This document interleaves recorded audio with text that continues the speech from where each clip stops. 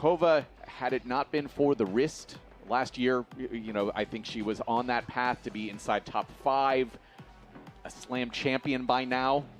How is she right now in terms of what you expect in a matchup tonight?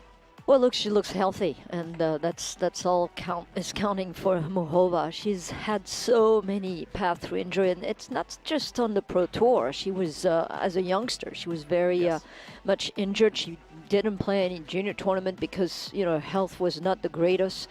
When she was growing up, always having something going on, which is, you know, very difficult when you want to have a career as an athlete in any sports. But what I love about her is her resilience. She is one of the most resilient player out there. She's just, you know, nothing is going to stop her, although some doctors said, you might not play again. She's like, well, I'm going to prove you all wrong. And not only that, but I'm going to come back. And that's exactly what she's trying to do, to come back to the level of where she was before the wrist injury, which she was operated at the beginning of the year. Came back in Eastbourne, in England. You know, she hasn't played much, that's for sure. So just she's the 6th event of the year. Right, so you have to think that at least she's fresh, but she has very little amount of tournament play, you know, under her belt. Yeah, 52 in the world right now. Is obviously defending some points from last year's U.S. Open, a semi-final last year. So obviously this match has some import in that regard to make sure she stays within shouting distance. Right. That's obviously the biggest thing. Won't have to defend points for a while from here. Well, so you have that as a positive. But on the other side, Naomi Osaka, it's been interesting to watch her this year as she's continuing her, you know, rebuild of her career. 19 and 16 this year, 2 quarterfinal or better results. I think it's 3 or 4 times where she's won consecutive matches on the year. It's been a challenge to find consecutive wins. She's definitely going after the quest of going back to the level and the player that she once was. It's not simple, it's not easy. You know, giving birth to her first child and being away from tennis, everybody else is getting better out there, and she had, you know, kind of to start over in some way, shape, or form. I think, you know, she's getting better. I think she's moving better. I think that, you know, it just takes time. Does she have, you know, obviously the potential to get back to where she was? Oh, yes, of course, and more. But, you know, players out there, and she has a target behind her back, no matter what ranking she's at. She's obviously twice former champion here, and everybody wants a piece of her.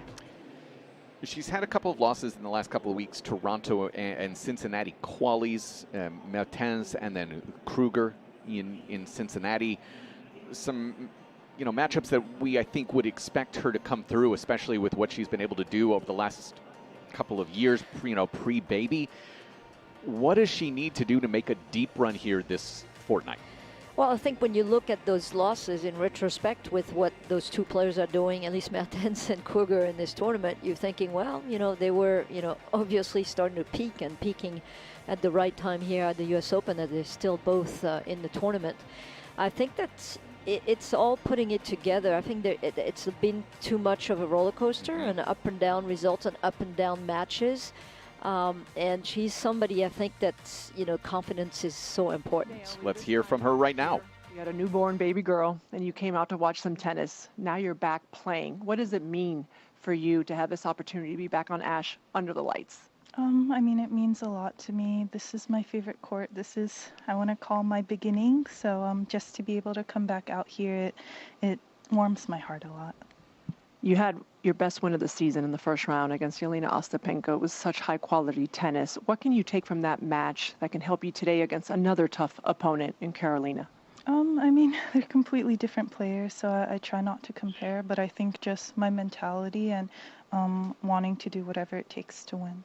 Have fun out there. Good luck. Thank you. And now we'll bring in last year's U.S. Open semifinalist, Carolina. Hello. Last year, you left with a career high ranking of number 8 in the world, and then you had the wrist injury that kept you off the tour for about 9 months. What's the road back been like for you? Well, it's been a bumpy road, I would say, but I'm just really grateful that I'm able to play tennis and that I'm here. And yeah, it's just a cherry on top to be back here and playing on Ashes. This is your 6th tournament back, and you're playing against Naomi. You haven't faced her in a while, but you had really competitive matches. What are you looking forward to in this matchup? Hopefully great match. I'll try to bring the best what I have tonight, and then we'll hope it's going to be enough yeah, we'll see the result. All right, we're looking forward to it. Good luck. Thank you very much. Mary Jo Fernandez did that pre-match interview here and did mention their previous meetings. They were in Cincinnati in 2020. Osaka winning that one 6-2 in the third, 21 on the clay in Madrid, with Muchova winning that one 6-1 in the third. Do you think we have that same quality here tonight, Sophie?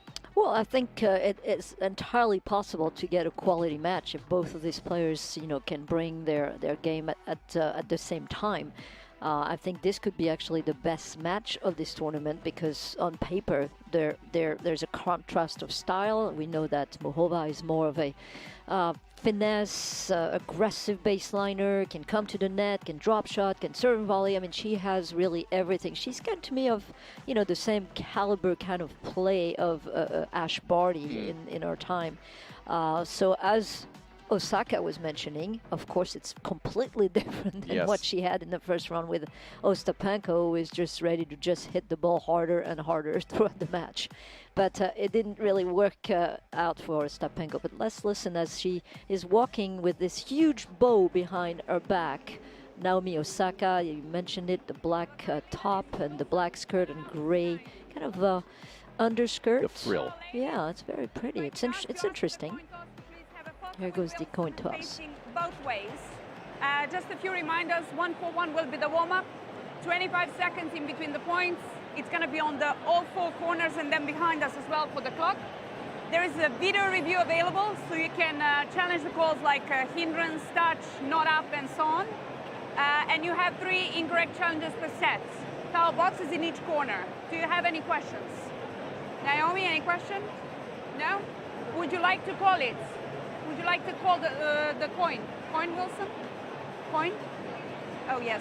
Heads or tails? Heads. This is heads, Carolina. Thank you.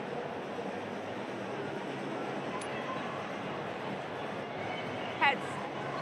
Serve. Photo, please. Both All right, ways. so Naomi Osaka choosing heads. It is Pride Night here at the U.S. Open. Great to see all those rainbow wristbands. I've been promised one. I know they have this great rainbow actually band, which at some point I think there's going to be some light coming out. I don't know if they're going to reach me here, but it's definitely going to be on Ash. So very, very fun night to, of course, celebrate with everybody. All right, so who's going to be celebrating tonight at the end of this one, Sophie? Well, that's a good question. Yes, it is. That's why I asked it. I would. I think if Muchova can play and be, substantially, I cannot say that word, consistent, I think she will come through.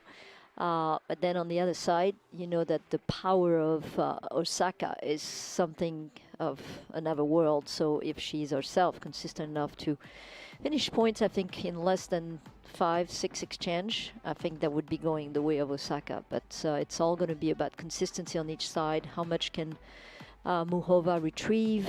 Hopefully her wrist is fine and she can perform.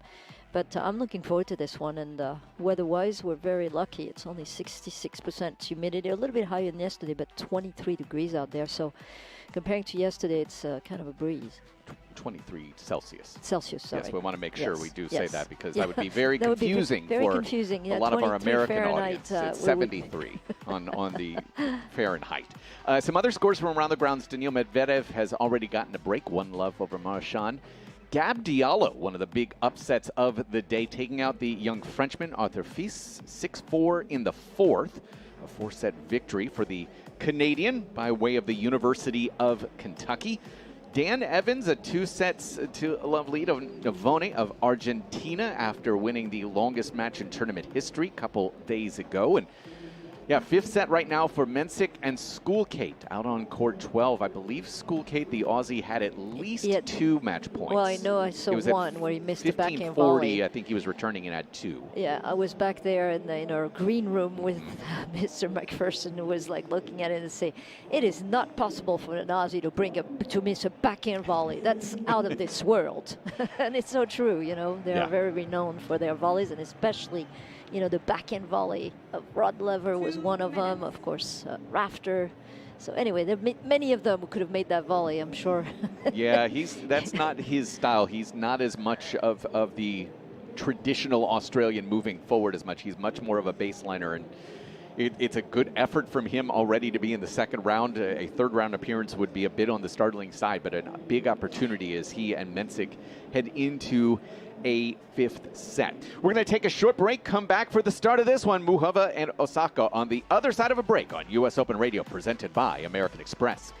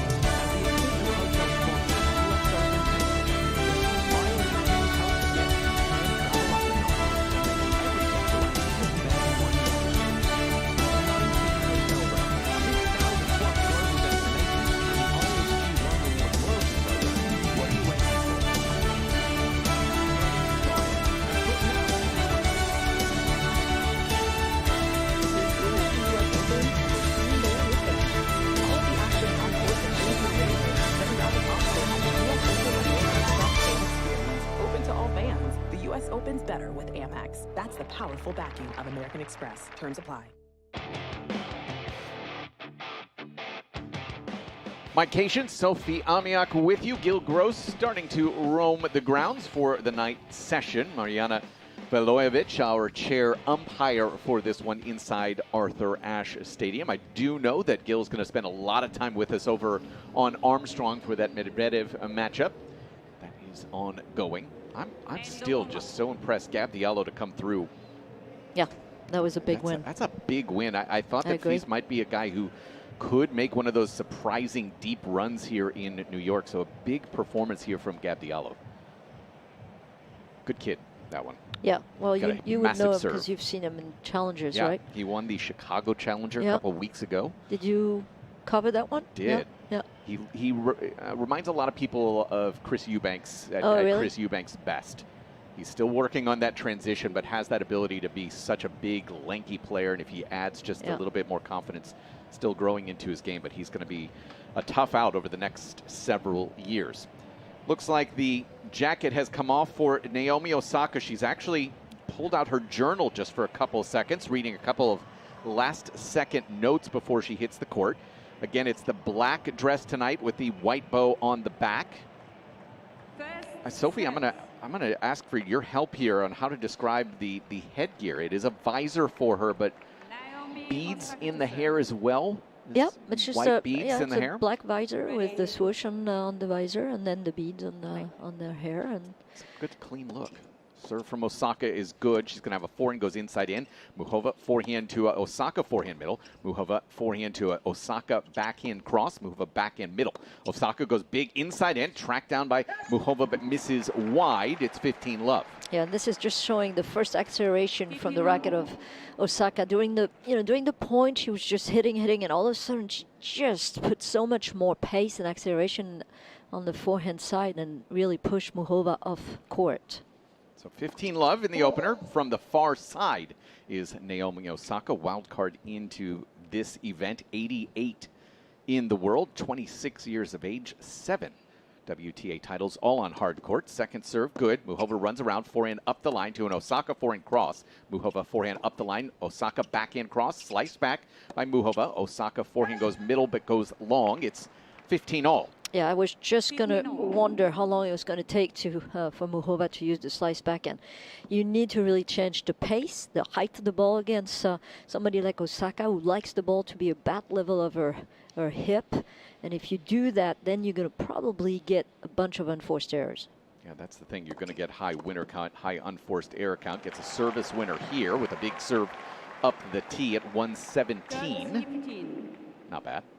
Not bad. 117. That's pretty. That's pretty darn good. Certainly have seen a much more positive Naomi Osaka of late as well. 30-15 serve tee is an ace, first of the night. At 107, sliding away from the forehand of Muchova. Yeah, Bows- that's sorry about that. That's going to be something very important as well. Is the first serve percentage for Osaka, not giving any chances in the second serve for Muchova to be aggressive. Big forehand miss out of Osaka. Had gone slider out wide to the deuce corner and then tried to go back behind Muchova, but just missed into the doubles alley. I was going to say the black Nike shoes also with a white bow on the back. Yeah, little bows in the back on the heel. Very sweet. 40-30 serve out wide. Good lob return lands just long, and a nice little hold there for Osaka to get things started. Yeah. Interesting to see some of the comments. You know, listen, so much speculation. Naomi is one of the biggest talking points in our sport, right? And seeing some of the comments, you know, Chris Evert did a pre-tournament press conference where she said, you know, we've seen this positivity, this happiness, and also for the top competitors in the world, you also essentially have to find that balance between being happy and then being locked in and focused. Yeah. Is that you think that's fair? Yeah, I think that's fair, but you know, I think if you're happy outside the court and you know, you don't have to deal with too much stuff, it's going to be so much easier to perform on the court, and that's why you have, as a tennis player and as an athlete, you have to make sure that everything is taken care of outside the court. That's why they have so many people on their team too. That helps tremendously. No doubt about it. Muchova now going to the far side. She will serve here at love 1. Serve is good to an Osaka forehand. Serve and volley. Volley through the middle. Osaka goes lob. Muchova overhead good. Right into Osaka. 15 love. Don't you love this from the get-go? On the first point, she's serving and volleying. That's sending a message that she's going to come forward to the net. And why not do it on the first point? You know, Billie Jean King used to say, you know, on the first point, when you return, if you have a second serve, why don't you drop shot right away? Because nobody is expecting this at all to happen. And nobody expected that she was going to serve and volley on the first point. Definitely not. 15 love for her. Serve, tee, good. Osaka forehand to a Muchova inside out forehand. Osaka tracks it down, backhand misses long. In terms of the kit from Muchova, 30 love, going with a purple top from Adidas, black skirt, and that headband with a high pony. 30 love for Muchova. White shoes as well. Toss, serve, tee, long. Second serve for Muchova with 1 WTA title. 52 in the world right now. Career high at 8. It's number 10 here 1 year ago. Second serve for her. That's good to an Osaka forehand cross that misses wide. Game points here for Muchova.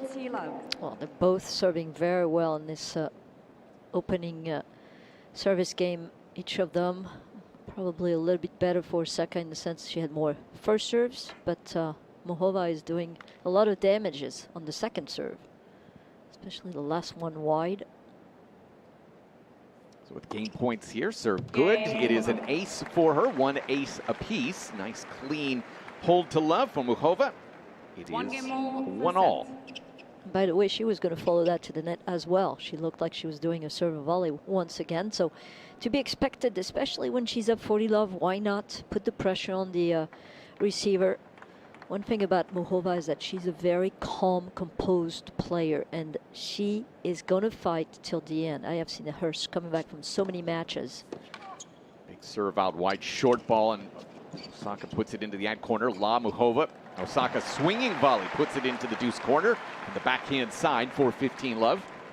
Pretty impressive serve again from the racket of Naomi Osaka, going wide on that one, and very quick on the return serve that was very short in the court. Yeah, Muchova had been cheating a little bit covering tee. Got burned out wide. Serve for Osaka is a good one out wide once again, this time to the ad corner. Gets a return into the net. So Osaka 30 love. Takes a look, waits for Muchova to get into the return position. Toss goes up, serve good. Muchova backhand is into the net. And game points for Naomi Osaka. Yeah, well, you serve that way in 2 opening service game. You are, and they have the possibility to definitely hold that love. Chance here. Serve trying to go out wide, misses well long. Second serve for Naomi. Taking her time. Throws it up. Serve is good. Muchova backhand and in. Forehand from Osaka just misses wide. So a little bit of a chip and charge to get it to 40-15. Well, she didn't chip. She actually hit it with a backhand really flat. I love it, but I love punch the and charge. You want to call it a punch and charge? Yeah, you can call it a punch and charge. Yeah, Okay. because it was flat. Yes. Chip would be like a slice or an underspin. No, just well, I'm let trying me to a explain. little bit of freedom here. No freedom, not whatsoever. I gotta call it the way it is. Come on. Second serve coming here for Osaka. At 40-15, serve good. Muchova backhand to an Osaka forehand cross. Muchova forehand up the line, misses well long. Osaka gets it to 2-1. It is early here, and we are on serve, inside Arthur Ashe Stadium. Let's move one court over to Armstrong, and we get our first update of the night from Gil Gross. Gil? Mike, Sophie, good evening. It's been an excellent start to this Daniil Medvedev against Fabian Marozsan second round match. And Fabian has been very competitive in the opening 3 games, but Medvedev has just gone up a break 2-1. It's been a real battle, however, and Marozsan can be a pretty tricky customer. In 10 matches against top 10 opponents in his career, he's won 5 of them. Rose to prominence last year when he beat Carlos Alcaraz in Rome as a qualifier. 133 ranking spots separated Marozsan and Carlos on that occasion. He beat Casper Ruud in Shanghai. He beat Holger Rune and Alex de Minaur in Miami. And most recently, just last week in Cincinnati, he picked up another top 10 win over Grigor Dimitrov. Had a run to the quarterfinal in Cincinnati. So considering the fact that Medvedev has not had an excellent summer by any stretch since the semifinal run in Wimbledon, first round losses in Canada and Cincy, I think that this could be a tight one. Yeah, and already to see 3 breaks on the board in 3 games is a bit surprising, Gil. Do you have any reasons for that yet? Well, I think Marozsan, the biggest area that he needs to work on in his game is his serve. He's 6'3", but he serves more like 6 foot, 5'11". He doesn't look to do much with the serve. He's very aggressive off the ground. That's where he does his damage. And for Medvedev, we know him as a huge server, but you can look statistically and you can look at the speed, the Hawkeye statistics from this year. He has lost something off of his serve, and it's really because of a shoulder injury, discomfort that he's had there. And that's what you're tracking right now with Daniil Medvedev. He is not holding as easily as he used to because he's not serving as big. All right, thank you so much, Gil, who will be bringing us updates from that matchup throughout the night, as well as some interviews from around the grounds as well. Midst of the first point of Muchova's service game, again moving forward, finishing with a backhand volley for 15-love. Yeah, she is so sound from every part of the game, really. I mean, she can hit volleys. The tactic is just so good that she's coming to the net, but the technique is exceptional. That's why she's enables her to really react so well at the net. Great technique. 1-2 in the first set. 15-love from the near side. Serve good. Osaka through the middle. Muchova backhand slices into the net for 15-all. Do you think it's harder to come back when you are more of a, if you will, one-dimensional type player, or somebody like Muchova who has so much variety to her game? Thank you. Definitely harder for Please, ladies Muchova. and gentlemen, I agree. players are ready. Thank One-dimensional is easier overall. Yeah. Because you don't have many choices. You don't have to think as much. Yeah, John Isner can come you. back Yeah. like that, Exactly. no problem. Yep. Let on the first serve here at 15-all. So we'll try once again for the 28-year-old, 13-6 here at the U.S. Open in her career. It's actually the most successful slam for her, 13 wins. Serve T good. It's an ace, her second of the night for 30-15. It's good to see her hitting her serve so well, because she had so many problems with her left abdominal, and was injured and out for so long as well from the tour. About 7 months. That was in 2021. Also had back issues, ankle Yep, issues. ankle. I mean, she had thighs issues. She had wrist issues with the injury and the operation surgery last year. So, I mean, this year at the beginning of the year. So, I mean, she's been injured. And the tough part of this is that everybody else is getting better while you're on the sideline.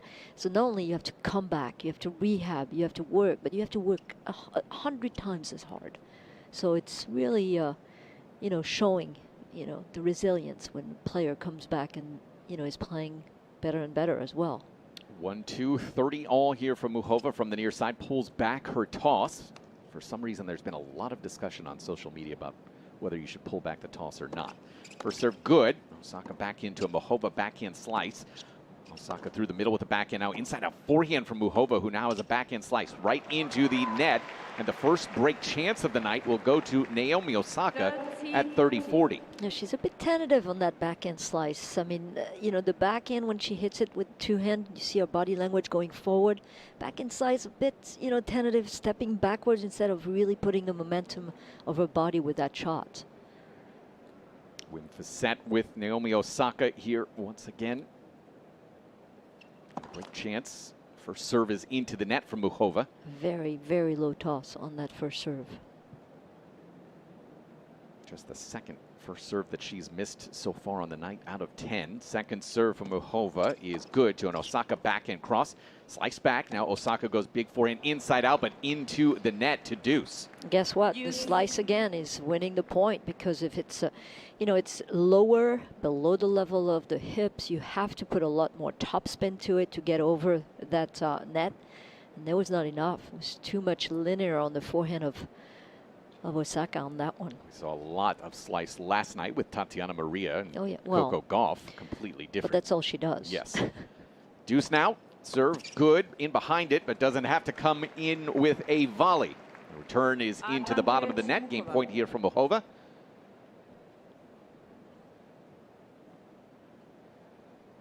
And one good thing about Muchova is that she can play on every surface. Yes. And that is not given to everybody. She can play well on every surfaces. Variety really does provide you with that kind of opportunity. Game point for Muchova. Serve is good out wide. No response from Osaka. Fighting off the first chance. Muchova gets us to 2 games all. Really great technique. If you have a chance to ever look at her serve, just very simple. And simple is what I always mention about service motion. The simplest service motion is what's never going to break down under, you know, under pressure. And the best at it was definitely Serena Williams, no doubt. Yeah, I saw some Twitter discussion about Coco Gauff, who we called her match last night, and just that service motion and some compare and contrast of her serve versus Serena's serve, and it's just two completely different entities. Second serve here for Osaka. The first point of this game. Serve out wide. It's an ace. Second of the night. Both players with 2 aces. It's 15-love.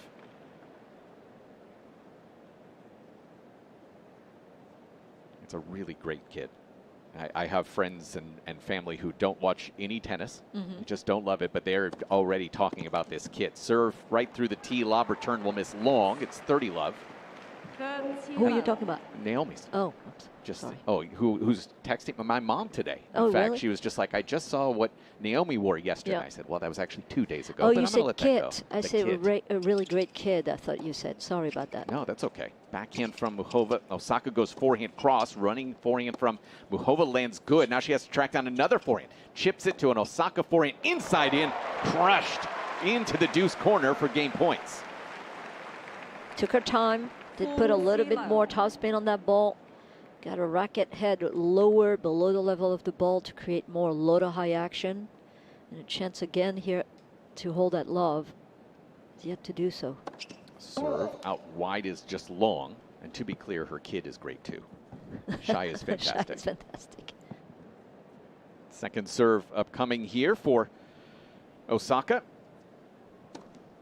Is good to a forehand. Muchova trying to take it up the line and misses into the doubles alley. So indeed, that is a hold to love for Naomi Osaka. We are on serve. We are also midway through the first here on US Open Radio, presented by American Express.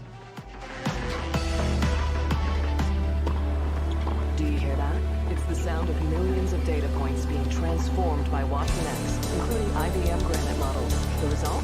Match reports for every singles match. Experience it at ibm.com/US Open. This is tennis on AI. With Friday total grain Greek yogurt in your fridge, chances are you never skip breakfast again. Think delicious. The possibilities are endless. Top off a bowl of Friday with strawberries, granola, and honey, or add Friday to your favorite smoothie. You can feel good about the naturally delicious Friday yogurt and cashew butter. Visit USA.FAQC for even more of the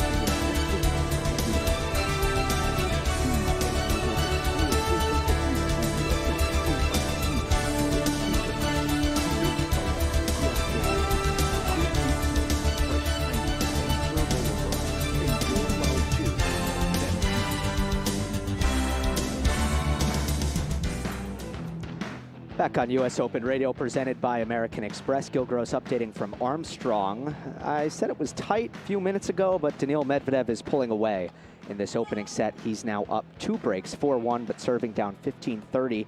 Marozsan's serve is making 0 impact whatsoever. He is 2 of 7, points 1 on the first serve, 2 of 9 on the second serve.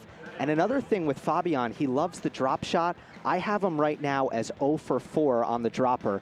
We can get tactically into why I think Daniil's a really tough guy to drop shot, despite the fact that he plays far back. But for now, I'll send it back to you guys, Mike and Sophie.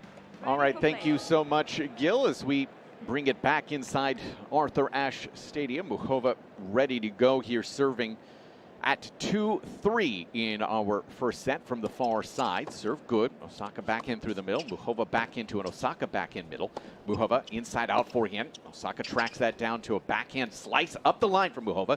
Osaka forehand cross. Muchova matches. Great angle. Squash shot from Osaka. Muchova hits the ground.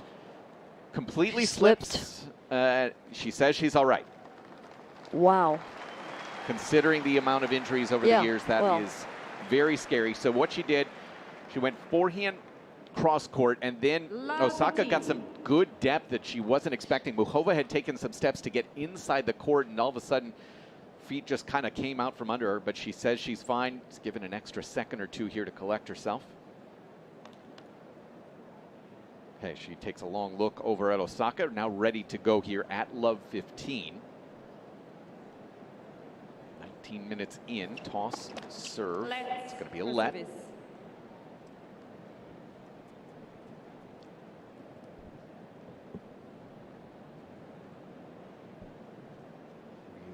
deliberate with her motion is Muchova. Serve good, backhand cross just over the net. Might have actually clipped the net from Osaka, and Muchova missing the ensuing backhand. It's love 30. And I'm trying to drink water, and I guess I missed. So now, well, you know what's going to happen. It's going to have to dry. You've got a very large stain on your shirt. Well, it's just water. Let's put it this way. And everybody can see it. Just a reminder, you can watch us live on the YouTube channel if you want to Maybe watch not now. Watch Wait Sophie's drinking problem. Love 30 here on the Muchova serve. Up the tee, lob return. Doesn't get to the net. It's 15-30. Get you a straw. Yes, something. Need some help. We need help. Kenny, straw. So sad, isn't it? It's only what, the third day? Fourth day. Oh boy. It's going to be a long 2 weeks. It's going to be, I know, you've been here for a while. It's going to be a long 2 weeks. Anyway. Right in the wheelhouse right now. Maybe I need to start wearing black. I go all the time. You could get Naomi's kit. Pull the toss back here from Muchova. You would look good in a big bow. I cannot. Okay, then. Ooh, ace. It is an ace. Caught the back of the service line going tee, sliding away from Osaka. She's got an ace in all 3 of her service games. It's 30 all. Do you feel like maybe it's whomever's going to start really going and dipping in the serve area that might really make the difference in this match? Right now, both are serving at 70%-ish or higher. In fact, Muchova has only missed 2 of 16.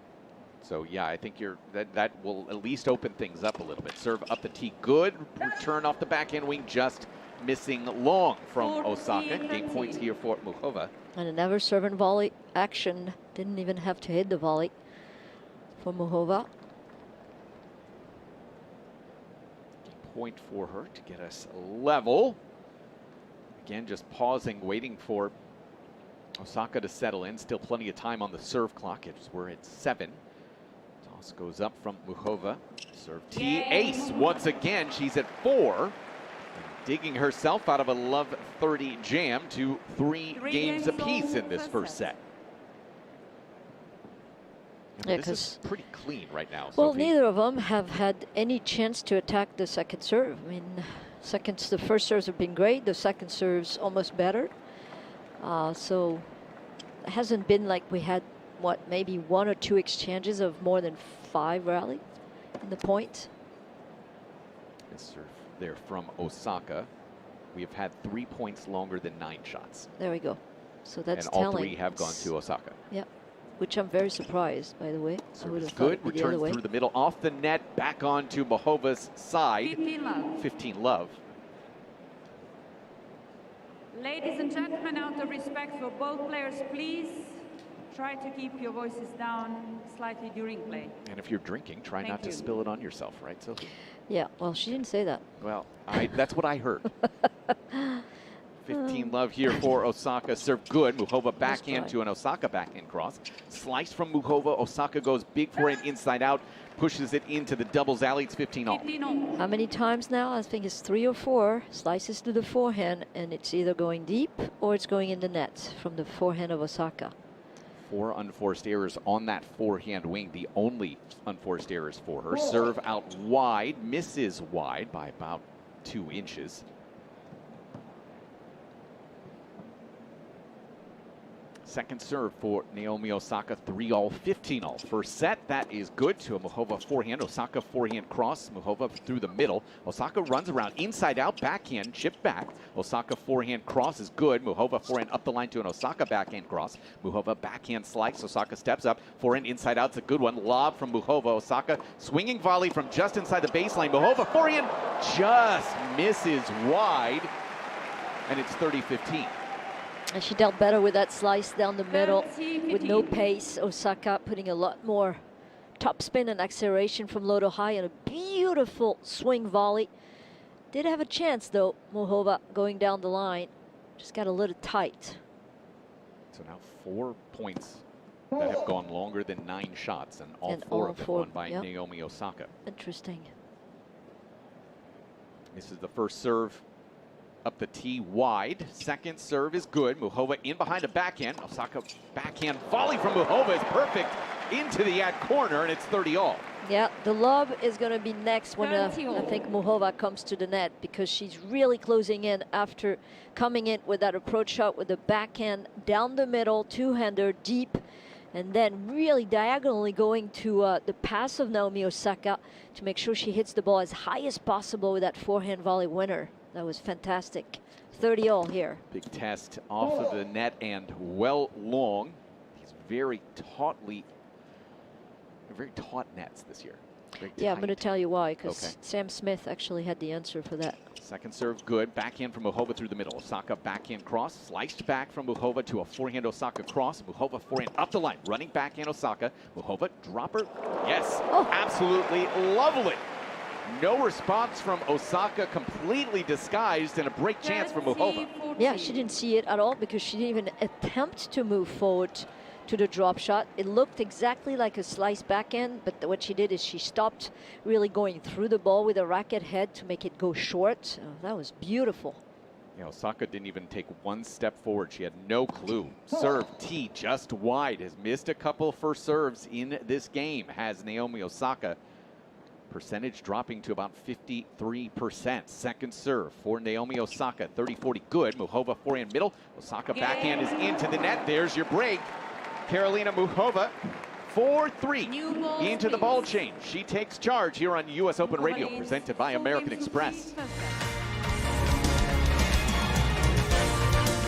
Discover Dubai from fine dining with tasty food to ultimate shopping experience. From beach shores, hotels, to year-round sunshine. Fly first to Dubai, start the vacation, live more.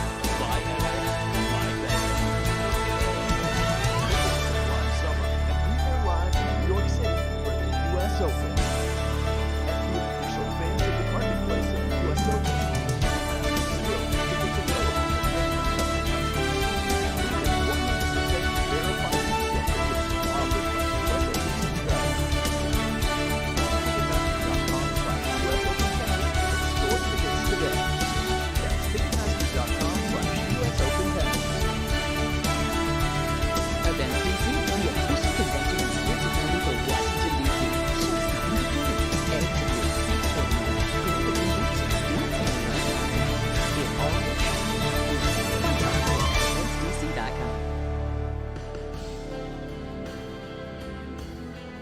Well, a gorgeous night here in New York City, closing in on 8 o'clock local time. Sophie Amiach has the answer to why these nets are so tight this year at the US Open. I don't have the answer, actually. I heard from Sam Smith, who is also obviously was coming right after us with Mark Wood. No, actually David McPherson tonight. But she actually found out, and she knew that from, I guess, since they put the post down on the Arthur Ashe. In this court, they have put in the post so far deep. There's like a depth in counting the fact that the net are so tight because the posts are so engraved in the ground. That makes the net much tighter. That's why they pop up a lot higher, as opposed to the net at Wimbledon, who are not as deep into the ground, and they really don't even bounce off. I mean, the net at Wimbledon are very known for just clipping and stopping. Right. Which today I heard actually Renee Stubbs mentioning that she's for the lets to be played. I'm against that on the serve because of that. Because I cannot imagine a match point being won by a serve let court at Wimbledon behind. It just, to me, and it will happen at some point. Maybe there's a very small percentage of chances that it does, but it will. Oh my God, what a point from the racket of Muchova again with a 15-love lead. Serve and volley, had a really, really low volley coming right out of body and was able with her touch to hit that inside-out winner and up from 30 behind love. Her body. Unbelievable. Such touch, such feel as well. Got around the ball. I've never really seen this much in tennis. Got around the ball at the net to hit an inside-out forehand volley drop shot. Bravo. 5 for 5 at the net so far from Muchova, and also a couple of points that have gone her way just by threatening that movement forward now as well. 4-3, 30 love from Muchova. Second serve near side, good to an Osaka forehand that's into the net. Game points for Muchova. It's also, I should point out, a competitor like yourself, former player, you definitely don't want luck factoring in. You want skill not on match factoring point, in for especially, more and and it's more. going to happen. Meanwhile, from the broadcasting standpoint, we want more drama, and that provides more drama. Well, that's the interesting. Oh, that would be awful drama to win that way. Game points. She pulls back her toss. That I agree. That I think that we should not be able to toss the ball again and again. Serve good. Osaka return is not. Nowhere close. The second hold to love for Muchova 5-3. And the reason I'm saying that is the lets, people are thinking, well, it's going to make the game faster. It really does. Seriously, how many lets? Come on, even if we have 5 to 10 lets, I mean, it takes what, 5 seconds to serve again, 10 seconds, big deal. But the service motion, I believe, it's part of it to toss the ball, and you got to practice on it. And if you can't serve it consistently, well, too bad. Just deal with it. You have to hit that serve. The only time that I would say I would give the players a chance to retoss is on very windy conditions, that they should be allowed to do that, because then, it comes to being very, very tough. How much is windy enough? Well, you gotta find out, what threshold do you put it? Is it 15 to 18 to 32 miles per hour gust? Because at that stage, it's not. You really want to try to help tennis, because if you have a toss that goes, way left. But you also have, you could have the argument of saying, hey, got to deal with it. So you just want to keep adding rules to make things. You could just say, no matter what, you cannot retoss your serve, no matter if it's windy or not. I don't think it's a problem. It is a problem. The it retoss. is not a problem. Oh yeah, it's a problem. Yeah, there's so many players, and players abuse of it when they're really late on the timing to serve. Sure. I can't stand this. It's like they toss and they get the ball back, so they know that doesn't count anymore. Do we need to punish everyone for? It's very hard. Yeah. Drop shot on the return. Drop shot from Muchova, and Osaka misses the ensuing backhand long for 15 all. It worked. I mean, she is playing well within herself. The tactic for Muchova is so clear. I'm going to come in whenever I have the opportunity to. I'm going to use my backhand slice. I'm going to serve and volley. I'm going to return and come in. I'm going to drop shot on second serve. Pourquoi pas? Serve is long, and you said it about 5 to 7 minutes ago. If one player starts having a drop-off in serve quality, could be the change, and that's what we've seen from Osaka, whose second serve was absolutely punished by Muchova. Big return up the line for 15-30. Osaka has dropped to 46% serve percentage and is now 6 of 13 on her second serve points. Yeah, it's not the same feeling in the same match right now in the service game of Naomi. Serve is netted this time. It just has fallen apart on the serve. She's bouncing around trying to get those legs activated. Second serve for her. Good. Backhand Muchova to a backhand Osaka middle. That misses well long. Couple of set points for Muchova at 15-40.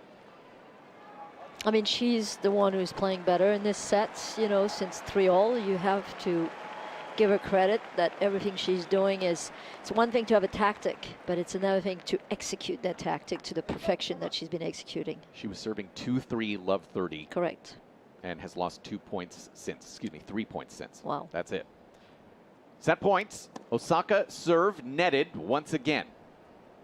Wheels have completely come off.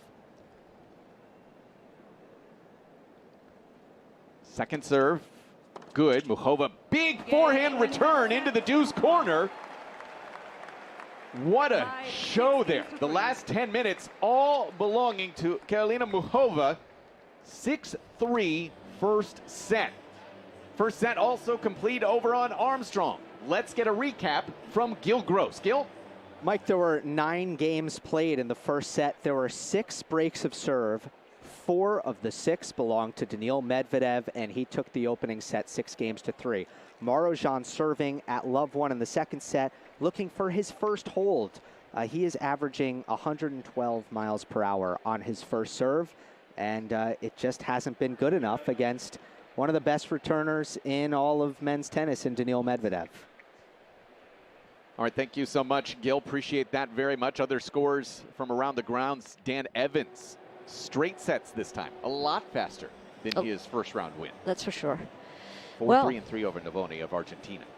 What an amazing set from Muchova. I mean, I'm really in awe with her game. It's just displaying every single part of, you know, tennis, from the baseline to the net, to the serve and volley, to the return and volley, the slice backhand, the slice drop shots.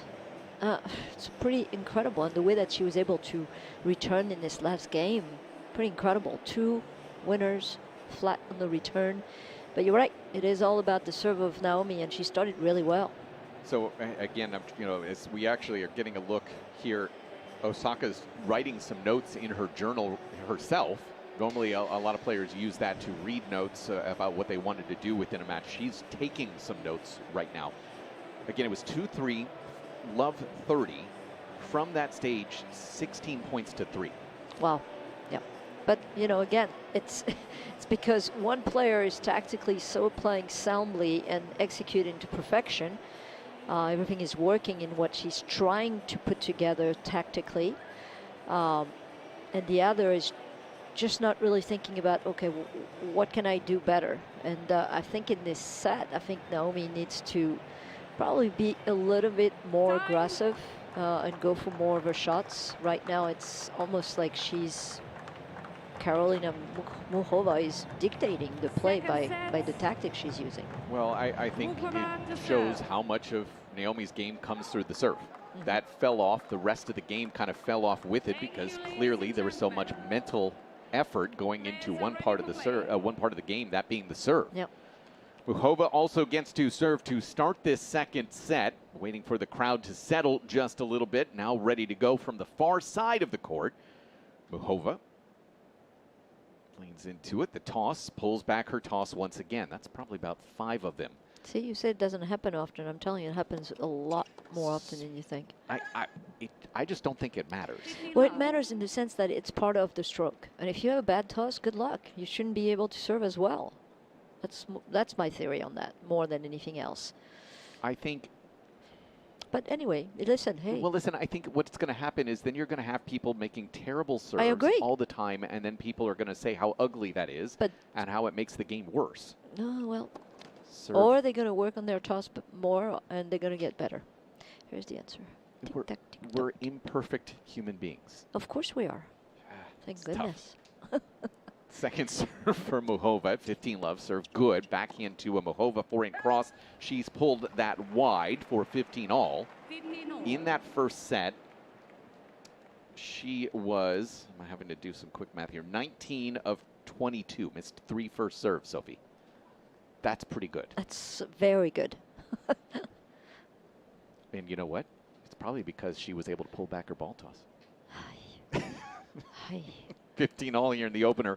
Serve is good. Osaka's return is into the net. It's 30-15.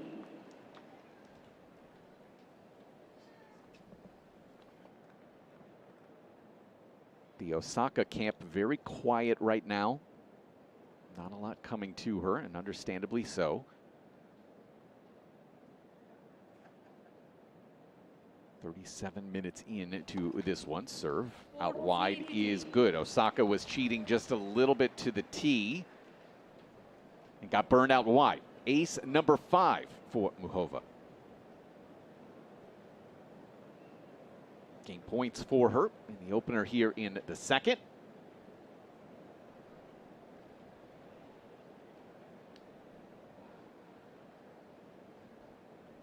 Tosses up, serve is long, trying to go tee. Osaka about, now she steps right onto the baseline here. Gain points for Muchova. It's a lead. Big powerful return too from Osaka, trying to get into the body with that return.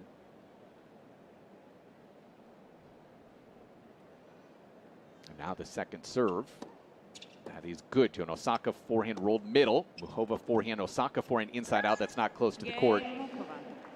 Muchova opening hold. Gil Gross also wants to join in this discussion. Gil, your thoughts on pulling back the toss and whether players need to just deal with it? Yeah, I'm Team Sophie, and I will look to use an anecdote from our colleague David McPherson, who coached John Isner and coached Mike and Bob Bryan, proving that if you have a great toss, you never need to catch it. Because he says he never saw John Isner catch a toss, and he never saw Bob or Mike catch a toss. Well, there you have it. Here's your answer, monsieur. I mean, that's not an answer, it's an opinion. It is. It's not an opinion, it's an answer. It makes sense. If your toss is right, if your toss is great, if your arm does the job, then you never have it. And what happened is a lot of the player gets nervous too when that toss is moving. I think I've seen Caroline Garcia having and taking her toss back at least 15 times in a match, and that was a 2-setter. I saw Cam Norrie one year, Binghamton, New York, a challenger. It was roughly 30 per match. Okay, well that's that was an absurd.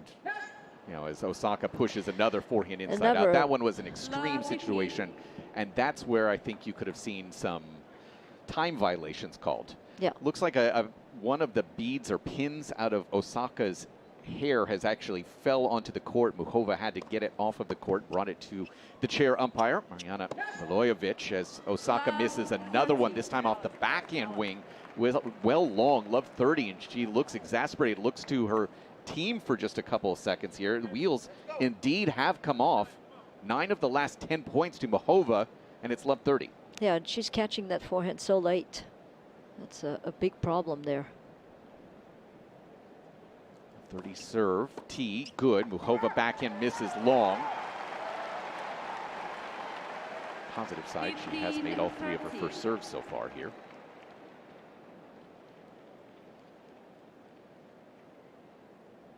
Tosses up, serve.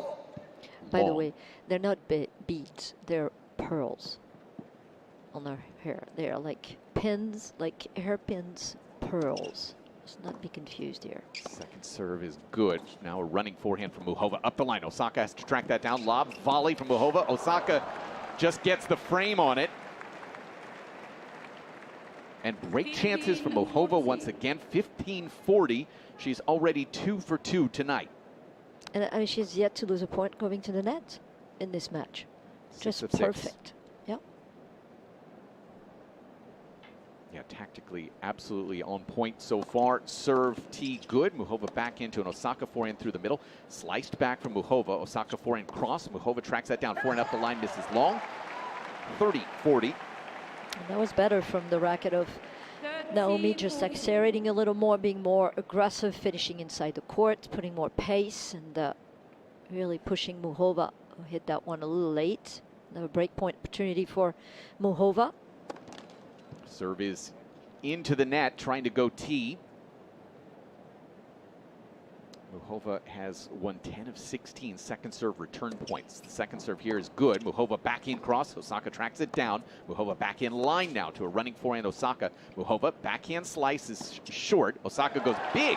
Inside out forehand into the ad corner. Set up well, got there and unloaded as we go to deuce. Yeah, this one, that slice backhand down the middle, had been working in the beginning and the first set especially. This one was a little bit too short, but well dealt by Osaka with a ton of topspin and revelation through the air. And Muchova knows it. I just hit it too short. So out wide out to let. Osaka doesn't believe it. She looks over it. Mariana, but not going to get any relief. That's called by the machine. So we'll try this again here at deuce.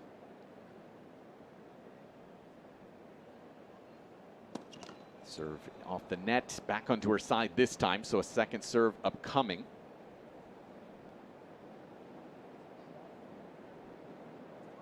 Second serve is into the net. A first double fault on the night for Osaka. Third chance from Muchova. Probably credit to Muchova, who's been attacking the second serve on the deuce side and has been very successful on it.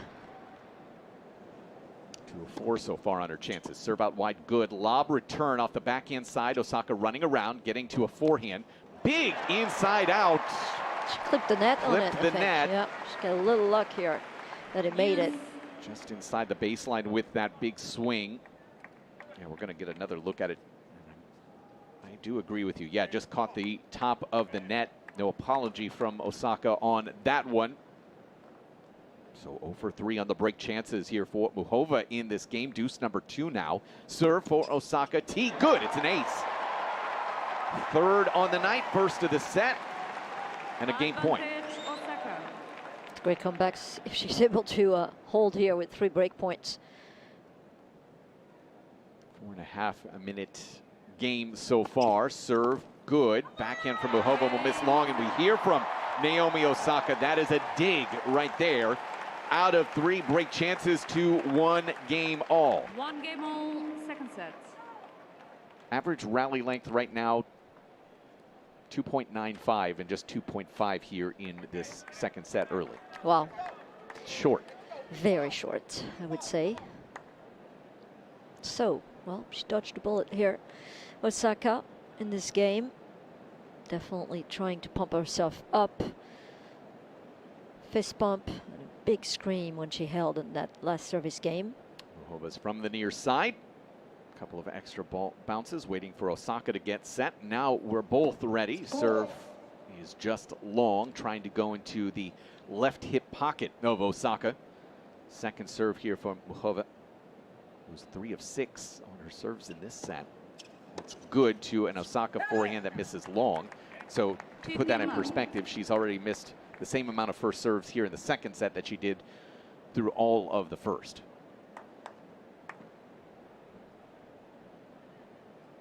Good crowd once again here tonight on Ash, also inside Armstrong. Medvedev is cruise control right now. It's set in a break to the second set. Muchova serve out wide is good. Big kicker that catches the line for an ace. 6 on the night, 2 in this set. Technique is just perfect. And she's so relaxed when she's hitting that kick. Her racket head is really dropping below, and she's using that wrist snap to get that ball going. She pulls back her toss once again. Now hits it, forehand up the line from Osaka's into the net. Game points for Muchova. This is business-like. Well, I mean, it's just that they're both, once they're both serving well, it's a very difficult thing to just return the serves right now. And that's what happened until 3-all in the first set. Long, trying to go serve and volley once again. She actually hit a no-look volley that would have been absolutely perfect Crowd gave her nothing, but that was one heck of a shot that doesn't count. I agree.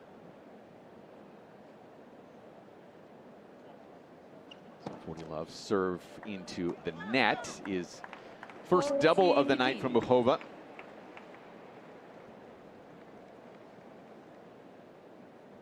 .15 now in this 1-all service game early in the second set.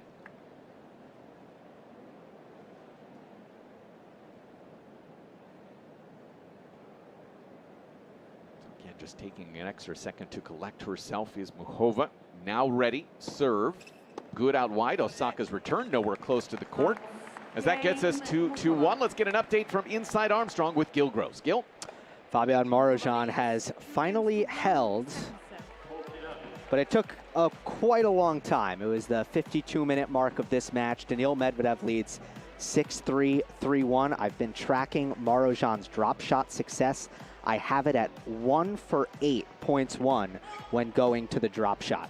We'll be right back on US Open Radio, presented by American Express.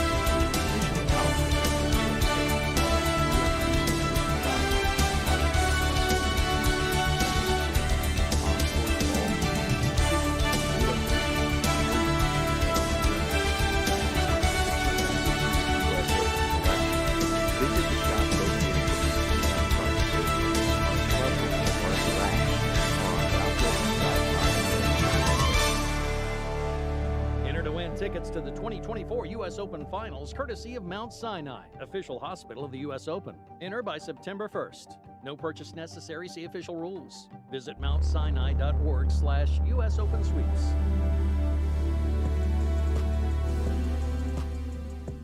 Night number 4 here at the 2024 U.S. Open. Mike Cation and the dancing Sophie Amiak here on Pride Night at the Open. I'm trying to stay loose. You're trying to stay loose. These lovely fans who are watching right outside they're watching you dance. I want to make sure that we're all clear about what's happening here. It's all right. This feels much more intimate. Isn't that great to dance, guys? Right? You guys want to dance with her? There, see, there you we go. One. See? You got one. That's all we can ask for. Thank you. It's very healthy, I heard. It is. Although I've heard that tennis is actually the healthiest of all sports. It is. Learned that on Sunday. It is true. Racket sports, especially. Pretty healthy right now for Karolina Muchova, who is leading 2-1 in the second. One set already in the bag. Osaka here, 15-love, serving from the near side. 49 minutes into this one. It's been hard for this crowd to get activated. I'll say that. Serve is good. Chip return just long for 30-love, but this crowd, obviously, Sophie, aching for Osaka to appear. Yeah, to that I mean, level I think we're used to seeing her, what, 4 or 5 years ago? Yeah, I think it's probably not as, the same as last night, where really nobody knew much of Tatiana Maria, but they know probably a little more about Muchova, just by the fact that she was here in the semifinal last year against Coco Gauff. But, I mean, in all, I think it's. I would love to have, if I had, kids that I'm teaching, I would love to have them seen and look at a match like this to just explain the whole thing about, variety versus power and explosiveness, and that one is not better than the other. They're just, very good way to be at the top of the women's tennis game. Chip return from Muchova misses long for 40-15. I think you're right. I think you'll. A crowd, especially in Ash, can go two ways, right? A lot of them are there for the spectacle of the U.S. Open. This is, what the USTA is doing. This whole arena, the Billie Jean King National Tennis Center, it is a spectacle right now, right? Osaka has that easy hold to 15 to make it 2 games all. But then, you do have the real passionate fans of the sport itself who are certainly being treated to a masterclass tonight from Muchova on how to take the power away from somebody who's that big, that aggressive. I think it's you know, that's the thing is you have so many fans who want to see those big stars get through, and we're not seeing that right now with Naomi Osaka. Yeah, she's going to have to, you know, keep going here and react and keep reacting the way she's reacting by being more aggressive. I think it's been working.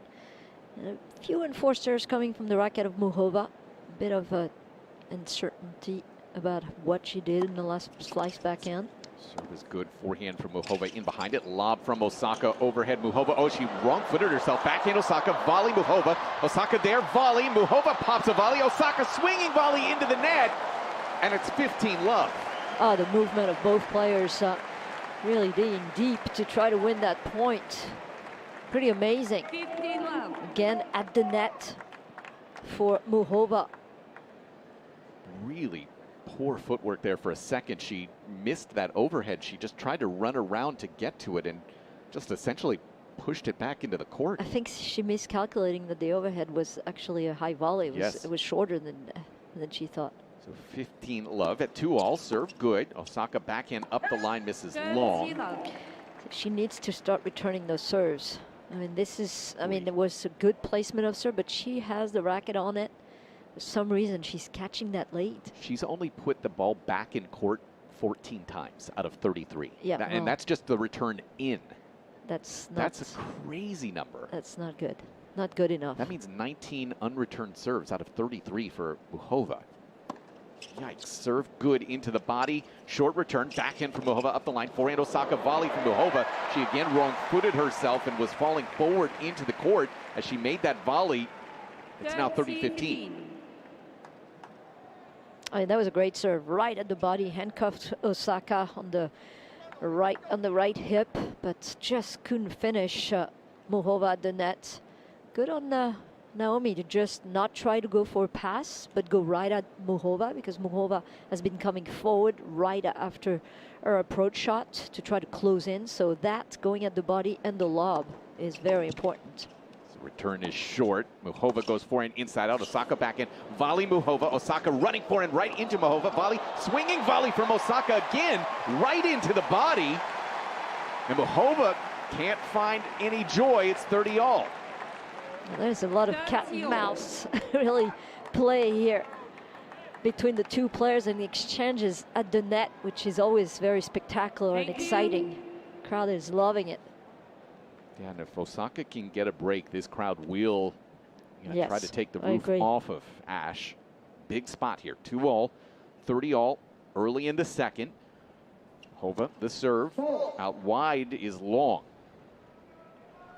So a second serve. What does Osaka want to do here? I would come forward and try to attack this. Look for the wide serve. Second serve is wide. Forehand Osaka middle. Muchova forehand to a running backhand Osaka. Muchova slice up the line to Osaka. Forehand, she pulls it wide and long. And every time that ball comes with a slice, instead of telling herself to hit it in front of her, she waits. That ball skids off the ground, and she hits it late and pulls up. Hence the mistake. So much easier here in the booth when you have that kind of I'm really good here. You are. Yeah. You're the best I've ever met here. Yeah. The best I've ever been. You're number one in the commentary booth ranking. Serve is good. Osaka return lands good. Muchova back into an Osaka backhand up the line that's into the net. So Muchova, every time she has been tested, she's come up with some magnificent answers as she gets it to 3-2 on serve in the second on US Open Radio, presented by American Express.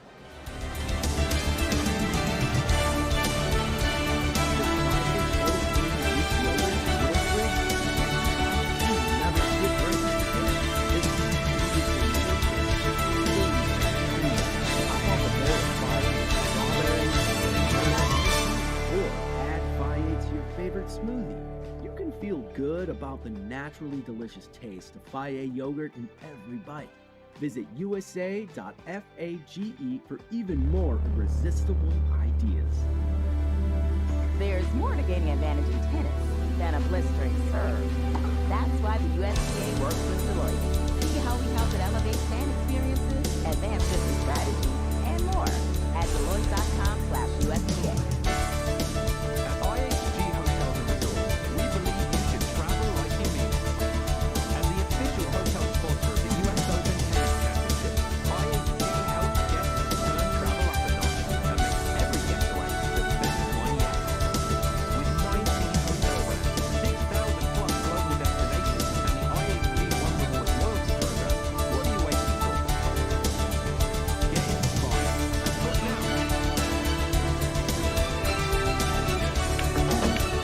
This is US Open Radio, presented by American Express.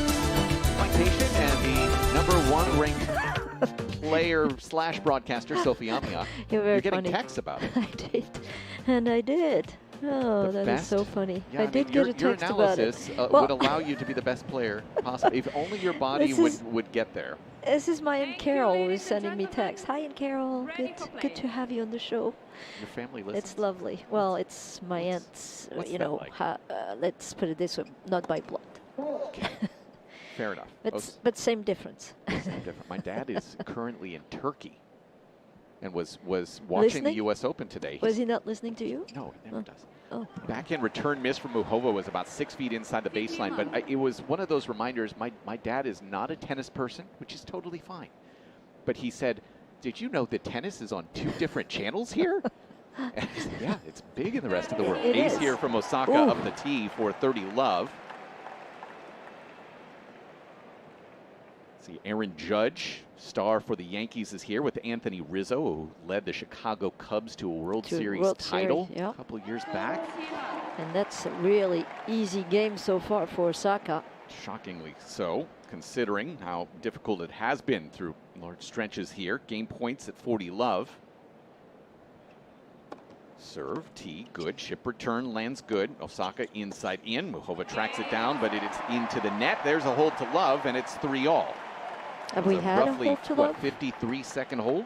I think we had one, maybe, possibly. 2 holds to love total. Good. I agree with that analysis Coach just provided. But yeah, it's been a little bit, you know, the opportunities that Muchova had right in that opening service game for Osaka here in the second. Sometimes those types of moments can change the trajectory of a match. About to hit the 1 hour mark on this one. The next couple of points. Muchova waiting for, again, the crowd to settle back in after that very short game. Serving here at 3-all. Toss, serve, good. Osaka backhand through the middle. Slice from Muchova in behind it. Forehand Osaka, volley Muchova through the middle. Osaka can't track that down. Another successful net point, although it's been a little bit less so here in the second. She's now 3 of 6 in this second set. It's 15 love. Yeah, but 70% of the time winning at the net is overall is a perfect number. And you know, I love a technique again on the forehand volley, very firm at impact. Doesn't even have to put it really close to the line because it's hit with power just by keeping your wrist really firm and using the power of the pass of Osaka. So well done. 15 love. And another can have a toss back. Pulled back for Muchova. 15 love serve, tee, good. Osaka forehand to a Muchova forehand inside out. Osaka running backhand cross. Muchova backhand slice up the line to a forehand Osaka that's into the net. 30 love. And another slice of the racket of Muchova. And that one was actually lower to the ankle of Osaka, who just couldn't deal with it. I will say Naomi has made about her last 10 returns. Since we mentioned that there were 19 unreturned serves, she's actually made 10 in a row. That's good. So it's, At again, least she's putting some asking the pressure. question. Yeah, exactly Correct. right. That said, 30 love here on the Muchova service game from the near side. She pulls back her toss again. So here would be a compromise for you. There's a number. Oh, there's a number. Serve is good. Osaka return up the line. Volley from Muchova. Oh my! Just reach out and find something special right there. Drop volley, no look, 40 love. What a feel and what a reaction from Muchova. Just extending as much as she could to get to that volley, and a backhand volley. Absolutely gorgeous. Fist pump afterwards looking at her camp. Now 9 of 12 on those net points, 75%. Serve, tee, ace. Back-to-back holds to love. Nothing really to talk about there except something special from Muchova 4-3. Let's get an update from Armstrong. Daniil Medvedev turning it on here. Gil Gross. Gil? Yeah, 2 sets to love for Medvedev, 6-3, 6-2. Fabian Marozsan is confounded at the moment. He's not really even upset with how he's playing, I don't think, because you look at his reaction after the points, it's not like he's making errors and throwing his arms up.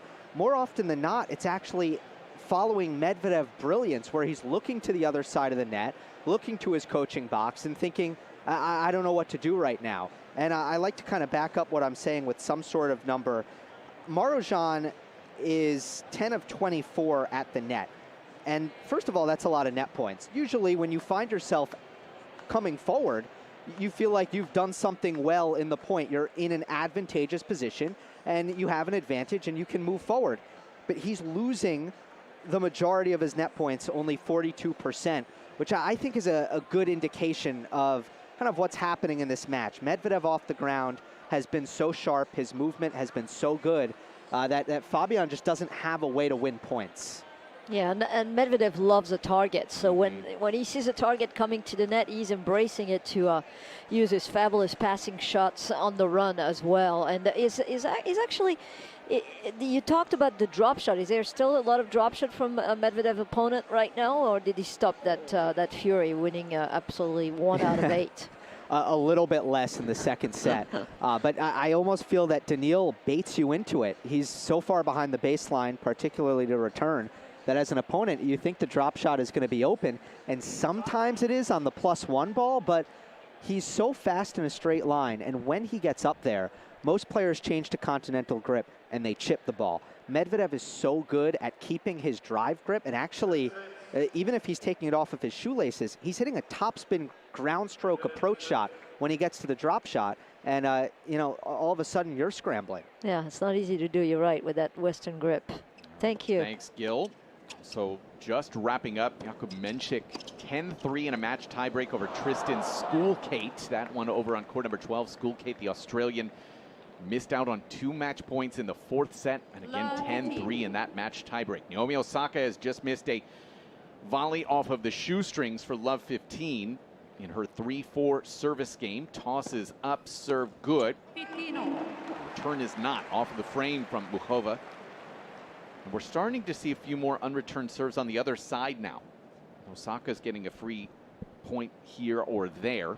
15-all. We did cross over that 1 hour mark. 1:04 now. Serve off the net and wide from Osaka.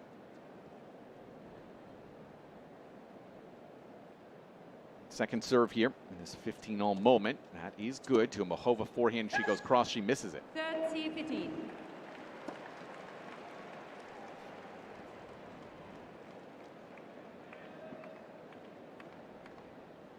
Osaka's 5 of 8 on second serve points here in this second set, after being 6 of 15 in the first. Serve good. Muchova back in through the middle. Osaka inside out forehand to a slice. Drop shot from Muchova that's to the bottom of the net.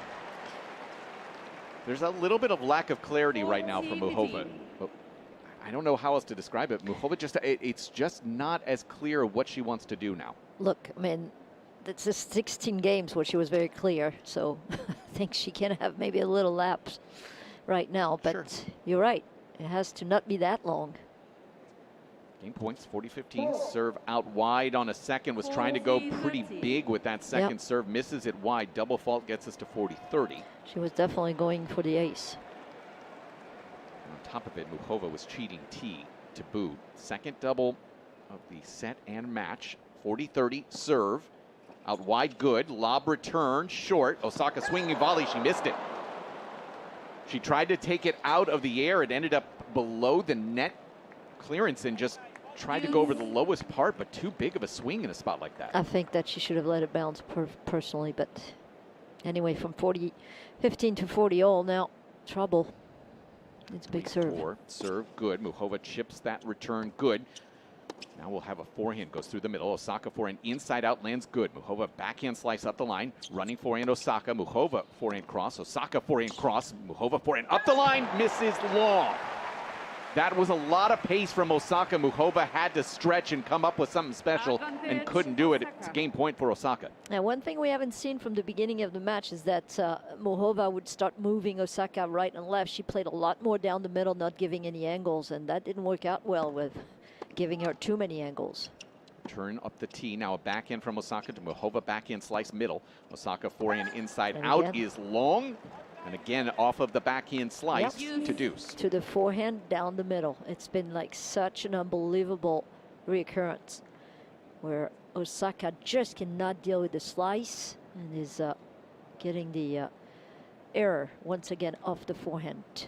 Back to deuce. 3-4, second sets. Osaka serving. Good ace. T ace for Naomi Osaka. Good timing, eh? Third of the set, fifth of the night.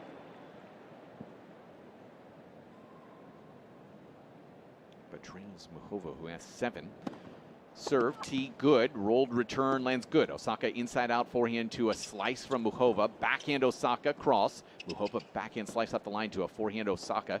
Muchova backhand slice into the net this time, and it's 4-all. Well, you can hear the crowd right now definitely trying to push and help Osaka come back in this match. Crucial time here for Muchova for sure, serving at 4-all and set already in her favor. Osaka just the 1 break chance tonight, that coming early in Muchova's 1-2 service game, nothing since. 2 holds to 30 since then for Muchova, the only test that she's had to deal with since that stretch. Thank you. Again, Muchova is waiting for the crowd to settle in. Good luck. That's all I have to say with that. Good luck. But she is now ready to go. 4-all here in the second. Serve, T, good. Osaka returned to a forehand from Muchova. In behind it, no need, as that is a clean winner off the forehand side for 15 love. I mean, fabulous serve, equaling a very short return. Dealt perfectly well again by Muchova with that forehand. And as she's hitting that ball, you see the body language going straight towards the target, which was down the line. Impeccable. Farther side right now for Muchova. Ready to go at 15 love. Serve, T, long. Second serve for Carolina, the 20-year-old. 13-6 lifetime here in New York. Reset her motion, now ready. Second is good to an Osaka backhand cross. Muchova backhand up the line to a running forehand. Osaka good. Muchova has to chip that short. Osaka backhand to a Muchova chip. Forehand once again. Osaka forehand cross. Catches the line. It's good. It's 15-all. Wow, I thought that was going to go wide, but it's well dealt. Not easy. As, again, with that slice, really, really low to the forehand side. Good retrieval skills from Muchova, who was really being attacked constantly throughout this point. Just caught the outside of the line, Sophie. It's funny, right on this replay, I mean, I keep saying it wide, but it is on the outside of the line, you're right. 4-all, 15-all. Second set, if you're joining us late, Muchova taking the first set 6-3, serve good. Osaka with a return through the middle. Muchova volley error into the net. It's 15-30. Didn't you see that she kind of missed, I think, her footwork? She almost like tripped on herself on her own foot. That's 3 times, though, where she's had just like a minor footwork error. There was the overhead, True. another volley one where she just... And when she fell? Yeah, remember? There was that one, so that makes it Slipped 4. 4. So 15-30. Trouble right now for Muchova. Ready to go. Serve. T. It's going to be a let. Another opportunity for her. Osaka with the return position, I'd say about 4 feet behind the baseline right now for this first serve. Average first serve for Muchova 102. Serve good. In behind it. Backhand volleys into the net. 2 chances for Naomi Osaka at 15-40. Wow. This is big, big time right now. And what a timing at 4-all, knowing that she might be able to serve for the second set. Let's see what Muchova is able to come up with. Needs to serve a big first serve here. Maybe serve and volley, that would be gutsy. Especially she's missed out on the last 2 here, the last couple of points from 15-all. Again, waiting for the crowd to settle. Now ready to go. At 15-40, serve out wide, good. Osaka forehand to a Muchova. Inside out forehand lands good. Lob from Osaka. Muchova, big swinging volley. Lob again. Volley finish from Muchova into the deuce corner off the backhand side for 30-40. So well played. I mean, you imagine you're down a set point and you really have some really tough plays. The forehand inside outs, backing up off the ball at the net, and then finishing with a backhand volley. You have to really have guts and not shake on this hand on your racket to be able to win that point. 1 saved, 1 to go. And again, waits for the crowd to settle just a little bit here. Does Muchova, given an extra second or 2 on that serve clock. Now ready to go. Serve into the net. Please. She's won just 3 of 6 of her second serve points in this set, has Muchova. 6 of 9 for the night. Second serve, good. Osaka backhand middle. Muchova forehand to the deuce corner, running forehand Osaka. Muchova inside in forehand again. Osaka tracks that down with the forehand. Backhand from Muchova. Backhand cross from Osaka. Muchova has to chip that one back through the middle. Osaka forehand to a slice forehand from Muchova. Osaka forehand cross. Muchova forehand into the net. Naomi Osaka finally has a break. To 5-4 in the second. She's going to serve for the set in a moment on US Open Radio. Presented by American Express. Osaka leads 5 games to 4. Second set. Discover Dubai from fine dining to ultimate shopping experience. From luxurious hotels to year-round sunshine, fly Emirates to Dubai and start your vacation in 2024. Fly Emirates, fly better. Take it a sublime summer and see their live in New York City for the U.S. Open. As the official fan ticket marketplace of the U.S. Open, Ticketmaster still has tickets available for the upcoming matches, including 100% certified pre-sale tickets offered by U.S. Open subscribers. Go to Ticketmaster.com/US Open Tennis to score tickets today. That's Ticketmaster.com/US Open Tennis.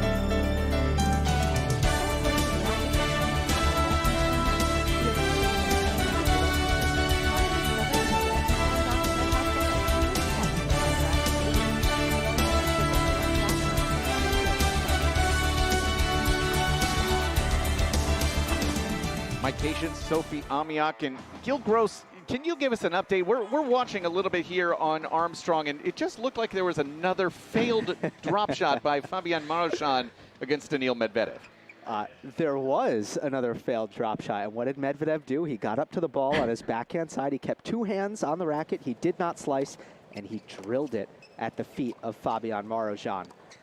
Exchange of breaks early in the third, which is on par with what we've seen all night long. Medvedev, all in all, dominating this match, but he's not serving great. If you had concerns about the serve, this performance won't alleviate those concerns exactly, but at the same time, he is up 2 sets. It's 1-all, and he's got 40-30. All right, thanks so much, Gills. We bring you back inside Ash. Osaka ready to go. 5-4, serve is long, trying to go T. Second serve here in this potential closeout game of the second. Serve, good to a Muchova forehand cross that misses wide. And that is, yeah, the return quality from Muchova has just dropped through this second set. Well, I mean, it's all about where we're at also, and the pressure that's going on right now, knowing that Osaka is getting closer and closer to even things out. So T good, no response from Muchova. Beautiful. That went fast. T love. 117? Yep, 117 miles per hour on that last serve. Match is from the Osaka. biggest of the night for her at 30 love. Serve T ace for Naomi Osaka. 119. Come on. They're increasing the pace as the night goes along. Set points for the 2-time champion. Serve T just long.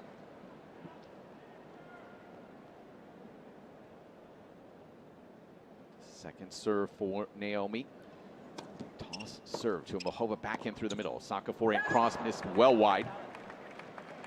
40-15. Again, takes an extra couple of swings, does Osaka there to get the energy flowing in the right direction. And again, I think that body return has been, Yes, through the middle for into sure. the body has been the most effective for Muchova through the night. Set point number 2, Osaka serve into the net. Second serve for Naomi Osaka at 40-15. Toss serve, Ooh. double fault. Third of the set. 40-13. Just when you feel like she's all of a sudden raising her game in the last game and a half until she hits that forehand wide, the double fault. You know, remember the roller coaster I was talking about? That's exactly that. It's that consistency level. One more set point. Serve up the tee, chip return lands good. Osaka forehand to the deuce corner. Muchova matches. Backhand from Osaka. Muchova backhand slice. Up the line to a forehand from Osaka. Into the net. We're at deuce.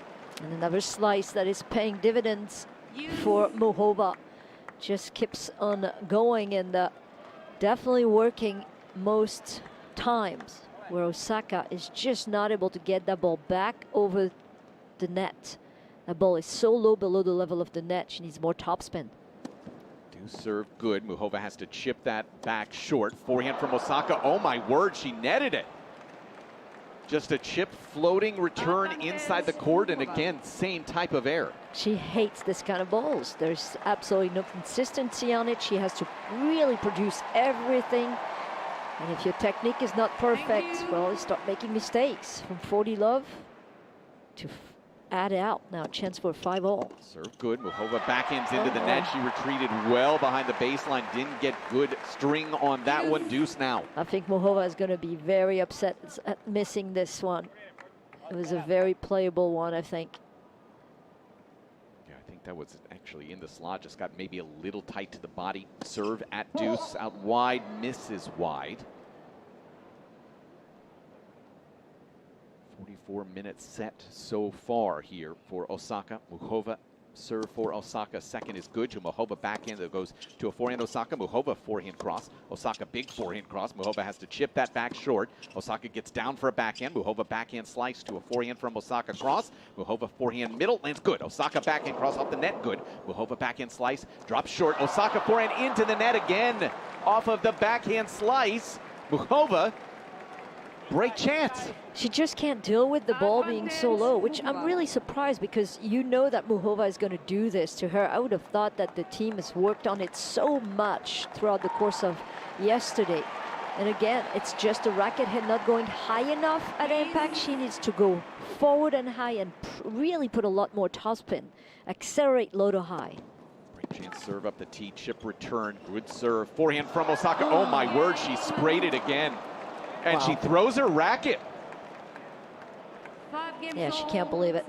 From 40 love to a break and 5-all. And so many unforced errors throughout this this game. Muchova, I'm telling you, Muchova is somebody who's mentally so tough. And she's probably thinking when she missed the forehand, the second forehand, that, oh, you know, if I could just come back here and try to finish up here in 2 sets. And she knows that it's going to be much easier to do that than to take the whole thing to a third and final set, especially the crowd that is definitely behind the shoulders of Naomi Osaka. So 5-all. Second life right now in this set for Muchova. From the near side, toss, serve, good. Osaka lob return lands good. Muchova forehand rolled to an Osaka backhand cross. Muchova backhand slice through the middle. Osaka forehand inside out. Catches the baseline. Now she has a backhand cross. Muchova backhand slice to a forehand from Osaka inside out. Good. Osaka now is going to get a short ball. She's going to take a big swing volley off the net. Good. Muchova lob misses. Not clean there. No, it was not a clean point. But, you know, on the other hand, wouldn't you think that if the backhand of Muchova is hurting her so badly, wouldn't you play just the forehand of Muchova more often? I would. Yes. Because I think that both sides are probably as good for Muchova. There's not one side, but I think the side of the backhand slice is definitely damaging Osaka a lot more. She's not slicing from the forehand. She's hitting, you know, with topspin, which is much easier and higher to hit for Osaka. Love 15, the serve out wide, good in behind it, but doesn't have to come up with a volley. It's a very good serve out wide for 15-all. Yeah, she's been using the kick serve, you know, going with a lot of topspin, so a lot of high action from like 2 o'clock, if you're looking at a clock, to, 7 p.m. to about 2 p.m., and that makes the ball really rotate in the air as topspin and kicks to the left of Naomi Osaka, so well done. 5-all.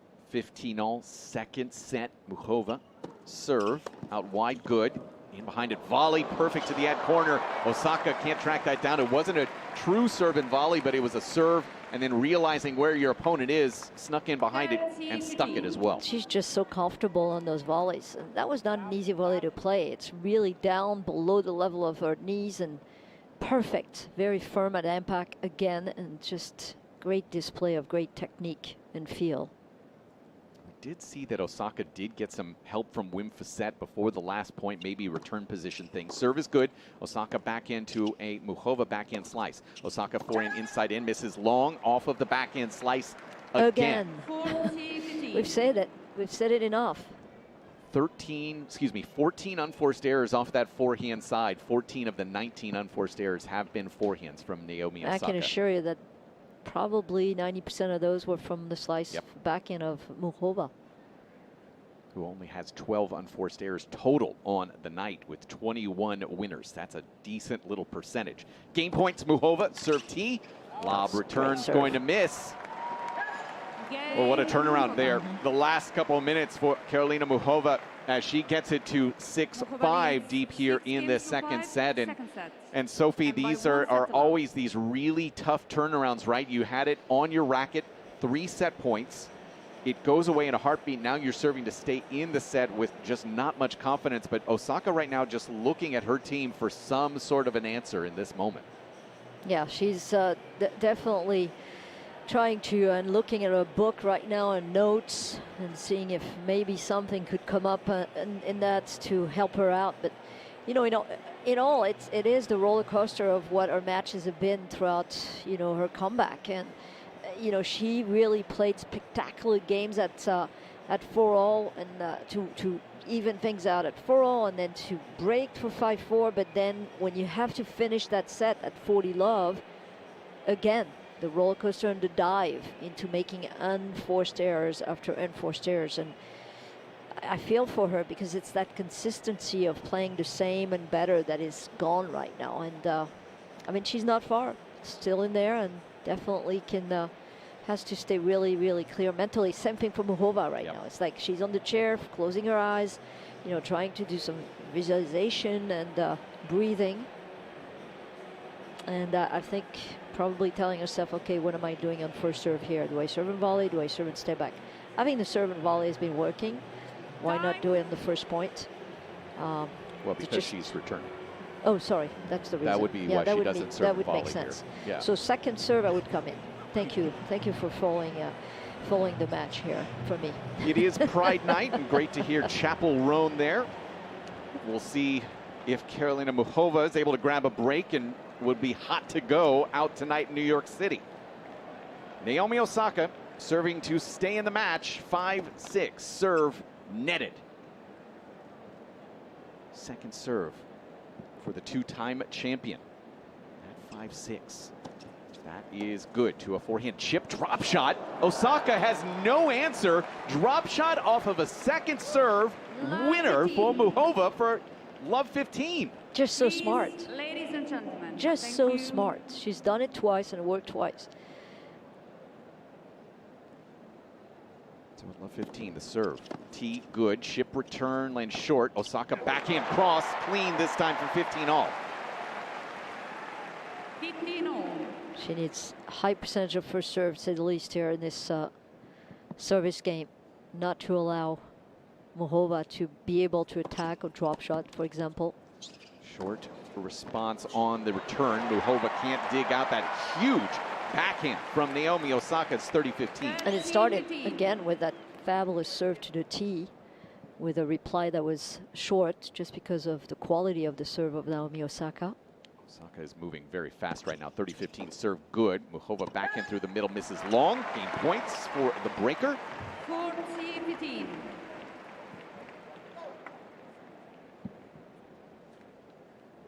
Yeah, moving incredibly quick in between points right now from Osaka. Serve at 40-15 off the net and wide. Trying to go tee. Second serve. That's good to a backhand Muchova up the line. Osaka running backhand sliced from Muchova into the net. We have a tiebreak to decide this second set. Osaka box on their feet. Happy with that response, and understandably so, especially from love 15. Yeah, I mean, that's a great recovery for Osaka right now. Has to forget about those 3 set points that she had earlier and just look at what's ahead. 1 point at a time here. First trying to get the return in. And I'm talking about Muchova. Is she going to serve and volley? That's the question now. Now it is. Now it's appropriate. All right, here we go. Tie break ready to go. From the far side, Muchova serve out wide, good. She did serve and volley. Drop volley, perfect. Off the forehand side, too good. It's 1-0. She is just so clutch on those plays. She probably lost one serve and volley throughout the match. She missed two. The ones where she went from 15 all to 15-40, she missed 2 consecutive serve and volleys there. Backhand return through the middle. Osaka forehand cross. Muchova tracks that down. Squash shot's going to miss long. It's 1-all. 1-all. Bouncing around is Osaka with a little fist pump as well with that left fist. Now ready to go. From the near side, serve out wide, misses wide to the deuce corner.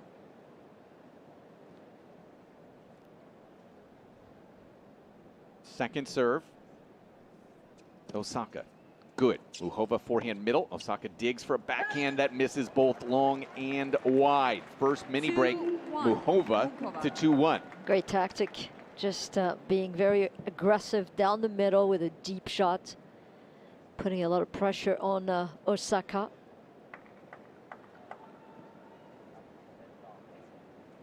So very much on Muchova's racket from this stage. Feels like it's a long way from being done, but it is her control right now.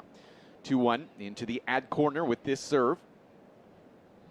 Again, pausing, taking an extra second or two. Very deliberate serve. Out wide, good. Rolled return through the middle. Muchova forehand. In behind it. Has a touch volley, but it's into the net. Great response from Osaka. That forehand found feet, and it's 2-all. 2-all. She probably, Muchova saying to herself, I could have taken in the air that return, but well done. Great pass right down the feet. That was not an easy volley to hit. Still plenty of time on the serve clock, but Muchova taking a long look into the crowd right behind Osaka before this 2-all moment in the breaker. Serve for her, out wide is wide. And Osaka taking a step right onto the baseline, might take one step in. She does. Both feet inside the baseline for this second serve return. A huge one now. Serve. Good. Osaka forehand cross. Muchova has to dig that out. Lob short. Osaka big swing off the backhand side. It's good. Into the deuce corner. Now it's Osaka up a mini break. 3-2. Wow. The power generated on the return serve from Osaka was beyond belief. Just hitting that ball so hard. I'm surprised that Muchova was able to even put it back and retrieve it. And then the backhand power was pretty good too. Down the line, finishing with that beautiful winner. So serve at 3-2 is long, trying to go T. It was Osaka into the ad side. Second serve for her. And from the near side as well as Naomi Osaka before they change ends. Second serve, good. Muchova forehand into the net. So 4-2 at the turn. Let's get a quick update on what's happening over on Armstrong from Gil Gross. Gil? Mike, there's been a little bit of an energy shift inside Armstrong. Marozsan was down 3-1 in this third set, ended up hitting this spectacular lob from an emergency position that hit the back of the baseline, got the crowd going. They started pulling for Fabian because they want more tennis. And ever since, Marozsan, he just got a little shot in the arm, and now it's 3-all in the third. All right, thank you so much, Gil. Also, a bit of a surprise on grandstand right now. The three-time defending champions, Rahm and Salisbury, on the doubles side, down a set, 11-9 in a tiebreak, to Dardarian Ramboli. So we'll just keep an eye on that. 4-2 right now. Osaka now has gone to the far side, serving to the deuce side. 4-2, misses long, trying to go out wide. By the way, Muchova has yet to lose a tiebreak since the beginning of her comeback in Eastbourne about 4 months ago. She's 5-0 in tiebreaks. Double fault there for Osaka to get us back on serve at 4-3. And Osaka is 5-7 this year in tiebreak. So records definitely in favor of Muchova in some way, shape, or form, mentally, knowing you haven't lost one tiebreak. But as far as experience-wise this year, Osaka has played many more, 12 altogether, won 5 of those as well. So 3-4.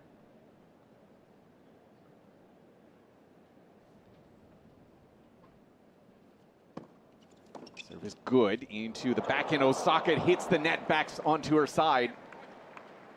4-all.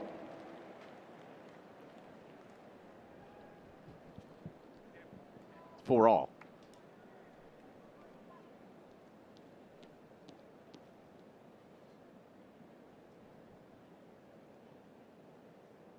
Minutes in this tiebreak already, and you can hear this hush of the crowd. To the deuce corner, serve good. Osaka return will miss well long. Had a little bit extra there. One of the biggest serves of the night for 111 from Muchova, and she's back out in front at 5-4.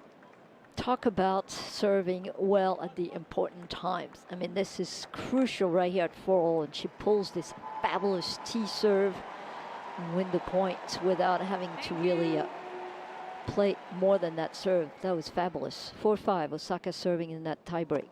Serve T good. Muchova forehand to an Osaka backhand cross. Muchova digs that out with the backhand slice, touches the net and over. Osaka forehand, running forehand. Muchova, good! On the full stretch, Karolina Muchova sets up match point.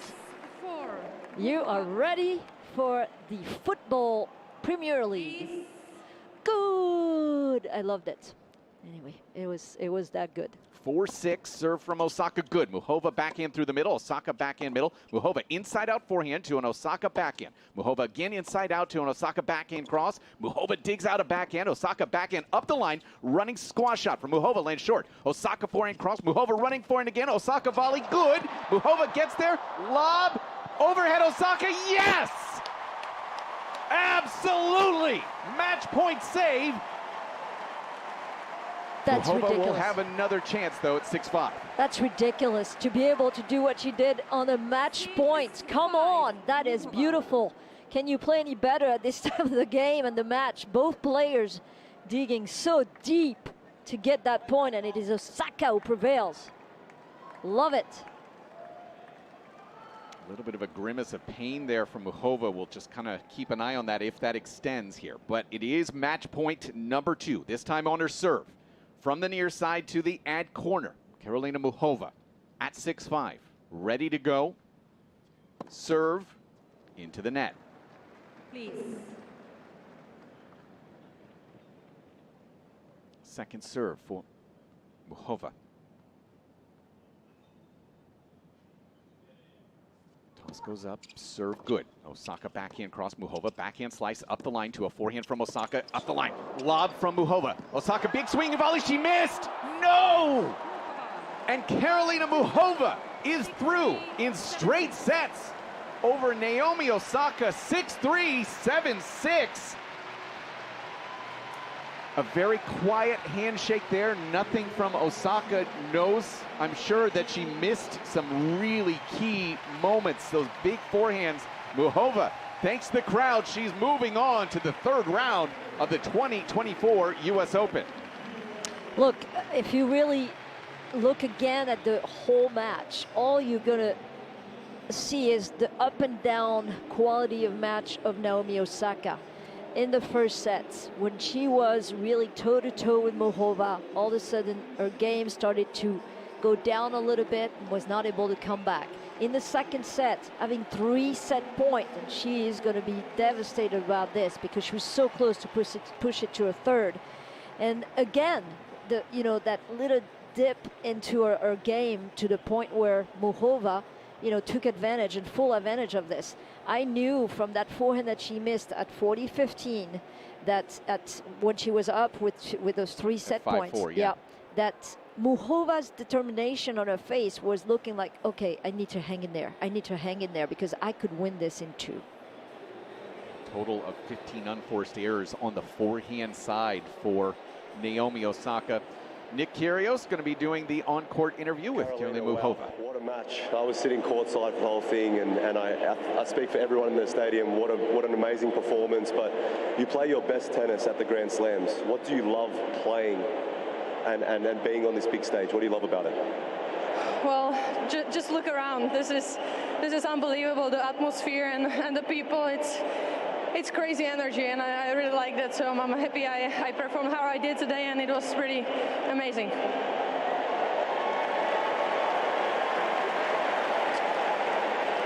You went through wrist surgery. I went through something similar, and speaking how lucky you are to just be back here, and how's that changed your perspective on being back here on the biggest stages and winning matches like this one?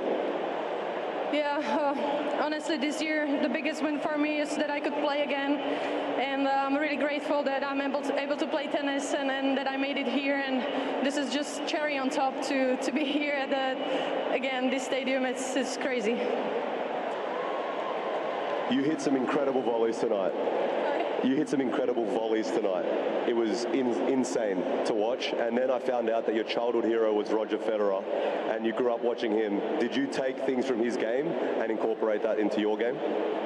Yeah, for sure. I mean, I watch him, I watch you, you know, and then all the guys doing these things, and I really like it. So I try to put it in my game too, and I just enjoy to play like this. It's fun, and that's why I played. And I'm again great that I could pull some nice shots today.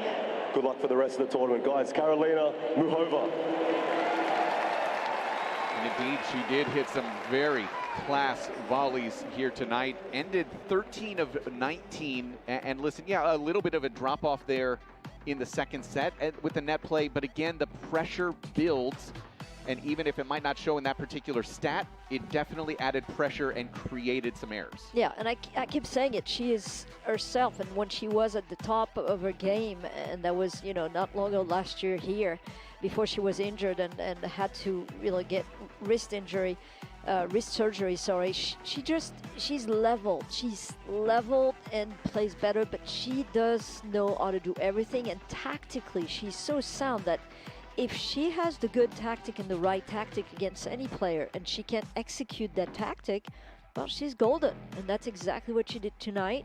And she got a little bit of luck because Naomi disappeared at 40 love, thought she already had the set probably in her pocket. But she kept at it and believing and kept close to the score and did the right thing at the right time. She did indeed, and moving on into the third round. More great tennis still to come here tonight, Sophie. Carlos Alcaraz, Botic Van De Zandschulp.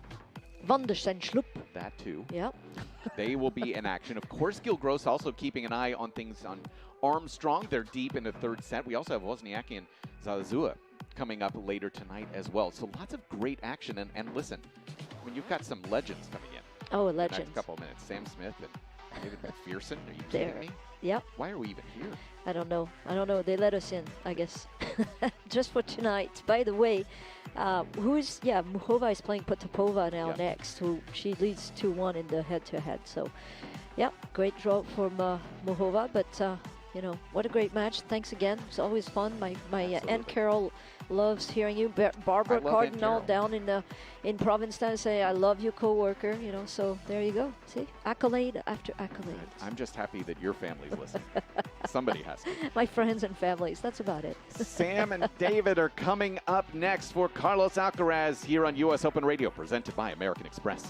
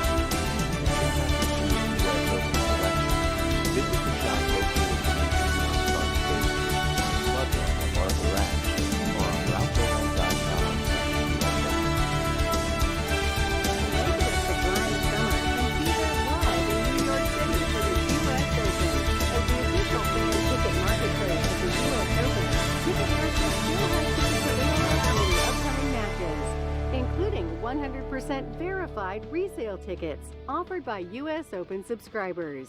Go to Ticketmaster.com/US Open Tennis to score tickets today. That's Ticketmaster.com/US Open Tennis.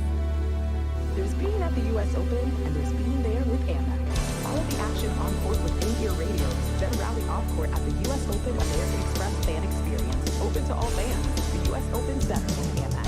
That's the powerful backing of American Express. Terms apply. Chase has been a proud sponsor of the U.S. Open for 43 years and is committed to providing the best experience for customers and fans. Chase customers get access to the Chase Lounge, Chase Terrace, and more. Visit chase.com/US Open to learn more. Capacity is limited.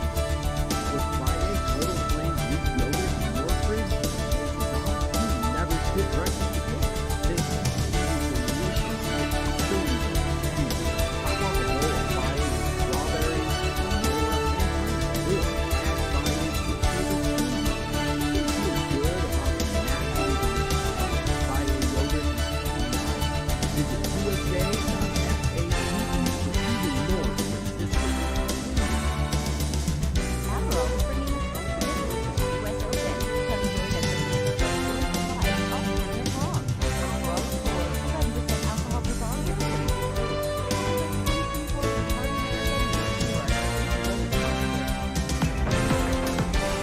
Welcome to the 2024 U.S. Open, the next chapter of spectacular.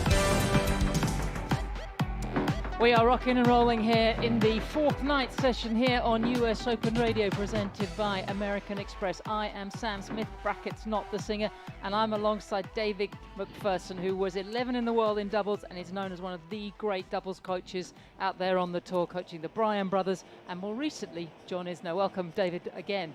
We're in a 2 rather than a 3. How are Sam, we we are a team. Yeah, twice in a row. It's just great to be back with you at US Open night session. And it's moving along very, very quickly. Record crowds again this entire week, and great matches everywhere you look, not just on the main courts, but also, it's dotted out. We were watching one of your young Australian players, Tristan Schoolskate, just get edged out. Tristan Schoolskate. On 12. Great matches wherever you look. Dan Evans back on court. I don't know how he could move after 5.5 hours a couple of days ago, but he gets through, and he's rewarded now with a big matchup against another Aussie. A lot of Aussies out there. Alex de Minaur in the third round. So we're going to be looking at the last second round matches this evening in this top half of the draw. But David, it's really starting to shape up, and big names have been falling.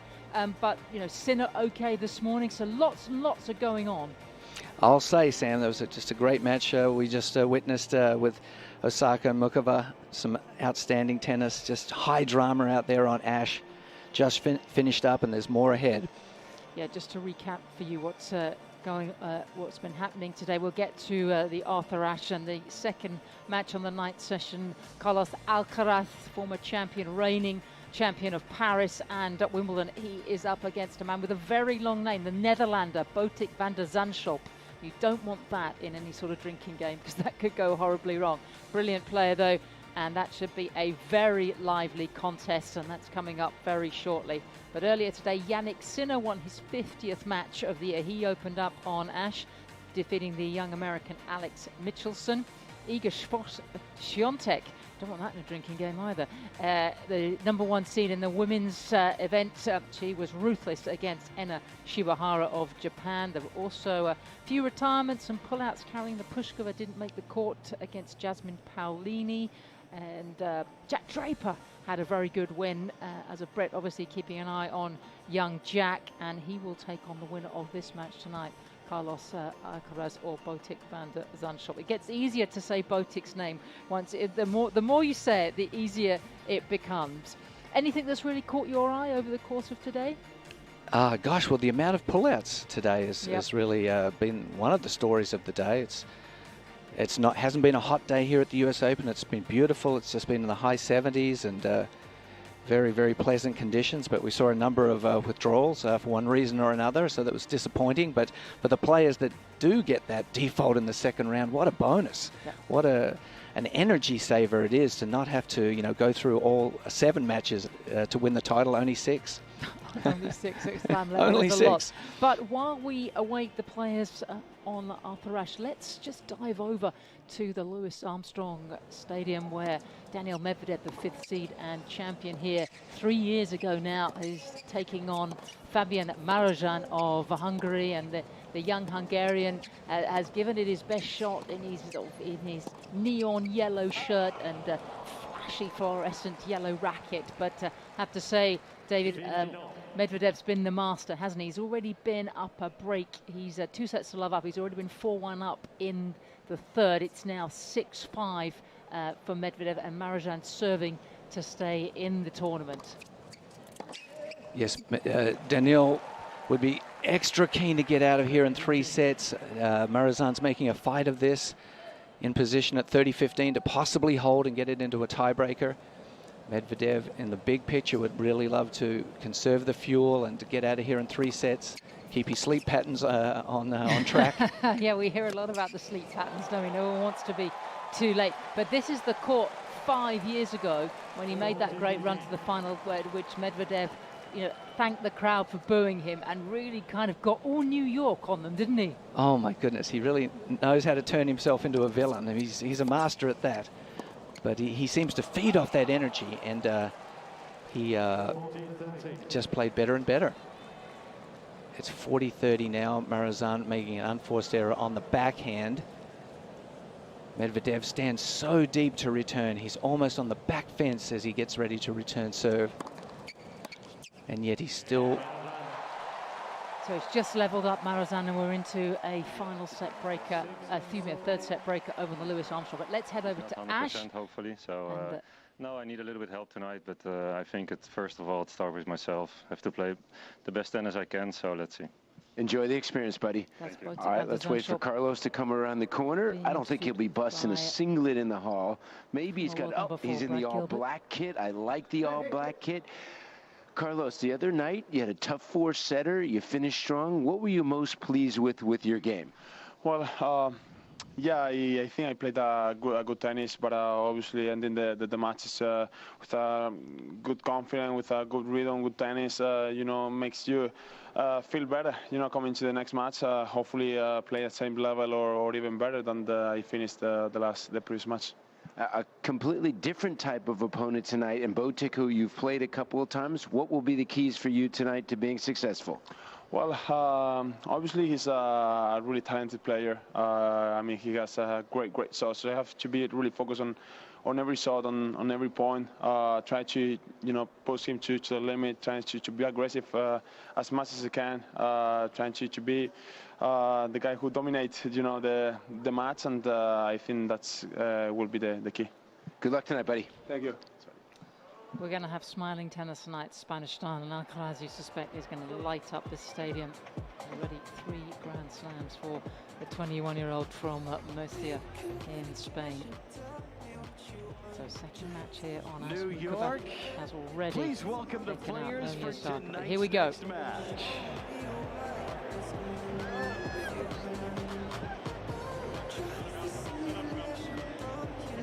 From the Netherlands. Well, big moment for him. Just listen to the reception that this young man's going to get. And from Spain, 2022 U.S. Open champion, Carlos Alcaraz.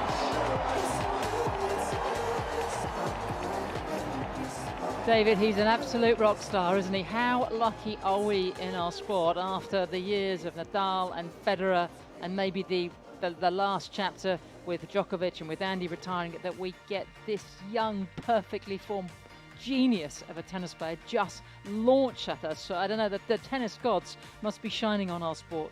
Absolutely, Sam. It's just a miracle to have he and Yannick Sinner, such great sportsmen, such sunny personalities, grace our sport, and be the 2 of the best players that in the world right now, along with Novak. It's a miracle, and it's a joy to watch them compete. They were able to compete against each other to the zenith of their abilities and still have a fond for each other. The sportsmanship when they shake hands at the end of these epic matches is just legendary. It's just glorious and wonderful to see.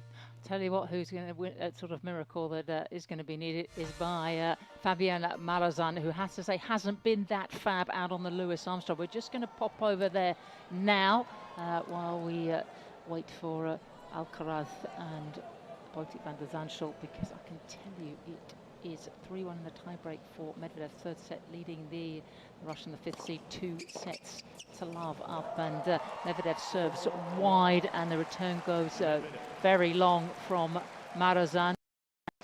4-1 to the 6'6" Muscovite, who is in a very bright white shirt actually. A bit of dusty blue patterning on the front. Far more flamboyant is the 24-year-old from Hungary.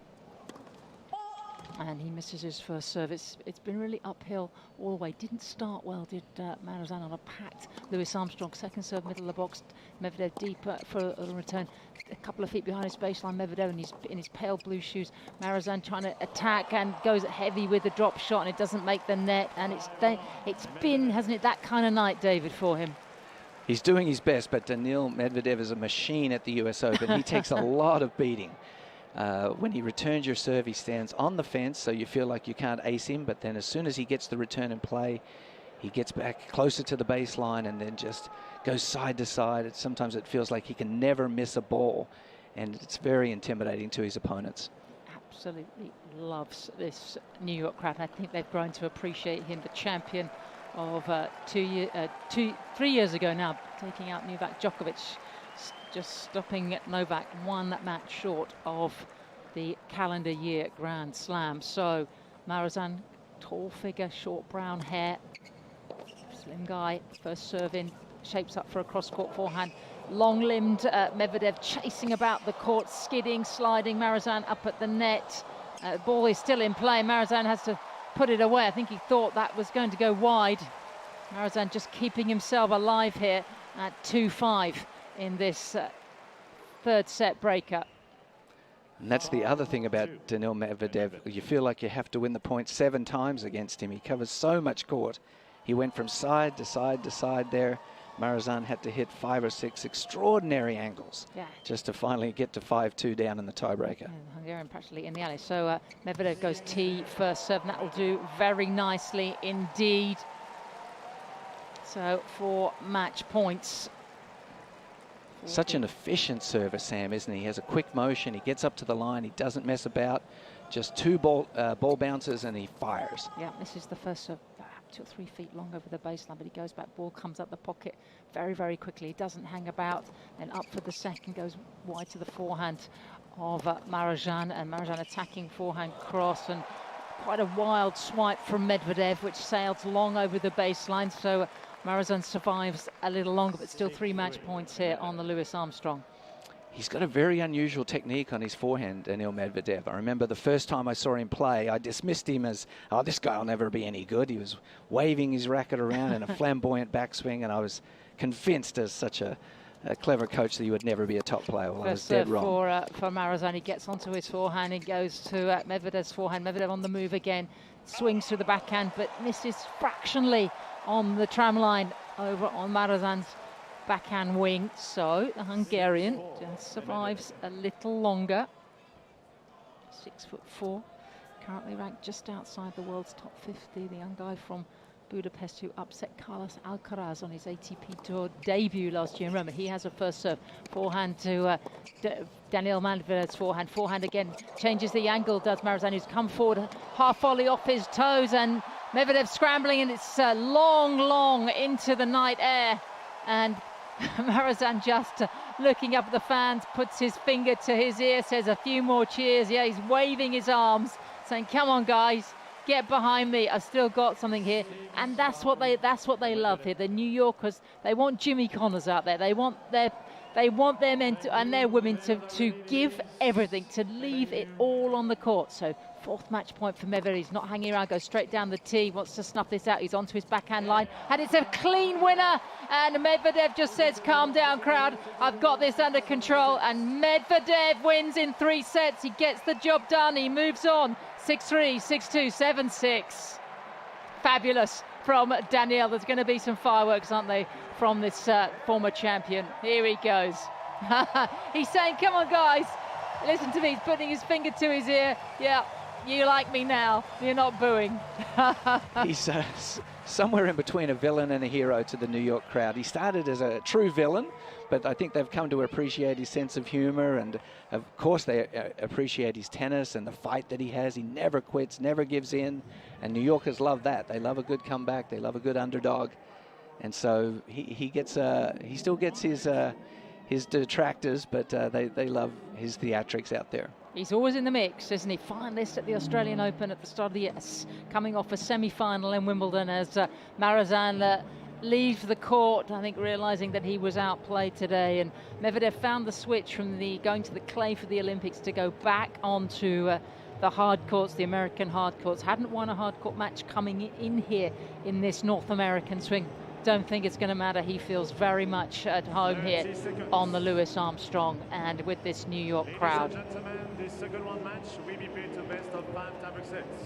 Right, well that's Daniil, the 5th seed through. He'll play the winner of Flavia Cobolli of Italy or Zizou Bergs, who had that epic in the first round against Pavel Kotov. I'm still recovering for that 7-6 in the decider. So this really the third round's now really shaping up in the men's draw.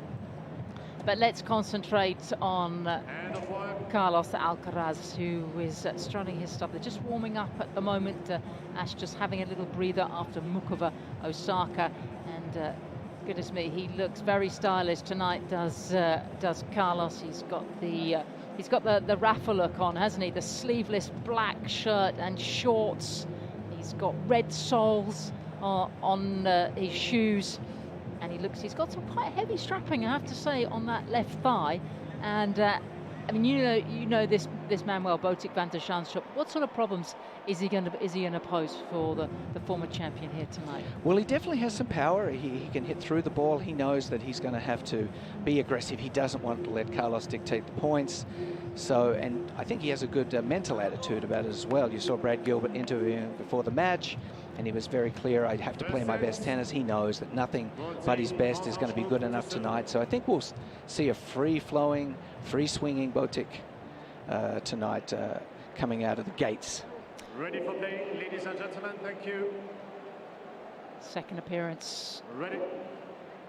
Excuse me, 4th appearance for the Dutchman at the US Open, and he's going to get us underway. So his first serve to the body of Alcaraz, and Alcaraz already very quickly into stride. You can hear him grunting, and Van De Zandschulp moving from side to side as if he's on the end of a string. He's got a turquoise top on. I have to say, the guys have really brought some colour and style there to this has been a lot of US great Open. outfits at this US Open on both sides. This is more a little subdued, I have to say, from the Dutchman. As I said, turquoise, it's got a loose-fitting shirt, white baseball cap, the regular way round, and white shorts, and very traditional white socks and shoes. It could be an outfit from the sort of 80s or 90s, and he's got sort of light blonde hair, quite pale actually. His Van De Zandschulp, and they're definitely not going to be mistaken as twins, he and Carlos Alcaraz. So he goes up for a first of it is in the next 15 all. Former quarter-finalist here at the championships on debut. So second serve way over the baseline. 15-13. Just takes a little getting used to, doesn't it, this Arthur Ashe Stadium. I'll say, these big courts, they do take some getting used to, but he's a seasoned campaigner. His ball toss is quite high, so if it is windy out there, which it often is, that's problematic for people with high ball tosses. 15-30. 6'3", 1 meter 91. way down from his best ranking. He was just outside the top 20 a couple of years ago, now down in the 70s. Second serve kicks up. Alcaraz very quickly on top of it. Alcaraz shaping up for a big whippy forehand. Botic just goes deep to the baseline now with a forehand, and Alcaraz swinging away very freely from his backhand corner, switching the play. It's now backhand to backhand. Alcaraz tries to go inside in on the forehand, just fractionally long over the Dutchman's baseline, and I think already warning shots from the young Spaniard, who looked as if he was just sort of getting into his stride. I think very difficult to play the Osaka qualifier lead 2 in the first round. A guy you didn't know, dropped the second set but won in 4. Very good win for Van De Zandschulp over the Canadian Denis Shapovalov. He did that in 3, but this year results have been a little thin on the ground for Botic. Rankings going in the wrong direction. Slightly falls off that serve. And the first serve which hits low into the net, so relying on the second. Looking very shaky here. That second serve barely cleared the tape, as did the one before it. So if he gets out of this first service game, he can thank his lucky stars. So just 12 wins on tour this year. That's very thin for a player of this level. Goes wide to the forehand of Alcaraz, opens up into space and comes into the net behind it. Alcaraz nets. 40-30. Yes, that was a much higher quality second serve. He forced Carlos wide to the forehand, so wide that it opened up a lot of court. The return dropped a little bit short, and Botic was able to approach with some venom into the backhand. Carlos just not quite there to make the passing shot that time. Dutchman really does take his time between the point. Rips up for a big first serve. That's a better throw. Gets onto his forehand behind the serve. Alcaraz moving in low, and Alcaraz nets actually with a cross-court forehand. And that is an important hold right at the start of one of the remaining second round matches in this top half of the draw. Winner to play the 25th seed from Great Britain, Jack Draper. But Botic, I have to say, the first time he'd ever come to the States, and it was quite late for him. As I said, he's 28 years of age. He played the qualifying here on his debut and made it all the way through to the quarterfinals. Beat Ruud and Schwartzman, 2 top 20 wins, before losing to Daniil Medvedev in 4 sets. The next couple of years he's gone out early in the second round, and 12 months ago beaten by Dan Evans in the second round at this stage in 4 sets. But that's quite something, is to get to your mid-20s and you've not been to the States as a tennis player. And be so unknown that the commentators can't even say your name. So I remember the horror. The quarterfinals, everyone in the commentary booth was rooting against him in the qualifying because I can't say his name 75 times in a row.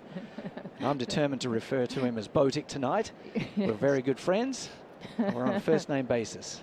The Flying Dutchman, Botic. Yes. So in his sleeveless back top and black sweatband and black socks. But he's got these white shoes with these bright red soles on it. So every time he jumps up to the serve, you just get a flash of red. Alcaraz now with the second serve really kicks it up high, gets onto his forehand, swinging freely already, lines up for a backhand, just nets. 15. 4th appearance as well for Alcaraz.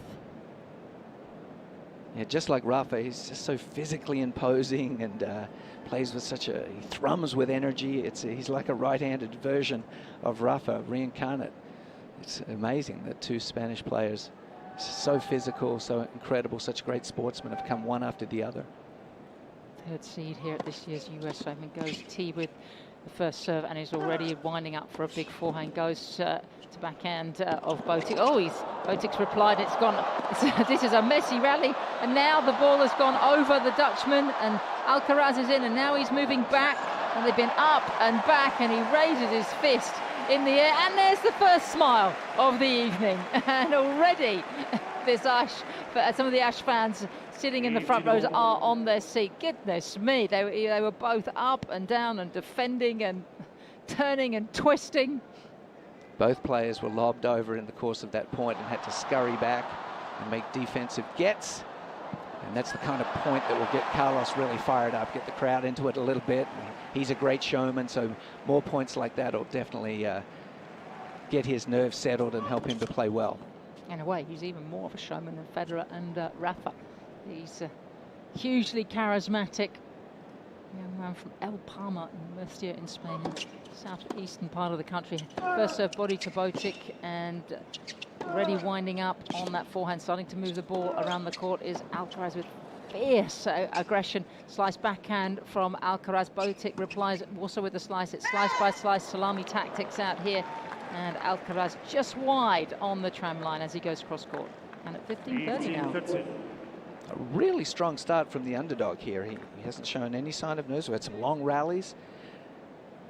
I suppose he was a little fortunate in the first game with some of those second serves, barely clearing the tape. But here he's mounting a bit of a challenge in the first return game at 15:30. Third meeting between the two. They last played indoors in Basel in Switzerland. Alcaraz winning in straight sets just a month or two after lifting the title. Here goes first serve, just long over the base, over the service line. Catches the return on his racket. Watched here by David Ferreira, Davis Cup captain, and Juan Carlos Ferreira, his coach. Second serve kicks viciously, and Van De Zandschulp not able to control the forehand return. Bit of a tentative stroke there from Botic on second serve to the forehand. You're not going to get a much better opportunity than that to attack the Alcaraz service game. So that was a disappointing effort. Really didn't go after it all, and the ball just floated off his strings way long over the baseline. Ever-present Juan Carlos Ferreira in the player box in bright orange, watching on. But let's hear from the Daniil Medvedev, who won just a few moments ago over on the Louis Armstrong. He's with Gil. Hey, Daniil. Congrats on the victory. 3 sets over Fabian Marozsan to advance to the third round. Fabian's a dangerous opponent. His win rate against top 10 players coming into this match was 50%. How were you able to make things difficult for him tonight, especially in your return games? Yeah, I knew that he can play very well, but a little bit up and down. And he's up, you're kind of just looking at what he does, because he hits so strong, so it's tough to impose your game. So I managed to stay consistent throughout the whole match. It was quite tough in important moments, and really happy to be through against such a tough opponent.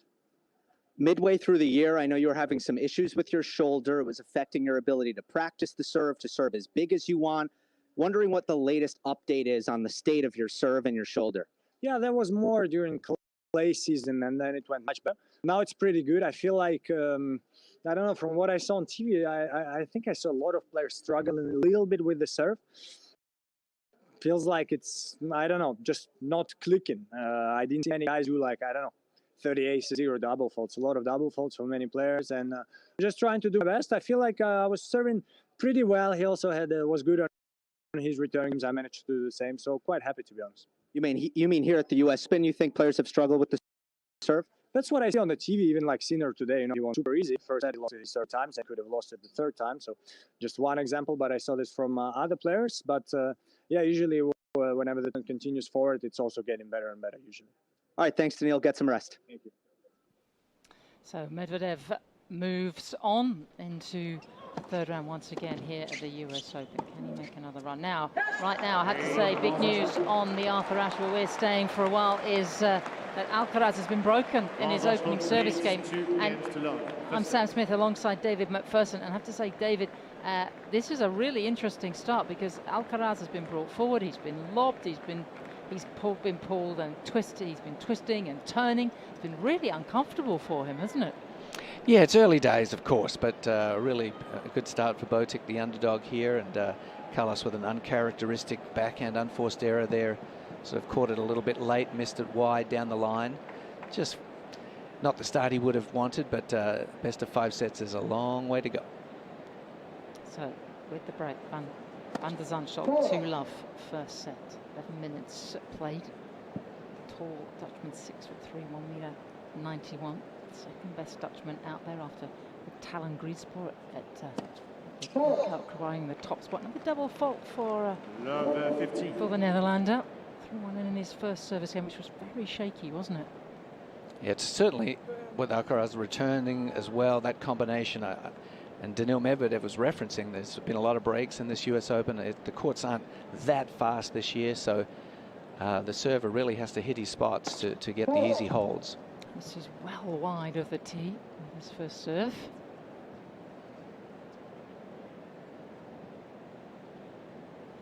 Rocks back goes up for the second. That's another double. in this game, just over on the grandstand. And you'll be interested in this result. Rajiv Ram and Joe Salisbury, the three-time defending champions, have come back from a set down to win their opening match. Should mention this is the third meeting between the two. They first met at the Australian Open 3 years ago. Alcaraz winning very comfortably there, and as I mentioned a little earlier, also won a year later indoors in Switzerland, again in straight sets. So, as you mentioned, Van De Zandschulp, the underdog here, as he first served down the middle of the court. He's coming in though behind a short forehand, and Alcaraz nets. 15-30. Yeah, Carlos has really come with a slow start here. These are fairly routine misses for him. The approach shot was right into his forehand pocket. You'd expect him to just rifle that past the oncoming netman, but he missed it well into the net. Low-key guy is Van De Zandschulp, as he misses again with his first serve down the tee.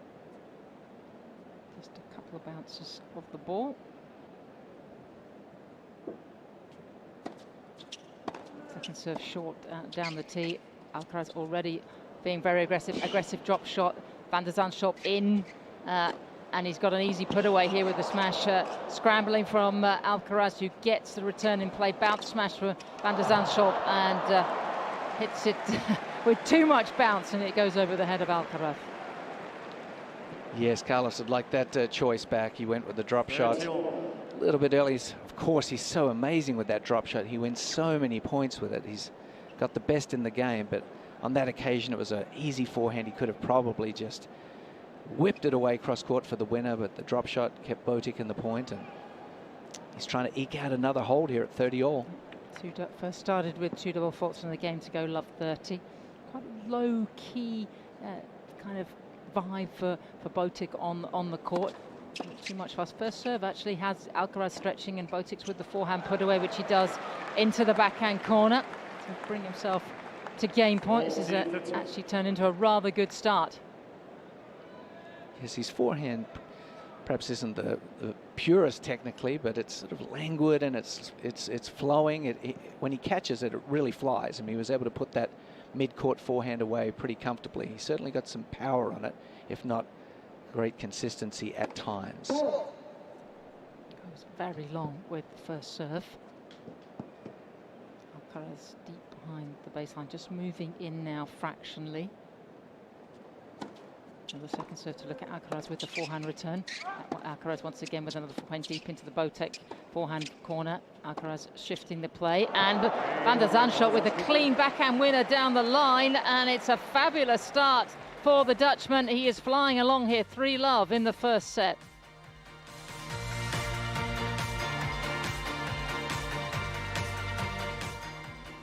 Make it a sublime summer and be there live in New York City for the US Open. As the official fan ticket marketplace of the US Open, Ticketmaster still has tickets available for many upcoming matches, including 100% verified resale tickets offered by US Open subscribers. Go to Ticketmaster.com/US Open Tennis to score tickets today. That's Ticketmaster.com/US Open Tennis. Drink the source of refreshment for your body and mind is naturally occurring electrolytes, cool, crisp, mountain glacier rock for you, baby. Live young. 2005 Coco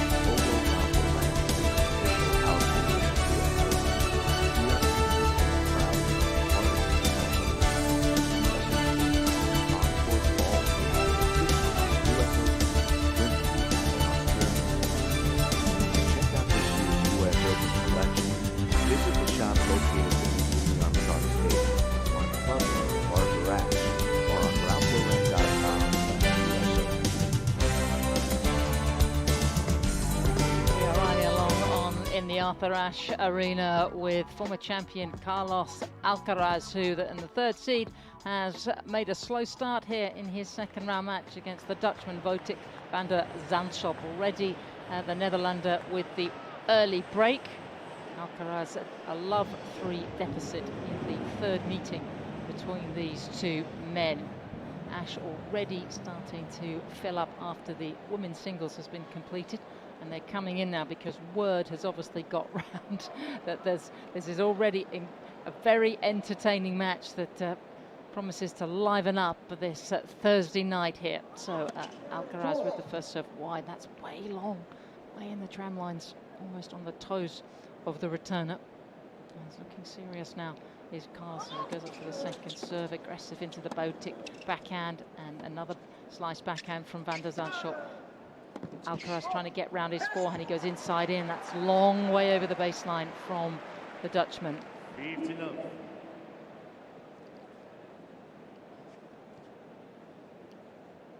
Alcaraz takes 3 balls, has a look at them, sends one back.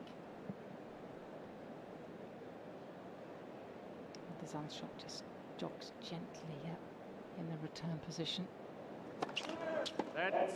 15 love in this game. Alcaraz nets with the first serve, was going wide to the backhand. Oh, I think I'm going to resort to Botic as well. Sam, it's a wise choice, let me tell you. Now Alcaraz goes tee. Botic goes long with his forehand return, just gets a little late there.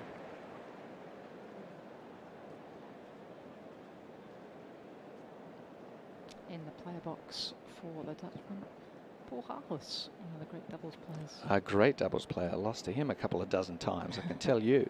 Very good player. He's a long-time partner of Jaco Elton. First serve for Alcaraz, and this looks like to be a comfortable service game as Van De Zandschulp nets with the forehand return. Be just what Carlos is looking for here, to just steady the ship here, 3 love down. Wasn't thinking he was going to come out with that sort of a start. If he could get a hold to love or 15 here, that would settle his nerves a touch. First serve straight at the body of the Dutchman. And he is on the board with a love service game. Sam, I find it really remarkable the similarities between Nadal and Alcaraz. They're obviously, apart from being left and Rafa was left and Carlos is right, obviously both super physical, incredible, imposing figures, athletic and with incredible positive energy, and forehand dominant. Their forehands are just scintillating and damaging. Backhands are very, very good, but not as technically pure as some of the other ones in the game, like Djokovic or Zverev. So 3-1 Van De Zandschulp, and the first serve to the backhand of Alcaraz. He lines up for a +1 forehand, but that just goes below the tape. And he sits at love 15. I forget was love 30 in his previous service game. Van still coming in. There's a chap coming down. He must have about 8 honey juice cocktails on a tray there, and he's got a few other adornments on, with it too. That'll be a happy box that gets those honey juices. I don't know how he's managed to carry quite so many down there. But Ash really filling up now. This match has got their attention. Van De Zandschulp with the second serve, short tee, down the tee. Alcaraz very deep with the forehand return. Alcaraz just flicks up his racket as he goes wide with the forehand cross. Still hasn't quite settled. Van De Zandschulp goes to his towel.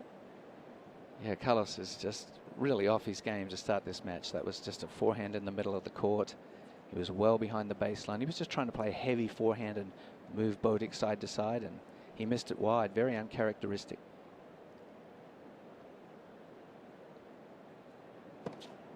First serve goes wide in the service box. Alcaraz on the run and doesn't make much of the slice backhand. And Botic, have you seen him come in as much as this? Is this what he likes to do? Well, he knows that he has to. Yep. He doesn't want long, protracted points against a more physical opponent than himself. So any short ball he gets, he's going to drive it strong and try and get into the net, make the points efficient.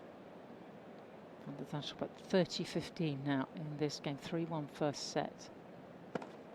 Those were the first serves to the Alcaraz backhand. Alcaraz could return into court.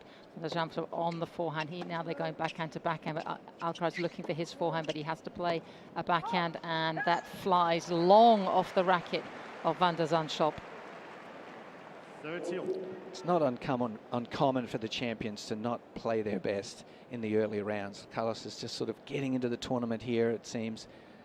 I'm sure he'll get stronger and stronger as the match goes on, but they have an uncanny knack of peaking at the business end of the tournament. Yeah, they make so few errors when they're in the semis and the finals. I think we always think they play at their best tennis. They don't. Wide again on the first serve from Van De Zandschulp. He thought about coming in, but instead played a regulation forehand, lofted high into the air from Alcaraz. Now they go forehand cross court to cross court.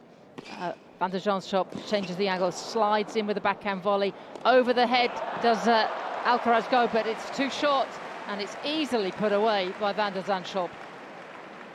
Pretty good point, but Botic's having good success at the net at the moment. Carlos hasn't really found his range with his backhand passing shot. That time he tried a little backhand flip lob a la Andy Murray, but didn't quite have enough depth on it. And Botic's pretty tall, got back well and thundered away the smash. Yeah, the Dutchman hasn't had the best year, I have to say, until sort of halfway through the season. He had only had 6 match wins, a lot of first and second rounds. But he serves tee down the centre, short forehand, puts it away cross court.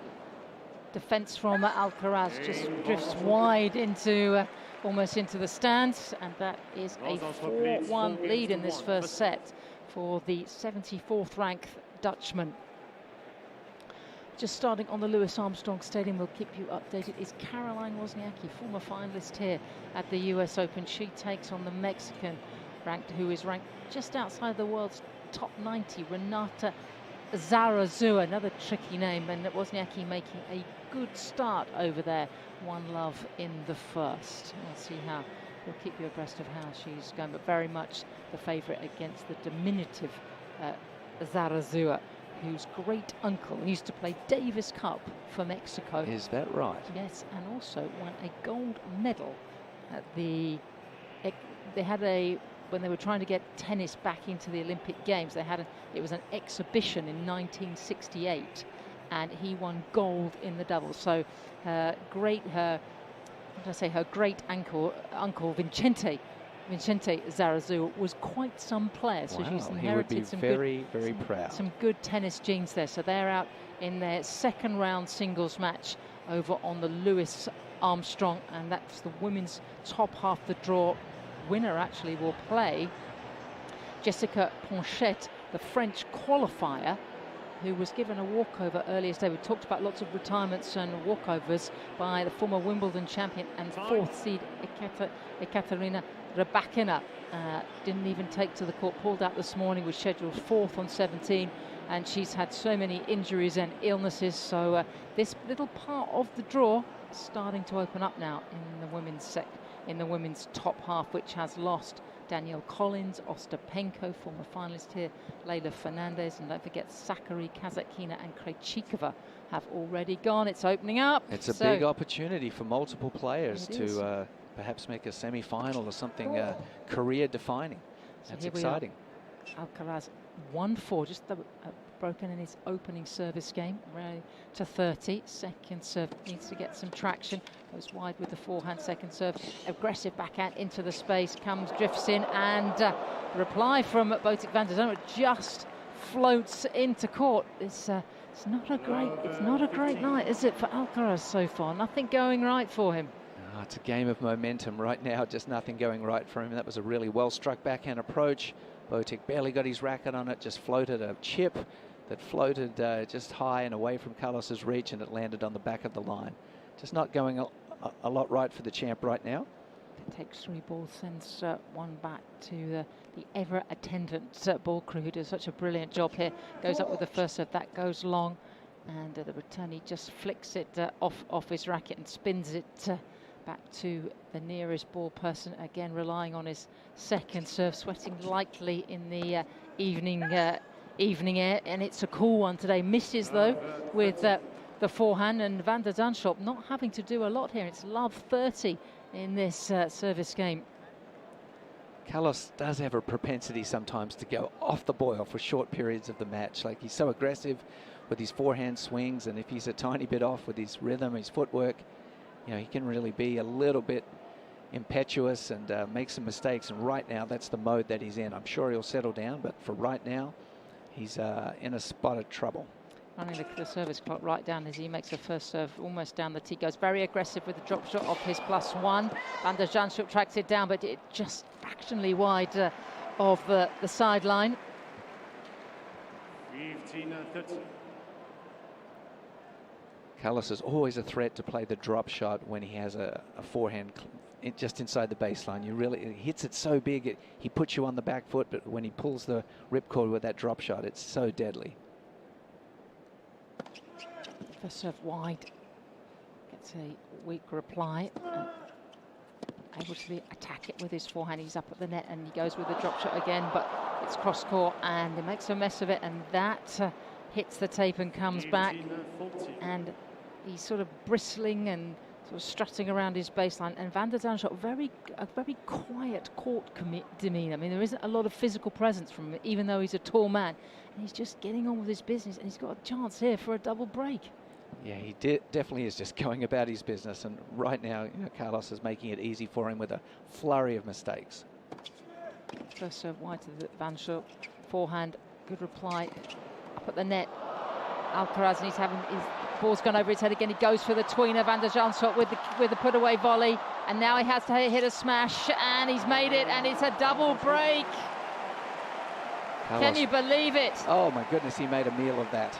Couldn't have had an easier put away, and he had it right back to Botic, and who lobbed over him, and then he had quite a nice tweener, but it went right up the middle, so it wasn't particularly difficult to volley away.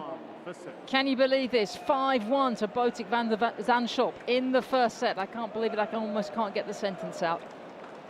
But still, a wry smile at the end of the point from Carlos Alcaraz as he gestures to his player box that, yeah, it was very close. So, can you believe this? We haven't had much play, just a half an hour on the clock, and the Dutchman serving for the first set, gets the first serve in. Short forehand for him. Alcaraz goes wild with the backhand cross pass. And if you'd have come in and watched the first game, you would, where the Dutchman was so missing all sorts of first serves and looked so tentative, you could never imagine that this would be the score now. I think when Carlos might tell his grandkids one day, the worst set I ever played was at the US Open against Botic Van De Zandschulp. Unless he pulls something out of the fire here, he might look back on this and say, that was the most out of sorts I've ever been in a set of tennis. Another forehand error there that you wouldn't believe Carlos could miss. 30 down. De Zandschulp, I think he's just trying to be as quiet as possible, and so no one notices him out here, and he's just getting on. He's just had a little wander. He doesn't rush about the court. He's got sort of a gentle stroll. He just went back to his towel box. I think he's looking down the court thinking, what on earth is going on here? But, let's keep this going, because I'm going to take this first set. So the third seed in real trouble here. First serve hits the net and just goes fractionally wide of the tram line.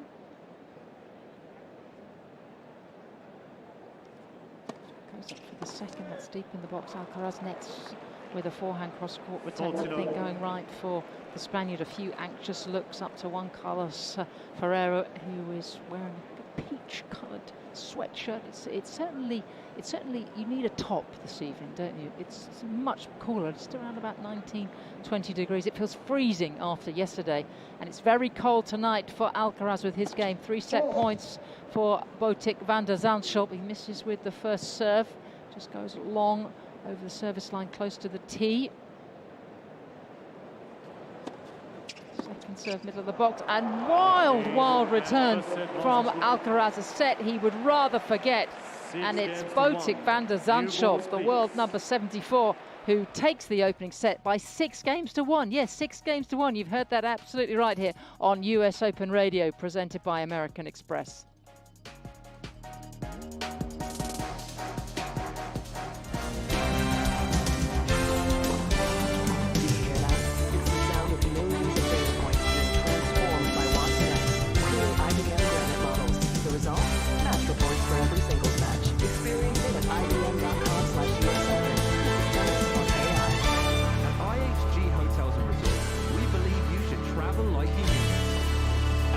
Hotel sponsor of the US Open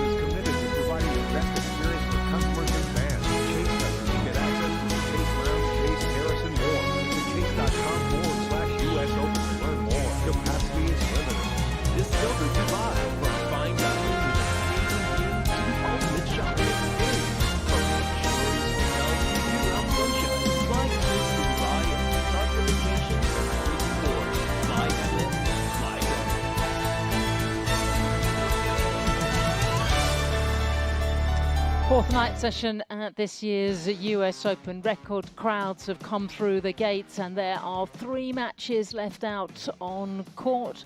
Arthur Ashe Stadium, where we're going to be focusing our attention. Carlos Alcaraz, the 3rd seed and former champion, has lost the first set 6-1 to Botic Van De Zandschulp of the Netherlands over on the Louis Armstrong. Caroline Wozniacki, a former finalist here, is 2-1 in the first against Renata Zarazua. And out on the grandstand, Ram and Salisbury are just putting the finishing touches to hopefully a comeback win. I have to say, I think I told you a little while ago that they had won because I didn't look properly at my results screen. I should have corrected you, but Sam, you should have done. You just should on a roll, just and jump I thought, in there. They'll just probably jump in win. there. Just let her go. I'd already put them through to the next round. But yes, no, things like that happen. But no, they are 5-4 in the 3rd set, their deciding set. But it's on serve against Dardari and Romboli, Italian-Brazilian pair. So start of the second, and let's wipe the slate clean here for the 2022 US Open champion, looking to light up the evening. He goes second serve, gets onto a forehand. Botic Van De Zandschulp also hits a forehand, and now Nederlander with a slice backhand. Alcaraz making all the moves, grunting heavily, trying to get on forehand and get something going here. How does he do that? Because the first set was just horrible. Well, that's the beauty of tennis scoring, Sam, because as bad as that was, it is only 1 set. And in a best-of-5 match, he can still easily come back and win this. But yes, it was 25 minutes of tennis that you would not associate with the Carlos Alcaraz. Alcaraz goes with forehand after the serve, after making the first serve. Now backhand. Both men playing very deep in the court. And the Dutchman goes long with a loose forehand. Probably what will happen here is Carlos will rein in his aggression. He'll realize that I just need to create a good rhythm here. I'm the stronger, fitter, faster player. Let's not take too much risk here. Let's hit heavy, high percentage ground strokes and just get myself into the match. There's no reason to be going for winners or going close to the lines in this situation when you're a little bit out of sorts. Alcaraz with the second serve at 30 love in this game. Gets a forehand off the return. They're going cross-court forehand.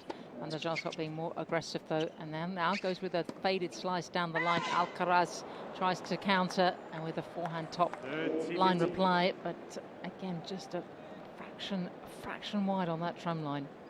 Doing the exact opposite from what I just advised there. And I really feel like until you find your range, I'm sure Juan Carlos Ferrero would be just telling him to rein it in and just inside the lines, Carlos. Just use your speed, use your strength. No mistakes right now. Let's make it tough on our opponent. Alcaraz with a 39 wins and 8 losses here, going for his 40th win of the season. A season that's seen a few injuries, particularly with that elbow. Remember, he wore the sleeve on it to keep it protected at the French Open and at Wimbledon, where he won both titles. Onto his forehand now behind his second serve, and that's a stinger. First really clean shot of the night as he goes to 40-15 in this game. Yeah, he absolutely thundered that forehand down the line. It was a good 2 feet inside the line though, so it was a great target. It was in no danger of missing it wide, but he really let it out, got on the outside leg and just turned through the ball. Perfect technique on that shot. So first game of the second set, and this is the first serve net.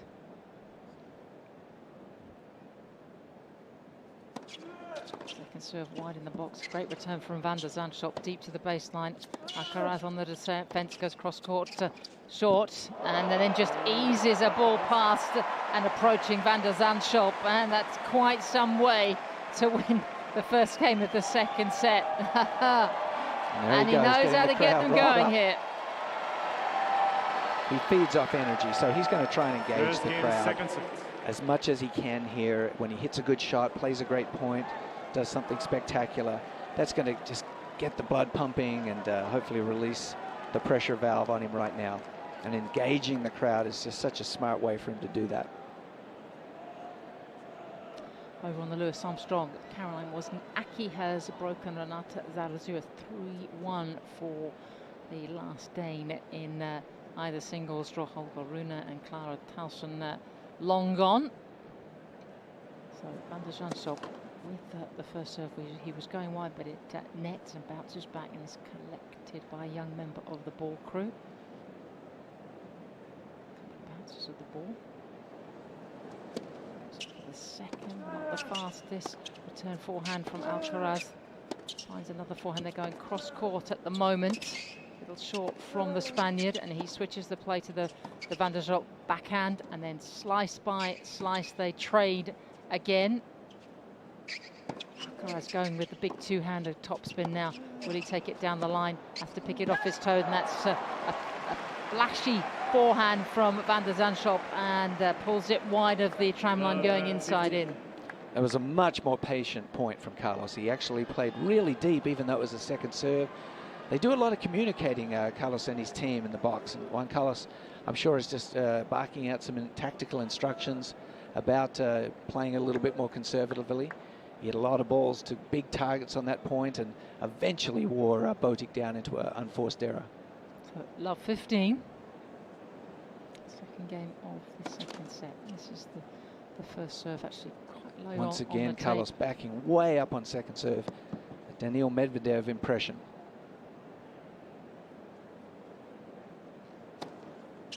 Second serve very short in the box. Alcaraz taking advantage with the forehand return. Now goes backhand line winner.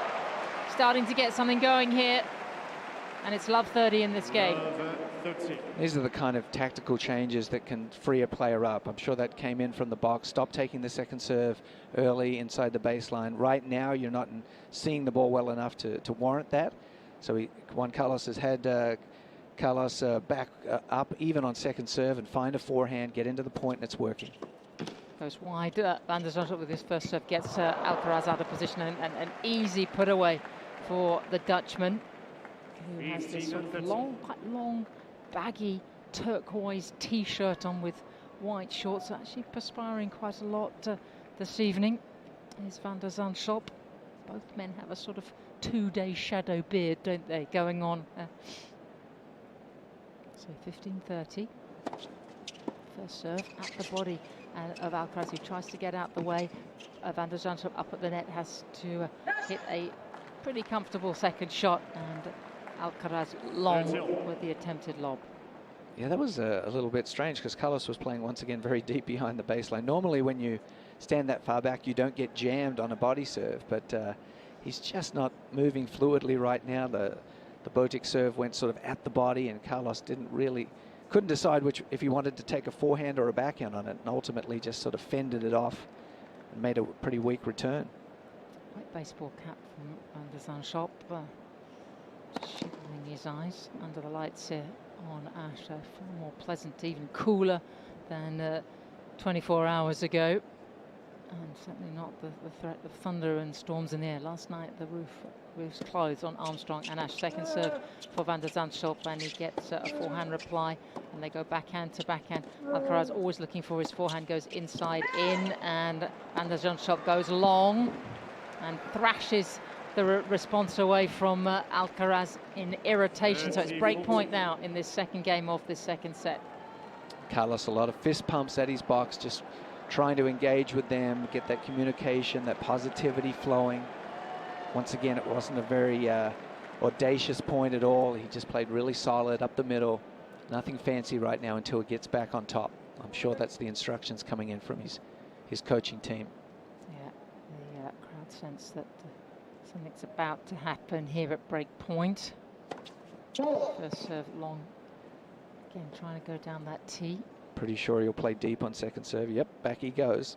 Way, way back, trying to get a forehand and get a quality in the point out of the gates. Second serve down the tee. Very short. Alcaraz gets on it with the forehand. He's got forehand again. Pulls Van De Zandschulp wide, and Alcaraz moving the ball, but it's a little short. And so they're trading backwards and forth from the baseline. Alcaraz again looking for the forehand, which he gets, and he tries to slash it long. He tries to slash it down the line, but it goes way, way long. And the Dutchman escapes back to the safety of deuce. The point was developing nicely. Carlos got a forehand, and he was just a little bit impetuous, a little impulsive.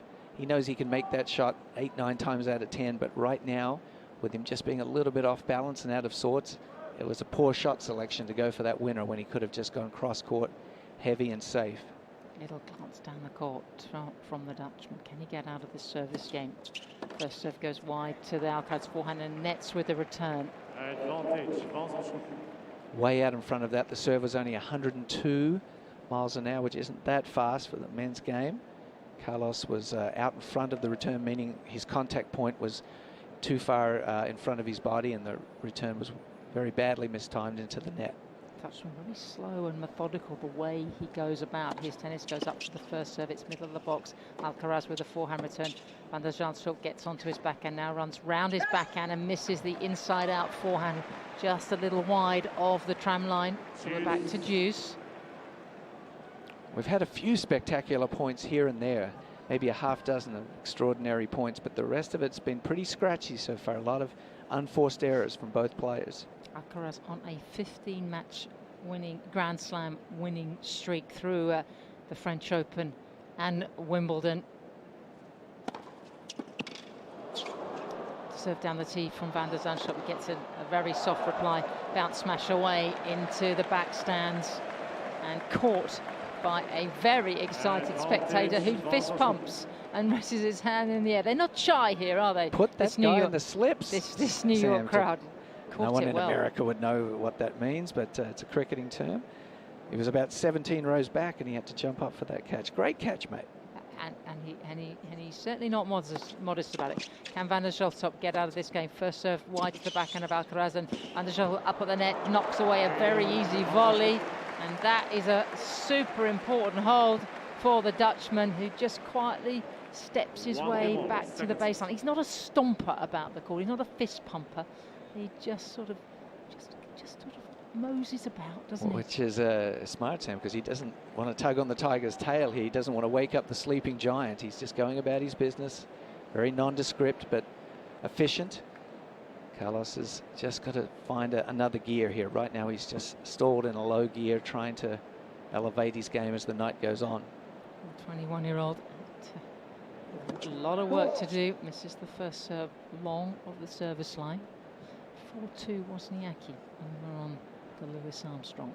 Going well, the Dane. Goes up to the second serve, really aggressive with it, goes middle of the box, gets onto a forehand for his +1. Now backhand cross court, and they both trade. Again, Alcaraz looking for the forehand. Botic Van De Zandschulp down the line, and Alcaraz on the move, and he skies and mishits a forehand. And that's gone somewhere, not sure where. And he shakes his head. And to say, Juan Carlos Ferrero, former world #1 French Open champion, coach of Alcaraz, he's been leaning forward in his seat. Now he's sort of sitting down, sort of looking at the floor. I think he knows it's going to be a really tricky night. Yeah, it's an awkward feeling as a coach when your player's way off. You're trying to will them back into relaxing and getting back to themselves, but it's not easy sometimes. Alcaraz again makes the first serve, but misses the return, and he's in trouble again. Love 30 here. 1-1 second set, lost the first in under half an hour. He goes to both men going to the towel box, even though it's not a particularly warm evening. They're both sweating fairly heavily. Still a humid night here at Flushing Meadow. And the fans, as he picks up 4 yellow tennis balls, sends 2 back to the ball club. They understand exactly what's happening here. This crowd, they know their tennis. Goes first serve wide. Van de Zandschulp replies, goes to the forehand, and a vicious shot from the Dutchman, and into that forehand corner of Alcaraz, and it's 3 break points here in this game. Trouble, trouble, trouble. He was gesturing to his box that he was having trouble with his vision. He was pointing to his eyes as if the lights were bothering him. It's clearly he's out of sorts right now. Van de Zandschulp just bouncing lightly on his toes in the return position, quite deep himself. Alcaraz misses with the first serve, just hits the tape and falls back. Nothing going right for this brilliant young Spaniard out here this evening. Second serve, middle of the box, easy reply. Looking for the forehand as Alcaraz looks to move it cross court. It comes in behind, it has to play a stun volley, which he does, and it goes over his head, and he's got to run back and get it, but it's just long from the Dutchman. Lucky escape for Carlos. And both men looking at the electronic line replay, which has just flashed up on the big screen, millimeters over the baseline from getting another break of the Alcaraz serve. Yeah, had that ball dropped in, I don't think Carlos had a realistic play of winning that point. He was in a horrible position on his backhand side. Botic very unlucky not to get the break there. 15-40 in this game. First serve goes wide. Trying to get to the forehand of Van De Zandschulp. So bounces the ball 1, 2, 3, 4 times. Up he goes. Second serve to the body and just leans off it, does the Dutchman, and that goes long over the baseline. Van De Zandschulp just picking at his strings. Now still a break point in this game. He'd be kicking himself for missing that. That was just a second serve right into the backhand body. Couldn't have been a much easier ball to return, but he sailed it inside out long over the baseline.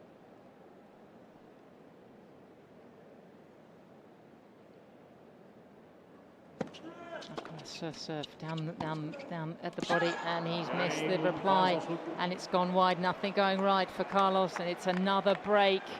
A set and 2-1 now to the man ranked 74 in the world, a former quarter-finalist, Botic Van De Zandschulp.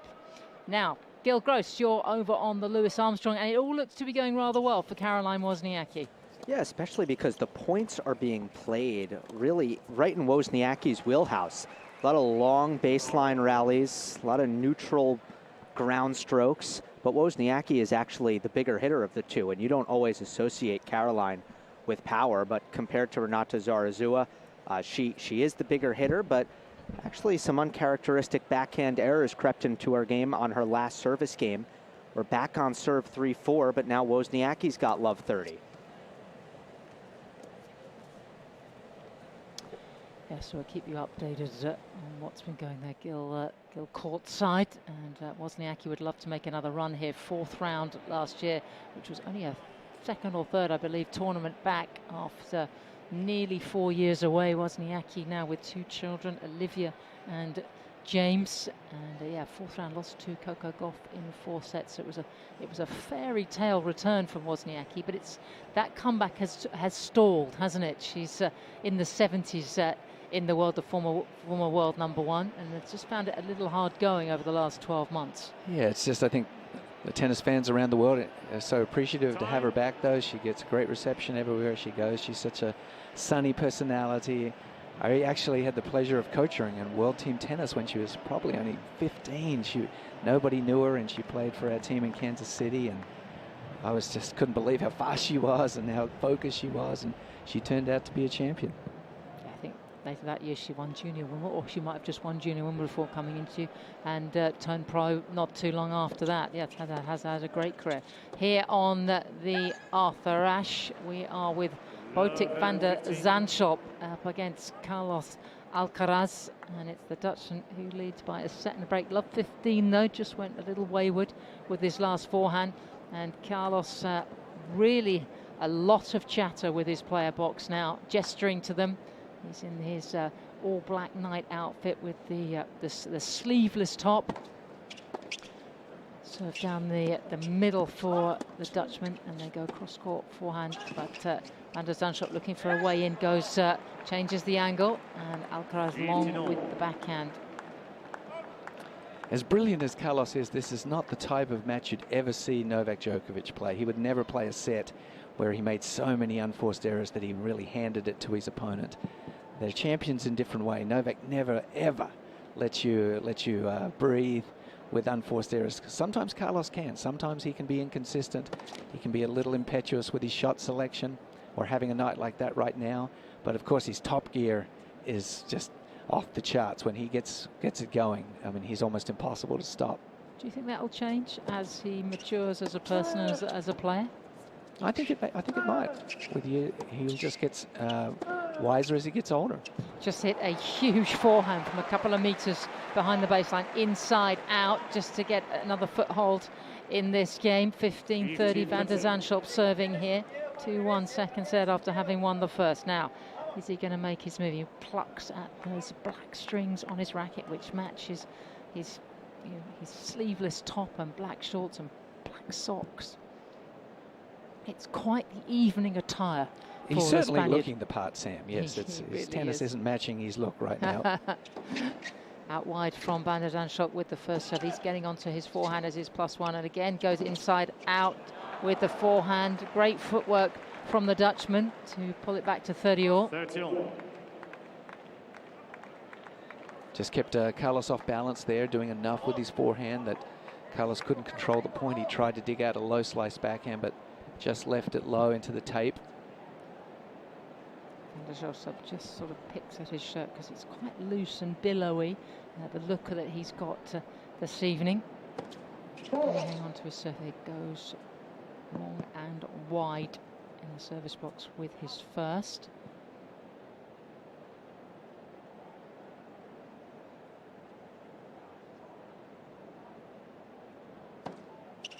Second, so wide. Alcaraz with a big forehand return down the centre. Van de Zandschulp with the backhand cross court. Alcaraz on the attack, comes forward to the net off a big forehand, hits the volley. Still got some work to do here. Lets the reply bounce. Easy bounce smash put away, and he's got a chance to break. Now that was a good point there. It was aggressive, but very high percentage of the foot. Thought the footwork was crisp. If he can convert here, this could be a potential turning point in the match. It was a very positive point from Carlos. Pumps his fists. Big look, long look at Juan Carlos Ferrero, who's agitated, I have to say, in the player box. Don't forget, Alcaraz had a couple of break points in Van de Zandschulp's last service game. Couldn't convert. He's got another chance here. Van de Zandschulp down the centre of the box, and Alcaraz really poor forehand return, which misses wide of the tram line. Yes, it was a decent first serve, but certainly it was within Carlos's reach and range. Just caught it way off centre of the strings and pulled it wide. Still a very ragged performance from the world number 3. Serve down the tee from Van de Zandschulp, who gets onto a forehand. That clips the tape and sits up, and it's an easy put away for Alcaraz into the open court, and another chance to break in this game. That was one case where a let cord did not do you any favours. It wasn't the sort of let cord that dropped just over the net for a winner. It was one that bounced meters over the height of the tape, and it just set up so easily for Carlos to rip a forehand winner. So the former quarter-finalist here, Van de Zandschulp, coming here 3 years ago as a qualifier, making it through to the last 8, set a break point down. First serve right at Alcaraz. Alcaraz gets out the way for a really good return. They go forehand cross-court to cross-court. Alcaraz really beefing up that wing, and he draws the error, and he has got the break back here just in the nick of time. I'd say there's a decent chance that's a pivotal momentum switch right there. Carlos playing a couple of positive points, dominating them with his forehand without taking unnecessary risk. We shall see, but it wouldn't be surprising to see that trigger a bit of a comeback out of Alcaraz here. And he struts, doesn't he, around his baseline, picks up a 5 balls in his hand. Caroline Wozniak, he's just taken the first set by 6 games to 3 over on the Louis Armstrong Stadium, and I can now tell you that Rajiv Ram and Joe Salisbury, the defending champions, 3 times the champions here in consecutive years, reigning champions in the men's doubles, have won 7-5 in the third, coming back from a set down. So they're 3. They bailed you out, Sam. You called the victory before it happened, but you had the almanac. You knew they were going to win, so you called it. Because I couldn't see the computer properly, because my eyes are just getting worse and worse. Had they lost that match, Joe Salisbury would have never spoken to you again. You jinxed me at the US Open. He's a lovely chap, Joe, so as is Rajiv Ram, who's coming off that silver medal at the Olympics with Alex Krajicek. They lost to the Aussies, didn't they? That was a wonderful result for your countrymen. Now, can this particular Spaniard, who was also at the Olympics playing doubles with Rafael Nadal, can he get through this service game at 15 love? One of the longest points of the match. They're trading heavy blows from the baseline. Van de Zandschulp hits a forehand down the line, goes into the net, attacks, has a smash, has another one, and pops it into the open court rather casually. And that will do nicely for 15 all in this game. He's playing well here. He really is. He's got Paul Haas in his camp, as you mentioned earlier. It was #1 doubles player in his day. Such a great tactician he was on the doubles court. And I'm sure he's giving Botic just magnificent little game plan here to try and make life as difficult as possible for the great Carlos Alcaraz. Well, if the Spaniard is so much about the show, the Van De Zandschulp, it's all about the quietness of what he does out here.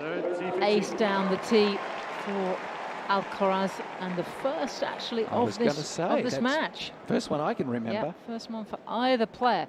And he smiles at the young person that's just given him the ball. Yes, that smile is never far away. And I'll tell you a story about that, what that smile brought to him when he was 15 years of age. It was an unbelievable story that I heard last year.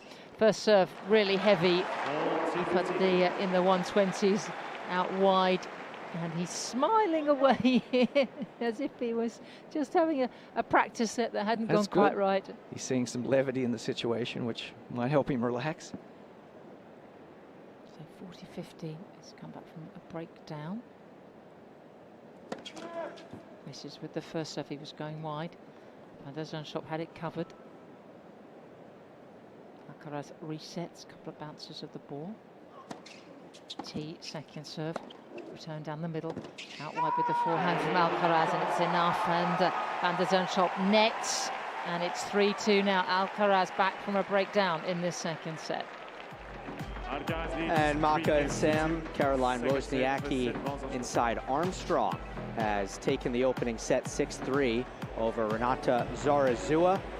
Zarazua left the court. Wozniacki's taking this time to take some warm-up serves. It was a pretty solid opening set, a comfortable one from Wozniacki in terms of style of play. She actually has the bigger weapons out here, which isn't always the case, but Zarazua is a great story in her own right. Tennis gods have smiled down on her a couple of times. At Wimbledon, she got into the main draw for the first time at the All England Club as a lucky loser, lost to Emma Raducanu in the first round. And here at the US Open, Sorana Cirstea withdrew right before the main draw began, and she actually got her first ever direct entry into a slam, Zarazua, and in the first round took full advantage with a big upset win over Caroline Garcia. So again, it's Wozniacki 6-3 opening set on Louis Armstrong. We'll be right back with more US Open Radio presented by American Express.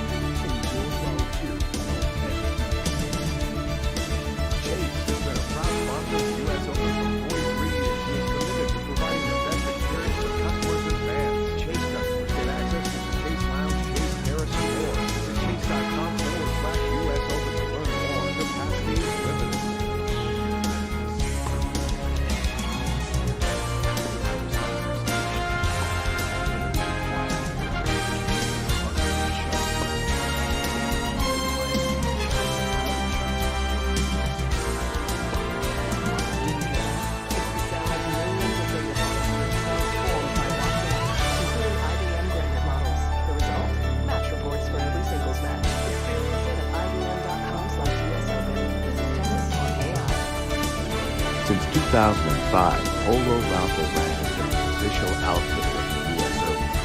We are endlessly proud to be part of this special mission, especially themed on-court golf and officially the U.S. Open, Wimbledon, and Australia. To check out this year's U.S. Open collection, visit the shop located beneath Louis Armstrong Stadium on the club level of Arthur Ashe or on ralphlauren.com/US Open.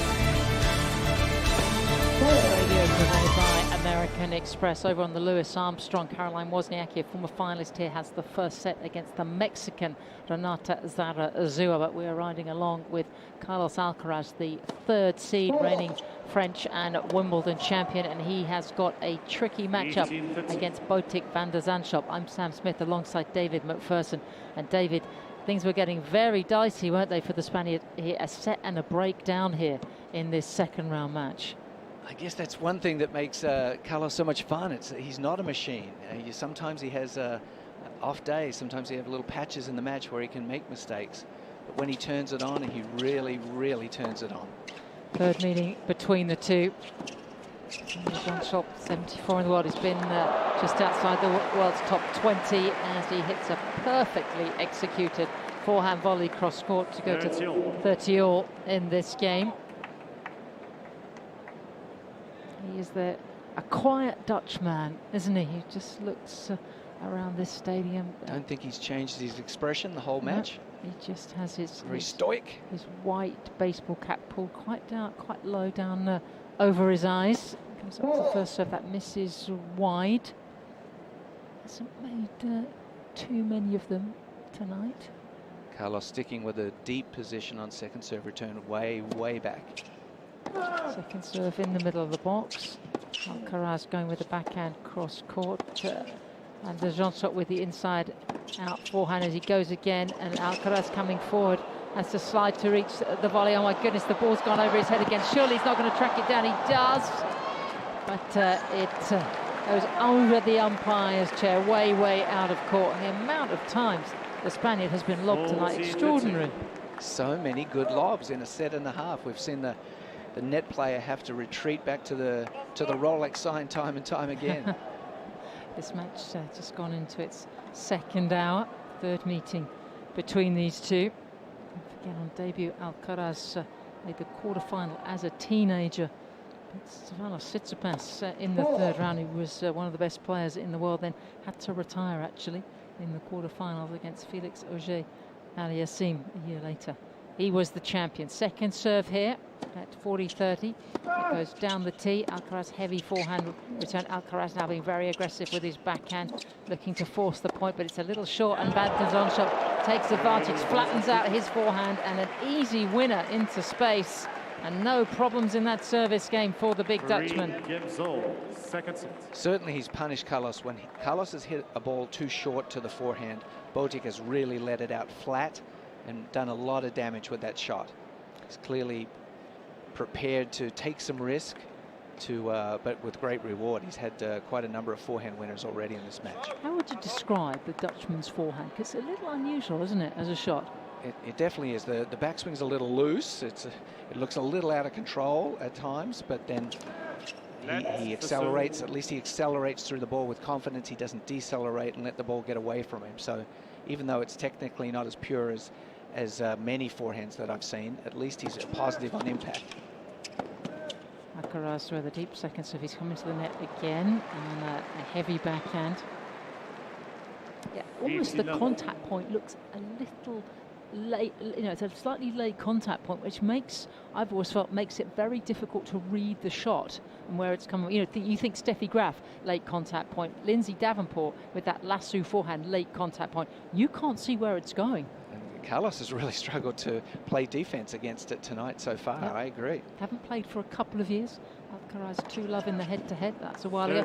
It's an ace wide to the backhand of Van De Zandschulp and goes to love 30. Carlos starting to hit a couple of spots, a couple of good first serves closer to the lines. He started the match really struggling on first serve and not getting any free points. Starting to show some signs of life on his serve here. Misses the first one, was going wide. Looks like it might have been coming into serve and volley. Goes back to the baseline. Couple of bounces, high bounces of the ball and resets. Second serve down the tee, and the Zandschulp just catches it a little late and high, and it goes just fractionally over the Spaniard's baseline. When you're missing too many first serves, it wears you down a little bit. You're working too hard to hold your service game, especially in the men's game. You want those service games to be clean. If you're able to hit the corners and make a lot of first serves, you can really save your energy for the return games. Alcaraz at 40 love now. And he goes wide and backhand just comes into serve and volley. And looking very much more comfortable now in this second set. 4-3 for the Spaniard in the second after having dropped the first.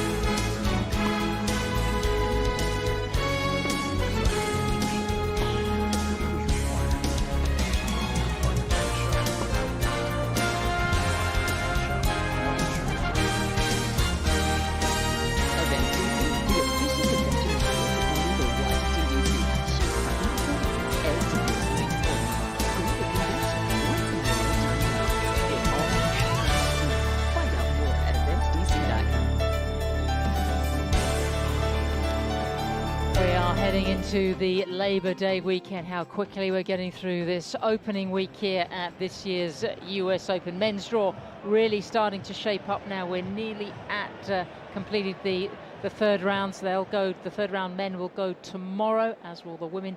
And in the bottom half of the draw, this is the top half winner of this match to play the 25th seed Jack Draper in the third round. This the very last of the second rounds to be completed. 4-3 Alcaraz in this second set. We've had a couple of breaks, but we're back on serve, and that is just an absolutely horrendous second serve. It barely made the net, and I think we'll just draw a I veil. think horrendous is fair. Bordering on atrocious. Yeah, fifth double fault, I have to say, for the Dutchman. I wonder how he'll respond to being pegged back after being a set and a break, and everything looking rather dicey for Alcaraz. First serve goes straight at Alcaraz. He's got a short reply on the +1 forehand, but Alcaraz getting himself back into the rally, but tries to play a backhand from the forehand corner rather oddly and pulls it cross-court wide over the tram, and he gestures to his player box. He's having a funny night, he really is. But there's opportunity here. He's up 4-3. If he could just string together a couple of good points, he could turn the momentum completely right here in the next 5 minutes. Just wide to the Alcaraz forehand from Van De Zandschulp. He's looking to come in on the backhand. He does. He closes down the net very quickly. Backhand cross-court volley winner. And he goes to 30-15. He doesn't react at all, however spectacular the point is. You would not know if he's won or lost the point, which I think is a good thing. It means he's controlling his heart rate.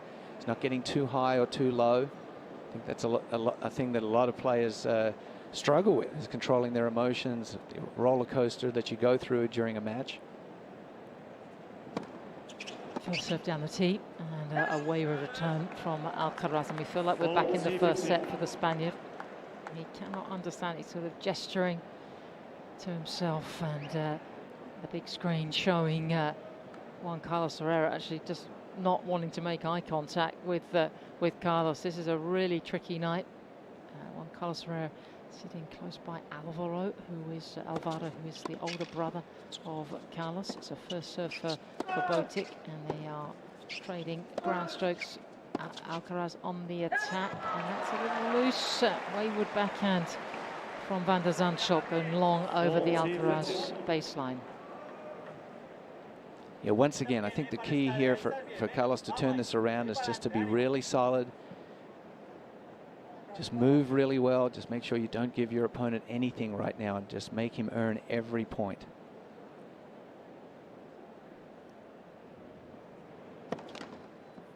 First serve, which was going down the tee, just hits the tape. And there's a camera in that net band now, which captures even more spectacular shots of the rallies. It just hits that and falls back. Second serve deep in the box. Alcaraz with the forehand return. Botic also with the forehand. They're going cross court, but Van De Zandschulp goes down the line. Alcaraz through the middle of the court. Van De Zandschulp cross court backhand, and again it hits the camera in the tape right in the middle of the net. There's a fist pump from Alcaraz as he gets this game back to juice. I think he can sense a way of changing it here, but of course he lost a set to the Aussie qualifier, didn't he? Lee 2, which surprised everyone. It was the second set, and then cruised to victory after that. As you said, he's still at the stage of his career, such a young player, where he can just go off. I mean, we didn't even get to on, did we? In the first set. Back to juice in this game. Serving wide, Botic Van De Zandschulp comes into the net, but doesn't have to hit a volley. It's a really accurate wide first serve from Botic there. Even if Carlos's return had have gone in, I think that would have been a comfortable put-away volley.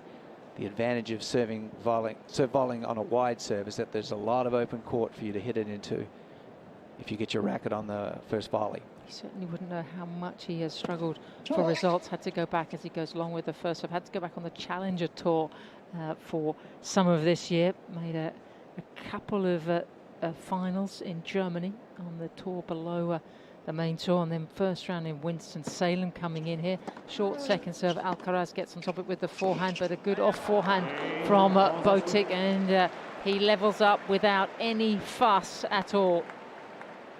I think that's the one area that he has been very damaging. When Carlos hits a shot that lacks depth, Botic's been pretty deadly with that forehand of his.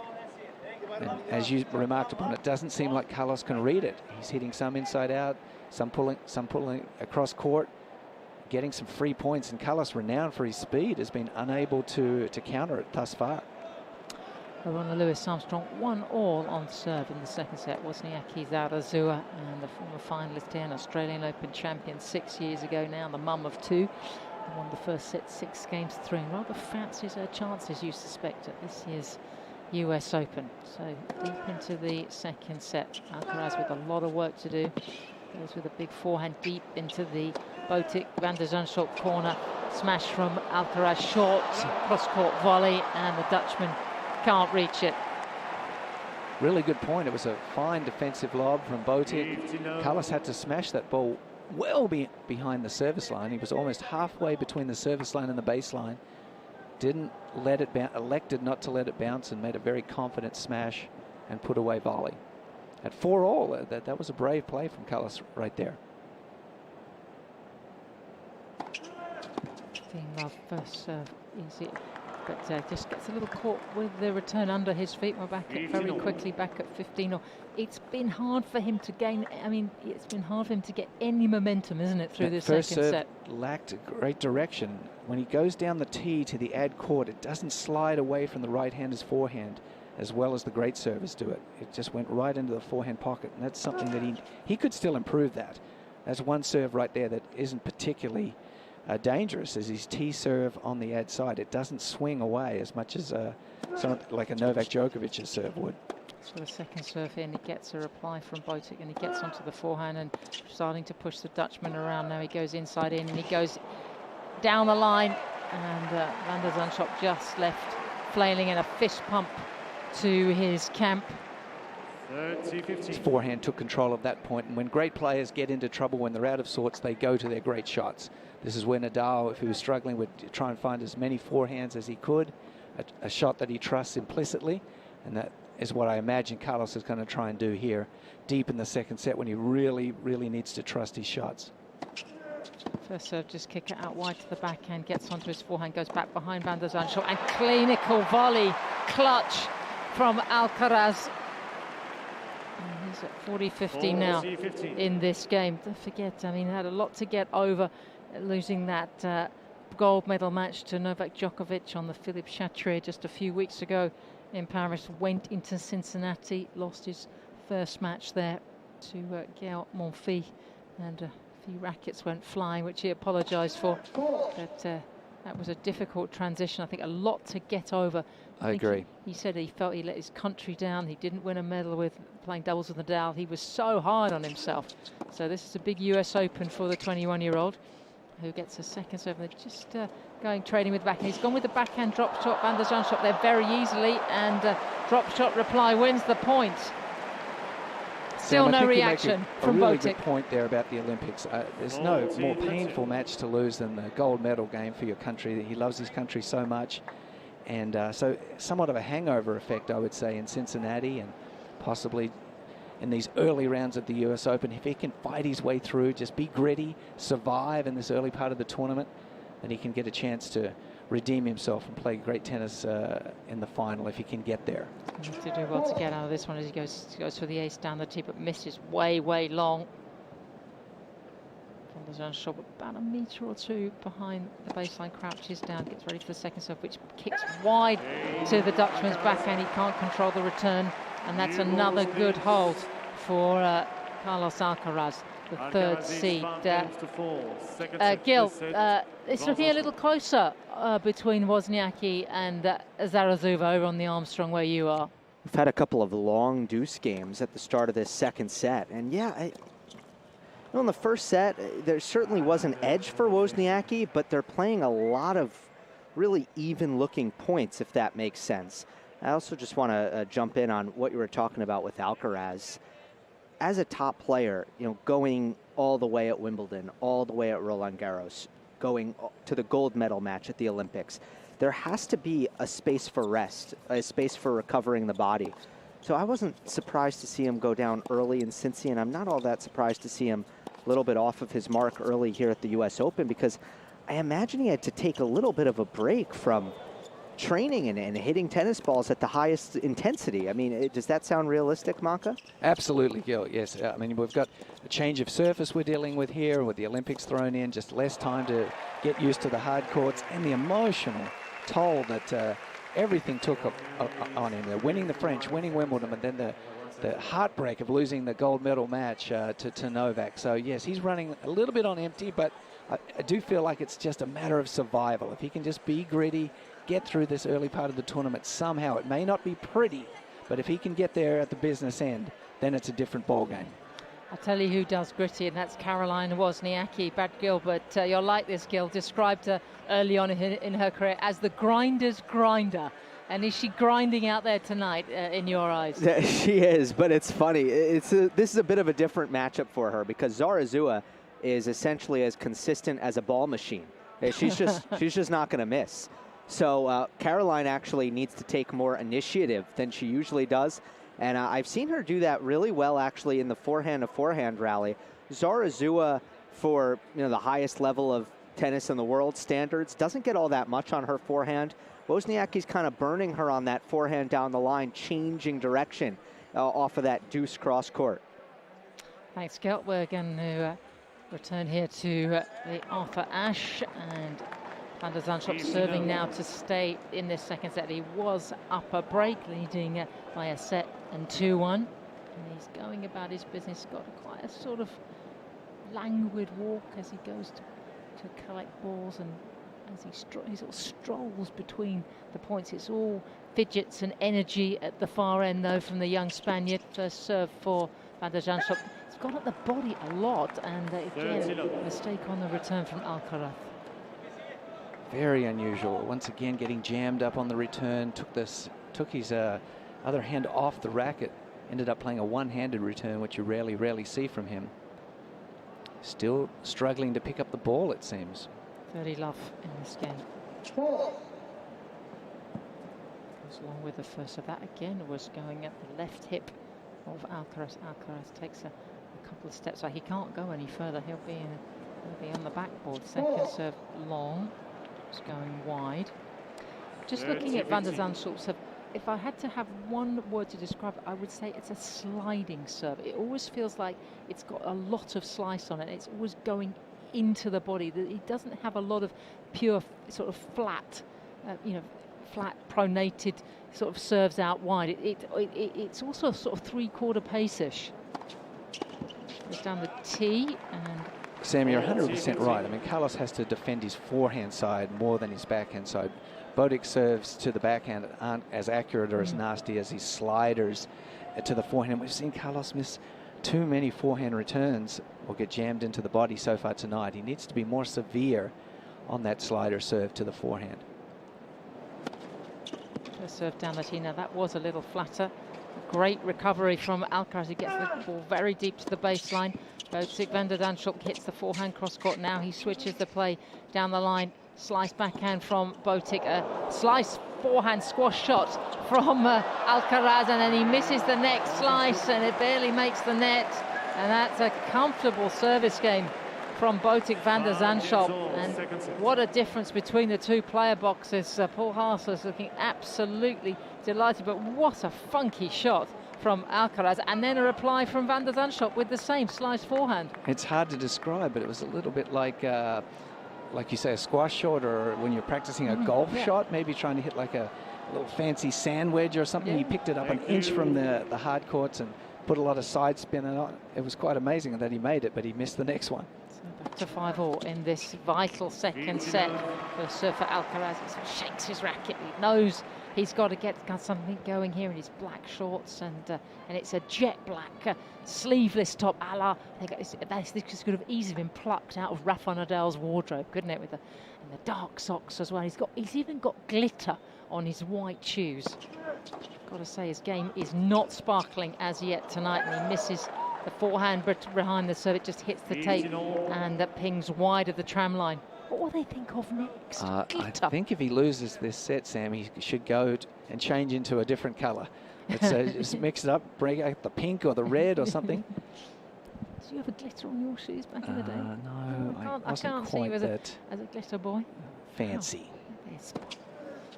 Wow, we're under the lights here on Ash, and great reply from Van De Zandschulp off the wide serve.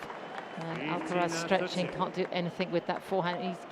He's just, once he gets himself out of trouble, he puts himself in it again, and you can see this is going to be, I think, a few grey hairs for Juan Carlos Ferrero. Another case of that serve not being very accurate. It was a first serve, but it lacked location, and Botic was able to really slap that forehand hard cross court and get a forced error. This is a hard watch if you're a fan of this young Spaniard.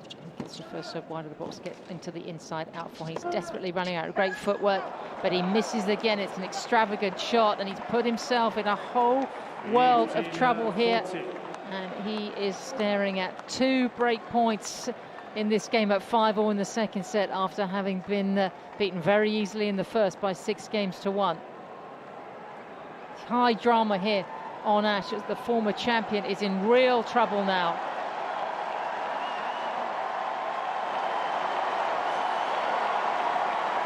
Thank you. Please. No change of expression from Van De Zandschulp. Alcaraz at 15-40. Makes the first serve. No, he doesn't make the first serve. It goes long. Again, not terribly accurate. A couple of bounces of the ball resets. Goes up second serve, hits the tape and goes flying over the baseline, and it's a break.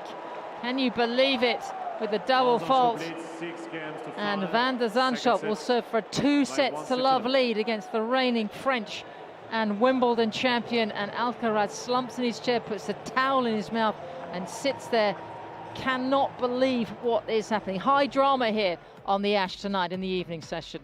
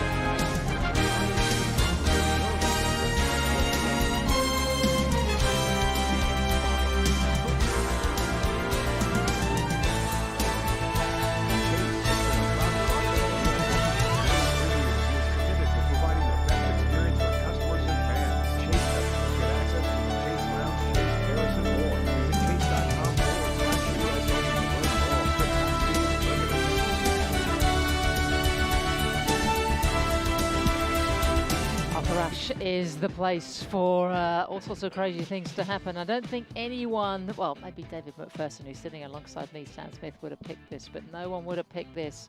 Carlos Alcaraz on the brink of going 2-0 down against the Dutchman, Botic Van De Zandschulp. And in what is a dramatic night here on Ash. And both men are up at the net at the moment in the first game of this, the 12th game of this second set. I'm almost so flabbergasted. I can't get my words out, David. Absolutely, and I think this is where Botic's calm demeanour and his level heart rate will serve him well. A lot of players could really get overexcited here with the prospect of going up 2-0, but Botic appears for the moment to be in full control of his emotions. You've got 15 love first serve. It's an unreturnable. Yes, it's almost as if he's playing his first round as he did on court 7 against Denis Shapovalov. He's brought that mentality that this is just another court, and this is how he goes about his business. He has been as high as 22 in the world. He was a quarter-finalist here as a qualifier 3 years ago. And he makes the first serve wide to the forehand. Alcaraz trying to be very aggressive from the back of the court. Alcaraz goes into that. He's been so impetuous tonight. Mistake after mistake. And Juan Carlos Ferrero in his peach-coloured sweatshirt and black cap is leaning over the player box because it's a big moment here. Van De Zandschulp at set point in the second. Nets with the first serve, doesn't get a lot on it. A couple of bounces of the ball, a couple more. Leans back, goes up. Second serve in the middle of the box. Alcaraz with a deep return off the forehand. Alcaraz being very aggressive with the inside-out forehand. And again, you can hear the Spaniard grunting, but he goes way wide of the tram lines. And goodness me, it's 2-0 here on Ash. Former champion in trouble.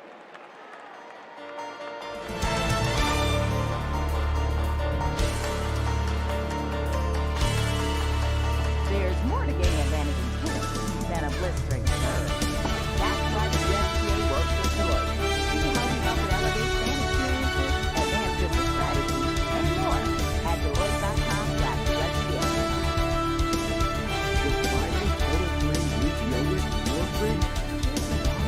Never skip breakfast again. This is delicious, unbelievable, top off a bowl of fire, strawberries, granola, and honey. Or add fire to your favorite food. You can feel good about the naturally delicious fire yogurt and visit USA.FAQ for even more.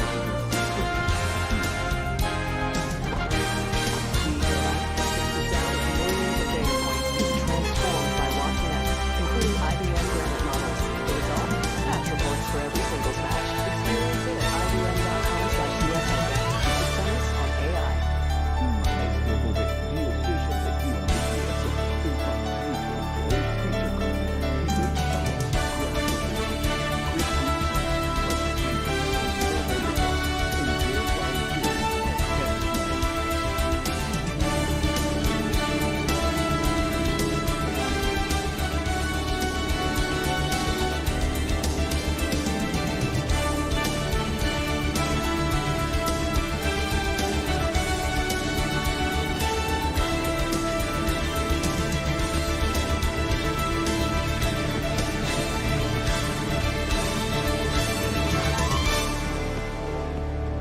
Well, Sam Smith alongside David McPherson. We're just taking a little sort of, I don't know, we're sort of in shock here. Not because Botic Van De Zandschulp isn't a very good player, but we just didn't see this kind of scoreline coming. And if you have just joined us, the Dutchman, who's ranked 74 in the world, but he's been a lot higher. He's been a former quarter-finalist here, but he's been so out of form this year. He has taken a 2-0 lead here on the Arthur Ashe in the night session in a match that it's 6-1, 7-5.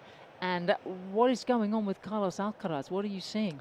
Well, there's just palpable friction actually between he and his box. He's a lot of gesticulations at his box. They're trying, obviously, to instill some confidence, offer some positive words, strategy. And I think I'm sensing sometimes, as a coach, you can say too much. And I feel like Carlos is just brushing them off a little bit, like saying, give me less information right now. He's just hot and bothered, and it's all just part of tennis. 2 sets to love. It's a formidable task he's got ahead of him. But certainly would have bet against a champion like Carlos Alcaraz coming back from this. Well, both men have left the court. Actually, Botic Van De Zandschulp has just come back. Gil, you are still on Armstrong. It looks as if Wozniacki's having to work pretty hard in the second set. I don't think the scoreline is as comfortable as it looks at a set and 3-1 and deuce. Yeah, I would agree with that, especially when it comes to just the nature of these points. But, you know, neither of these women are really gaining much of an advantage with their serve. So it almost feels like they're starting every rally almost with like an underhand feed, and it's like, okay, let's play a baseline rally. So I think for that reason, we've had a lot of close deuce games and such, but Wozniacki continues to have the edge. She's up 3-1 in this set. Are they going to dispense with the serve completely over there? they could, Sam, and it would be, I think, a similar looking thing. I mean, Wozniacki does bring at least some juice on the first serve, and sometimes she comes up with some +1 winners and all that, but for the most part, they're really playing a lot of lengthy rallies. I heard Mike Kaysen and Sophie Amiak talking a little earlier about ways to speed up the game. You know, not allowed to throw the ball up more than once on the serve, play the let. But should we just get rid of the serve completely and play out of the hand? That would definitely get things motoring along. Well, you know, the UTS event, which was held in Forest Hills, they've had a lot of them, but Patrick Mouratoglou founded it. That is a 1-serve event. You do not have 2 serves. I don't think Maka's client, John Isner, would have loved that one. Oh, to the contrary, Gil, he had the best second serve of all time. That's true. That's true. He would have been at more of an advantage. He could have taken cuts on everyone's serve when they were playing safe. John could hit any spot at a high velocity on a second serve. So actually, I would think he would have loved that rule. And Gil, just explain UTS. Ultimate. That's the Ultimate Tennis. What's the S stand for again? A Showdown. That's it. A very modest title. And an event that's played by time, isn't it? Down in the south of France at the Mouratoglou Academy. That's correct. They do it by time, and the shot clock is something crazy. It's like 10 seconds. So you have 1 serve. You have no time between points. It's a physical battle. I will say that. Speed tennis over a little bit. Yeah, UTS. Yeah, lots of innovations about how to speed up the game. So fascinating here on the Arthur Ashe. A couple of stats that really jump out at me. Botic Van De Zandschulp has only ever had, it's a big achievement, but by comparison, he's had 1 top 10 win in his career, and that was against Casper Ruud last year at the Miami Masters. He is 1-10 against the very best in the world. This would be a huge deal if he could close this out here. 1 set to go for the big Dutchman, and Alcaraz still off court at the moment. He's been off court probably 5 or 6 minutes and needs a complete restart here, doesn't he? Yes, it could be coming back now. Tactical, like trying to take as much time as possible to not only gather his emotions and steel himself for a comeback, but also to try and get his opponent to think about what's going on here. And for Botic, he's got to just try and stay in the moment. Easier said than done, because this would be an historic victory if he could pull it off. But his demeanor and the way he's gone about his tennis has been so calm and so no nonsense. That's exactly what he needs to do. If Carlos can't elevate his game, Botic's got to make sure that he keeps his level at what it has been, and then victory is possible. And in a way, Botic Van De Zandschulp is the antithesis of what New York and the US Open is all about. He's not about the show. He's a very quiet man who just gets on with his tennis without any frills or any kind of emotion, really. So you just don't really see any kind of expression from him, but he is 2 sets to love up here. And I think is worth noting that Carlos Alcaraz has never come back in his short career from 2 sets to love down. This is the time to do it. So beginning of the 3rd set, Alcaraz to serve.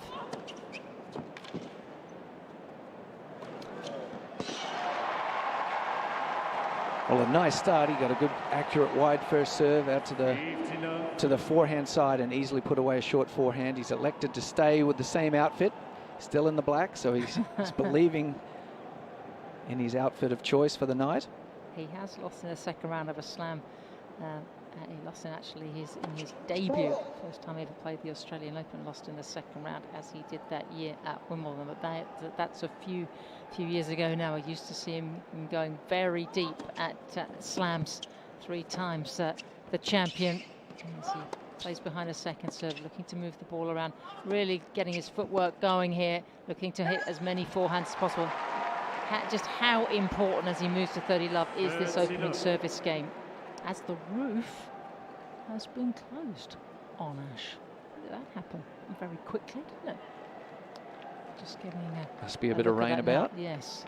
In fact, it's been a day of almost rain, as if it's threatened. You think, do I take the brolly out? Do I need my gaggle? You think, shall I, shan't I? To be on the safe side. But it's wanted to rain, but not been able to. That's the sort of day it's been here at Flushing Meadow in Queens. Didn't get any interruptions or rain delays, but it was a close thing. 40 love. Carlos has been pretty clean so far in the first game of the third. Serves down the tee, gets onto his forehand for his +1 deep on the baseline with that shot. Alcaraz again with his forehand. Van de Zandschulp having to play a backhand deep behind his baseline. He goes a little short, knifes a slice backhand from Alcaraz. A reply from Botic Van De Zandschulp. And Botic again flicks a forehand down the line, changing the angle. Cross court backhand. Alcaraz with the slice. Looks as if it would float over the backhand, but the point is still in play. It's on the longest of the match. Alcaraz with the inside in forehand opens up the court. He's moving forward now. Got a difficult volley, which goes wide of the tram line. Van de Zandschulp was there anyway. And the Dutchman seems to have all the answers. Very happy in the trade. Yeah, I think he's in tremendous shape. I mean, that was a really long point, maybe 20 or 30 shots, and he doesn't look to be breathing heavy at all, despite covering a lot of court in that situation. So little form this year from the Dutchman as Alcaraz goes first serve down the tee, unreturned from the Netherlander. And comfortable service game right at the start of this third set. Gil, looks like there's a break in play over on the Armstrong. Yeah, that's right. Medical, well, it might not be an official medical timeout yet, but the physio is out for Renata Zarazua. So I'll keep an eye on that. I also want to note, I'm surprised that the roof is closed on Ash because it's open here. Maybe there's some very localized weather just above Ash. Meters. And the thing is, I mean, I don't know. I'm not an aficionado of your weather systems, but maybe even within sort of 50 and 100 meters, there's some very specific rainfall predicted. I'm not sure. You know, meteorologists, they disagree all the time. So maybe the Ash meteorologist just isn't on the same page as the Armstrong one. We have multiple weather men and women, do we? Every court needs one. That's right. I think it does. I tell you what, I'm really intrigued about. I wonder if Renata Zarazua will ever play mixed doubles with Zizou Bergs. Will that ever happen? Do you think we should push for that? You just want as many Z's in play as possible? Yeah. Well, yeah, it's like I always wanted Michael Venus to play mixed doubles with Venus Williams, and that never happened either. So maybe we can get the Z team out there. I don't know, I just think it's really fun for the umpires to have all those difficult names to say, especially as I'm struggling along tonight with my Botic Van De Zandschulp. I mean, that is just pretty tough, I can tell you. Righty-ho, Gil, we'll leave you in peace for a while. And as we play along here with Van De Zandschulp and the third seed, Carlos Alcaraz, who stretches for a forehand cross-court, and that goes wide into the tram line for 30 love in this second game of the third set. I think one of the hallmarks of the match is the Dutchman's forehand has really been on song. I mean, when he's gotten a short ball, he's really clobbered it. He's been decisive. He's been accurate. And if that continues, he has a chance here. Well, his energy management is just superb. Fantastic. As he goes long with the forehand. Yes, we've been saying that he doesn't, you know, show any emotion. That's not in a negative sense at all. It's just so composed in this cauldron of a court. He goes second serve at the body of Alcaraz. Alcaraz flashes at the return with the forehand. He's moving forward. Alcaraz, Van de Zandschulp goes at the body. Reflex volley from Alcaraz. Botic tries to slide a pass down the line, but just misses fractionally. And it's a 15-30 in this game. Good point from Carlos coming into the net. Really nice inside-out volley. Showed a lovely touch there. And wow, that was actually around the post, curling sharply. That would have been a spectacular passing shot had that come inside the sideline at the last second, as you would ever see. First serve down the tee from Van de Zandschulp, and just a good deep return from Alcaraz, who's looking to get something going here. Van de Zandschulp nets with his forehand +1. When I talk about +1, it's all about the first shot for the server, you know, after the serve. And that time, Carlos's forehand return, he was ready for the serve. He ripped it back strongly, and there was less time for Botic to get set with his feet on his forehand, and a somewhat forced error there. First serve slid out wide, not terribly accurate from the Dutchman. Alcaraz though on the stretch as Botic goes inside in forehand now. Backhand from the Dutchman and inside in from Alcaraz. Gets the floated reply and looks at the tram line because I think he feels he took a ball that might have been going out. 40-50. We haven't got, I don't think, well, there is the technology for predicted bounce, which the Hawkeye cameras are able to do, and we're just looking on the replay. No, I think he had, what do you think, David? Well, I think he had to take it. Or he could have let it bounce, I suppose, but yeah, it was a ball that could have been in, could have been out, but when you're in that situation, you have to make the volley. 40-30 in this game, again. Van de Zandschulp goes on the forehand of Alcaraz, really smart serving, and that first serve right on the service line. Gil, something is going on with Renata Zarazua. Yeah, it looks like a blister on her right thumb. So they've applied some medication on that, and they've taped it up, and now we're about ready to resume play. Wozniacki up 3-2, the break of serve in the second. Just reminds me, she's got a rainbow-coloured sweatband on that right arm where that the blister is on the thumb. Just a reminder, it's Pride Day here at the US Open. You know anything about that, Gil?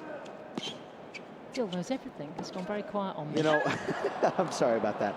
Yeah, it is Pride Day. I don't know what her status is, so to speak, if that's what you're asking. No, I wasn't asking that. I was like, what happens on Pride Day here?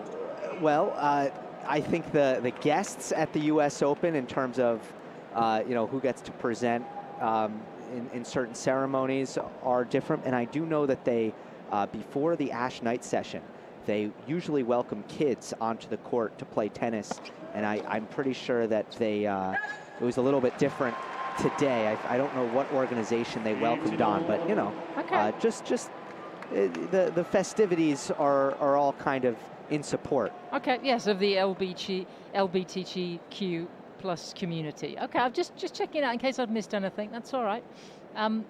Just a reminder when she was wearing that sweatband. Right, let's get back to Ash and the business at hand. 15-all in this service game. Third set, 1-all. The former champion, 2 sets to love down here. Third seed in big trouble. Good shot from Carlos there. Took the forehand early, up the line, but well inside the line. Every time he wins a point, the crowd is really going to erupt here. They're going to try and will him back into this contest. They don't want to go home right now. They want to see a 5-setter. Of course they do. The night is still young, just after 11 o'clock local time. Alcaraz at 30-15 in this game, just looking to be very solid behind his serve. He's been quite extravagant with his play tonight. A lot of mistakes, goes down the middle, has an easy forehand off the return. It finds its mark on the inside tram. 40-15.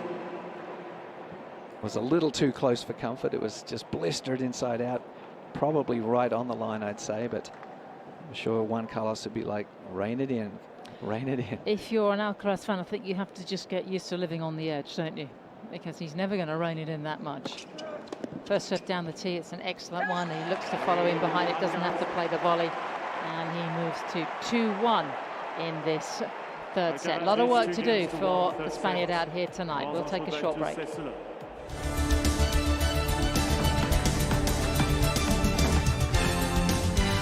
Has been a proud sponsor of the U.S. Open for 43 years and is committed to providing the best experience for customers and fans.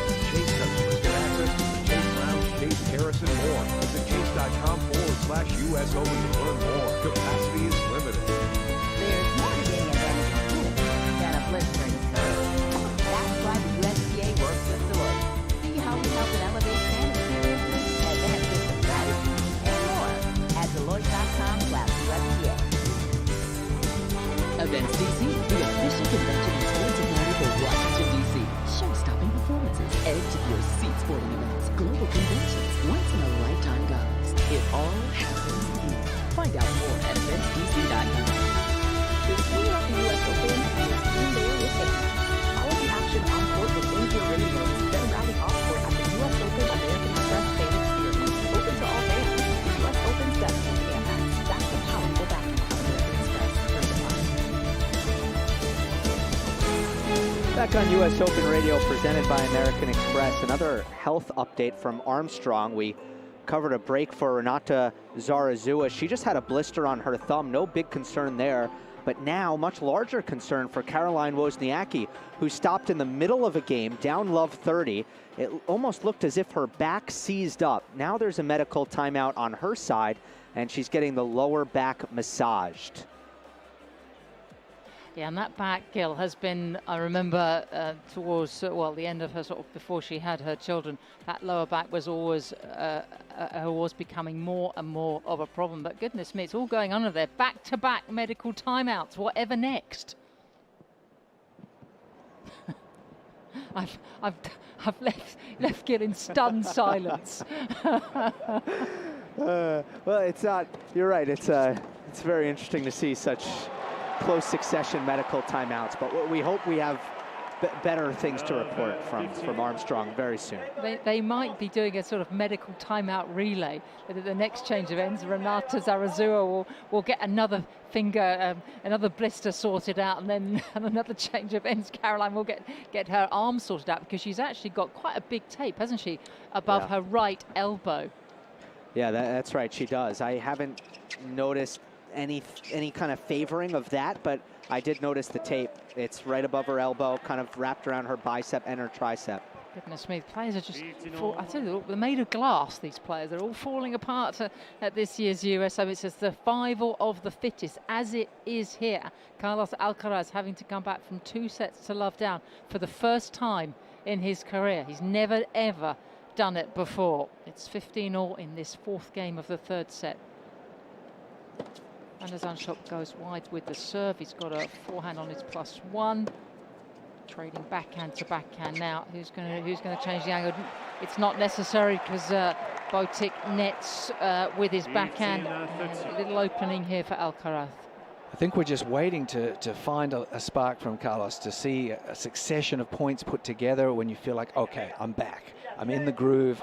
I'm ready to make my move here. We're just seeing sporadic little flashes of brilliance, but he hasn't been able to sustain the momentum so far in the match. First serve from Van De Zandschulp, and again it goes at that right hip of Alcaraz. He's not enjoyed playing that return, and although we've very much sort of felt that he's he's a bit scratchy tonight, a little out of form. There's just been tactically it looks to be a very smart match from Van De Zandschulp, who's been really precise with his serving. Paul Haas was just a great tactician. He was a fantastic singles player as well as a doubles player. So they've come in with an amazing game plan, both strategically and just emotionally too, just trying to keep the crowd out of the match as much as possible. This has just been a masterclass of coaching and execution from the Dutchman. Yeah, it's just served an ace out wide, his first of the night. And Alcaraz rather subdued now. Just jogs on his baseline. 40-30 in this game. Another fabulous serve out wide. Van Der Zandschulp up right behind it. Hits the swing volley into the space, and then just picks the spare ball out of his shorts and just just sort of pops it down the other end. As I say, that was pretty routine, and I'm not stressing as yet as he gets a little closer to causing a huge upset here at this year's US Open. It was an excellent service game. Just when you were thinking that Carlos might, you know, get an advantage there in that game and turn the tide, Botic came up with his best serves of the match. They really painted the corner out wide and finished it off with a swinging forehand volley. Fans almost can't believe what they're watching here. First serve from Alcaraz, and then he's just hit a drop shot, and he looks to go over Van De Zandschulp, but no dice. Nothing's really working, and that's perfectly described by you, David. In fact, I said we've seen flashes from Alcaraz, and you think, right, we're going to get going now, and he's going to suddenly, you know, that second set when he broke back, we thought, right now he's going, he's going to get this set, and we would, you know, and he moves on into the next round, and we'd forgotten all about Botic Van De Zandschulp. That's not happening. That's not the script. Really good first serve though from the Spaniard, and a miscue return. I have to say, I think about 6 balls, maybe even more, have gone out into the crowd, and there's a chap in a black t-shirt and bright yellow shorts who's just, that looks like he's had a beer thrown at him, and he's got a white visor. He caught the ball and he's still jumping up and down in the stands, having caught it. It's like he's caught a gold bullion or something like that. He was that excited. It's a tennis ball, mate. The serve goes long. First serve percentage tonight for Alcaraz, just over 60% for the match. I mean, those sort of numbers behind it. Goes with a backhand cross court now. Alcaraz from the centre of the court hits a forehand, and another deep on the baseline from Van De Zandschulp, who looks like he might come forward. Vicious backhand cross court from the Dutchman, and Alcaraz in trouble in this service game at 15-30. Nothing happening for the Spaniard here. Botic remaining calm and composed whenever the ball drops short, whether it's a forehand or a backhand. He's just stepping into the court and he's fearlessly attacking the ball, penetrating with great velocity, forcing some, you'd have to call them forced errors a lot of the time. Carlos is struggling to read his shots. First serve out wide to the backhand. Van Der Zandschulp gets the return to play. Alcaraz tries to go with a drop shot, but it doesn't make the net. It's a nothing working evening, and time is starting to run out here. Van Der Zandschulp with 2 break points. Alcaraz already broken 4 times this evening. Disbelief, I think. Disbelief from the crowd. They're trying to will him back into this contest. Another pivotal moment, 2-all, 15-40.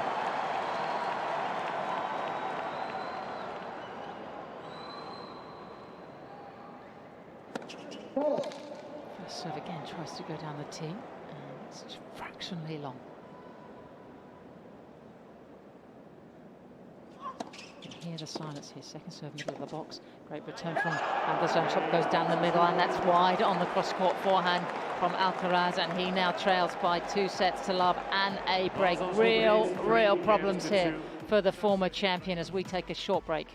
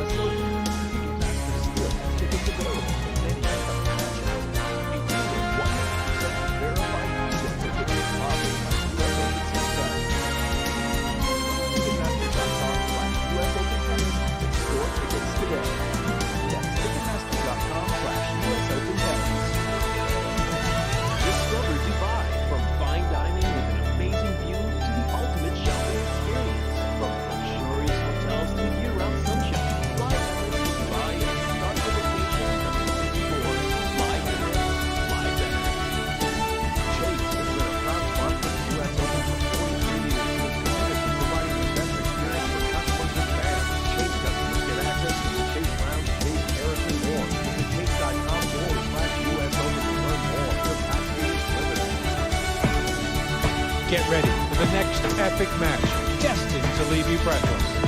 Live from the USTA Billie Jean King National Tennis Center in New York. This is US Open Radio, presented by American Express.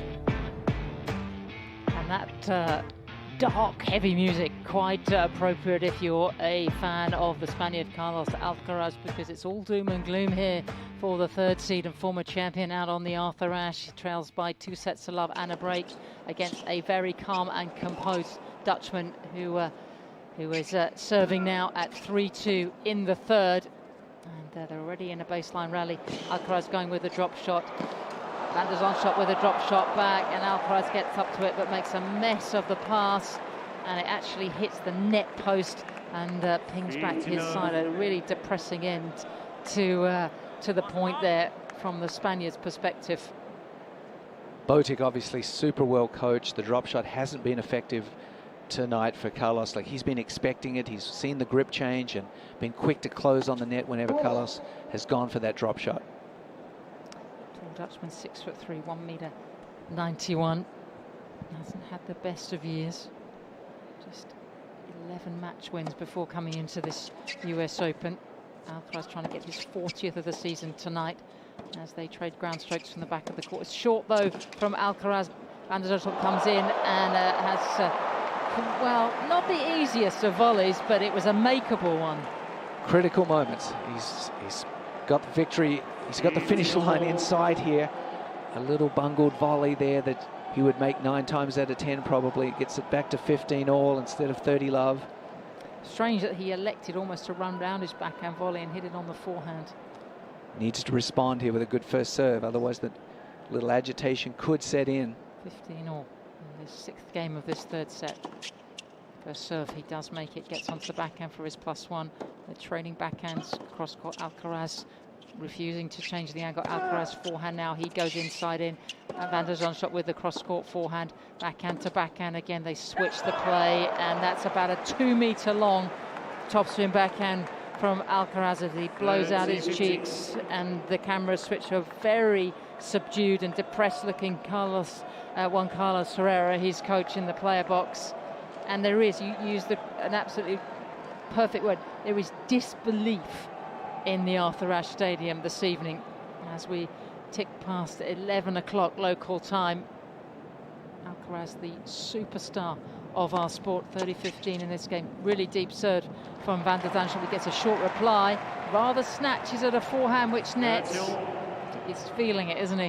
One of the first short forehands he's missed. It was a pretty good quality return from Carlos, asking the question here, like, can you keep your level as high as it's been for the last couple of hours? He is 3 service holds, Van De Zandschulp, from the biggest win of his career. Very long way to go. First serve down the tee.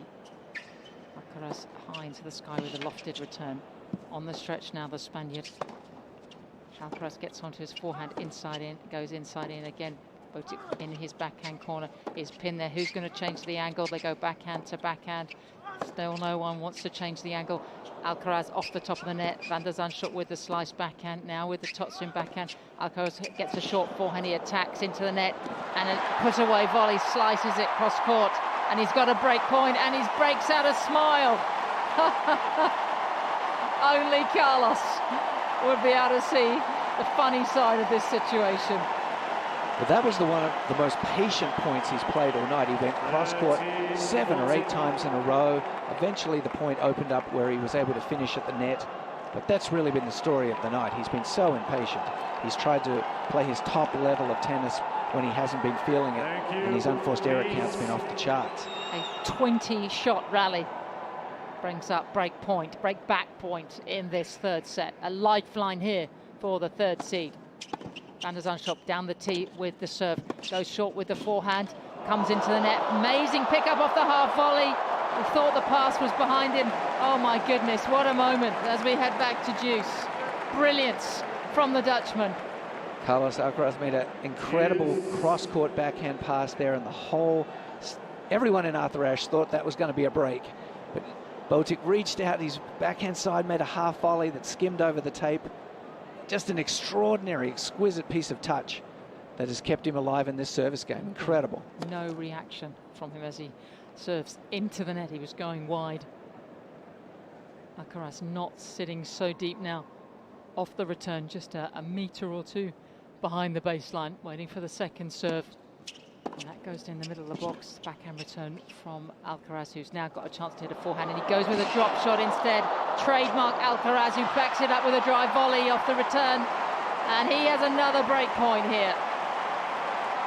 The drop shot finally paid dividends. It might be the first time it's been successful tonight. Normally, it's such a killer tactic for him. It was an inside-out forehand drop shot from the backhand half of the court. Botic was caught a little bit on his heels, a bit deeper behind the baseline, and he couldn't quite make up the ground to make a good shot off it. De Zandschulp has won 11 out of 12 service games this evening. It's now one of the longer games of the contest. Alcaraz's second break point in this game. The serve goes long, almost over the baseline. Alcaraz just sort of swats it away, waits for the second. Oh, he nets. You could almost feel that coming. And maybe the comeback starts here. Interestingly, on that second serve, Carlos didn't play deep. He came up right on top of the baseline, threatening to attack the second serve. And that little bit of intimidation might have been a factor in Botic double faulting there. Just that different look that you can give the server sometimes can be an effective tactic, changing between deep and closer to the baseline. Both men going for the fresh set of strings as the new balls are imminent on the Louis Armstrong. Caroline Wozniacki now at 4-3, setting 4-3 with the break. Is she looking a little bit better, Gil?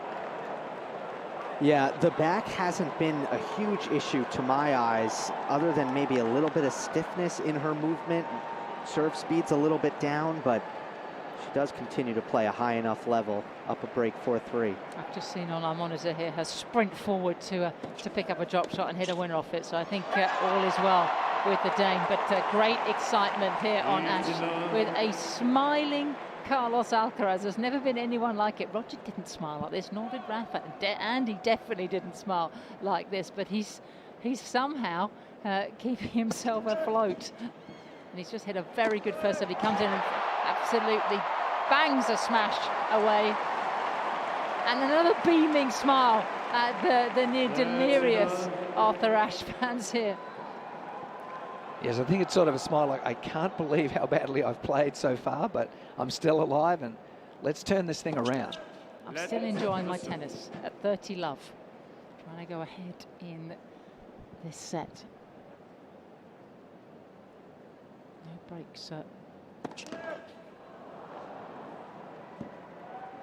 break apiece in this third set now. This is the first serve.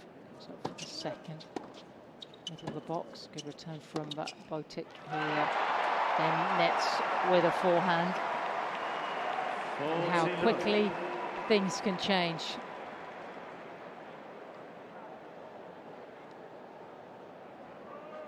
A few celebrities, as always, in the house tonight.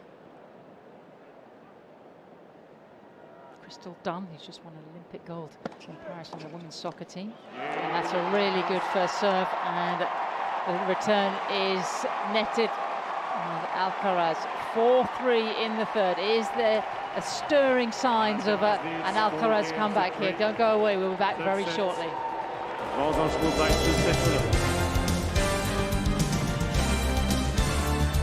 Drink everyone. The source of refreshment to your body is naturally occurring electrolytes with a cool, pleasant taste. Mountain made from glacier rocks to real everyone. Live young.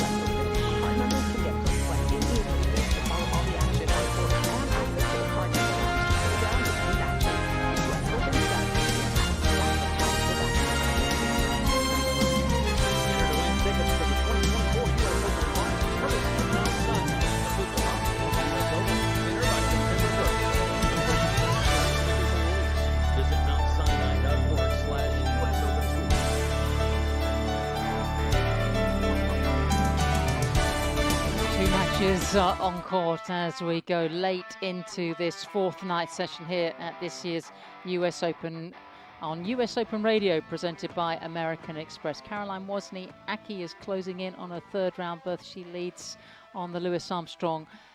Renata Zarazua at 6-3, 5-3, and Zarazua serving here on the Ash. We could be here a very, very long time.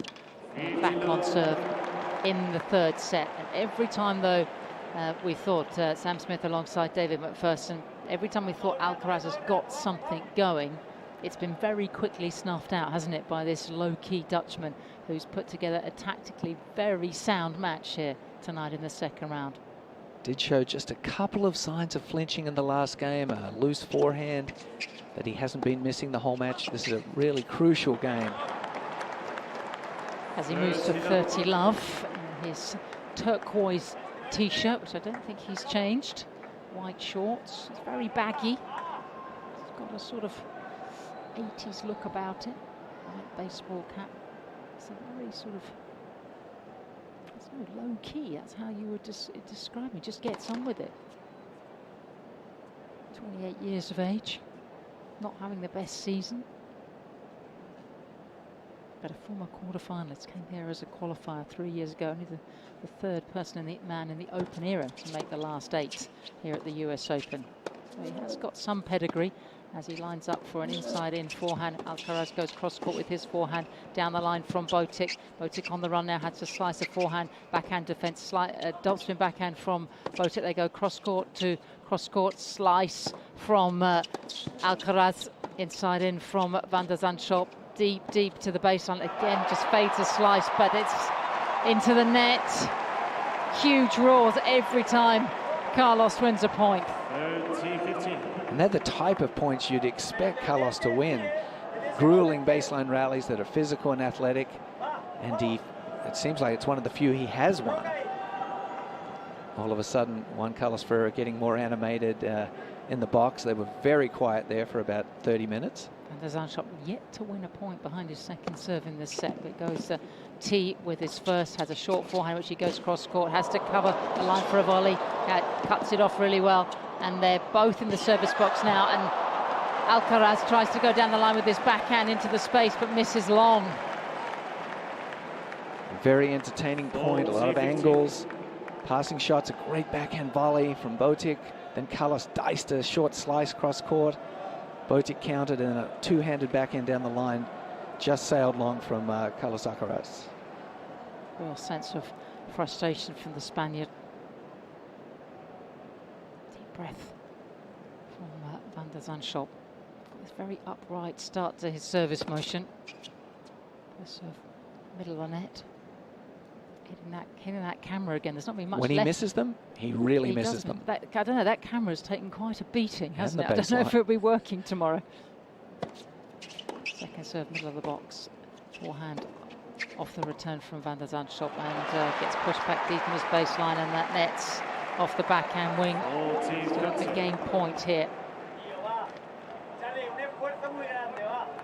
Excellent penetration from Carlos's backhand that time. Only a foot or so from the baseline with a lot of velocity. Something that's been lacking all night, really. It's just been clean, solid ball striking.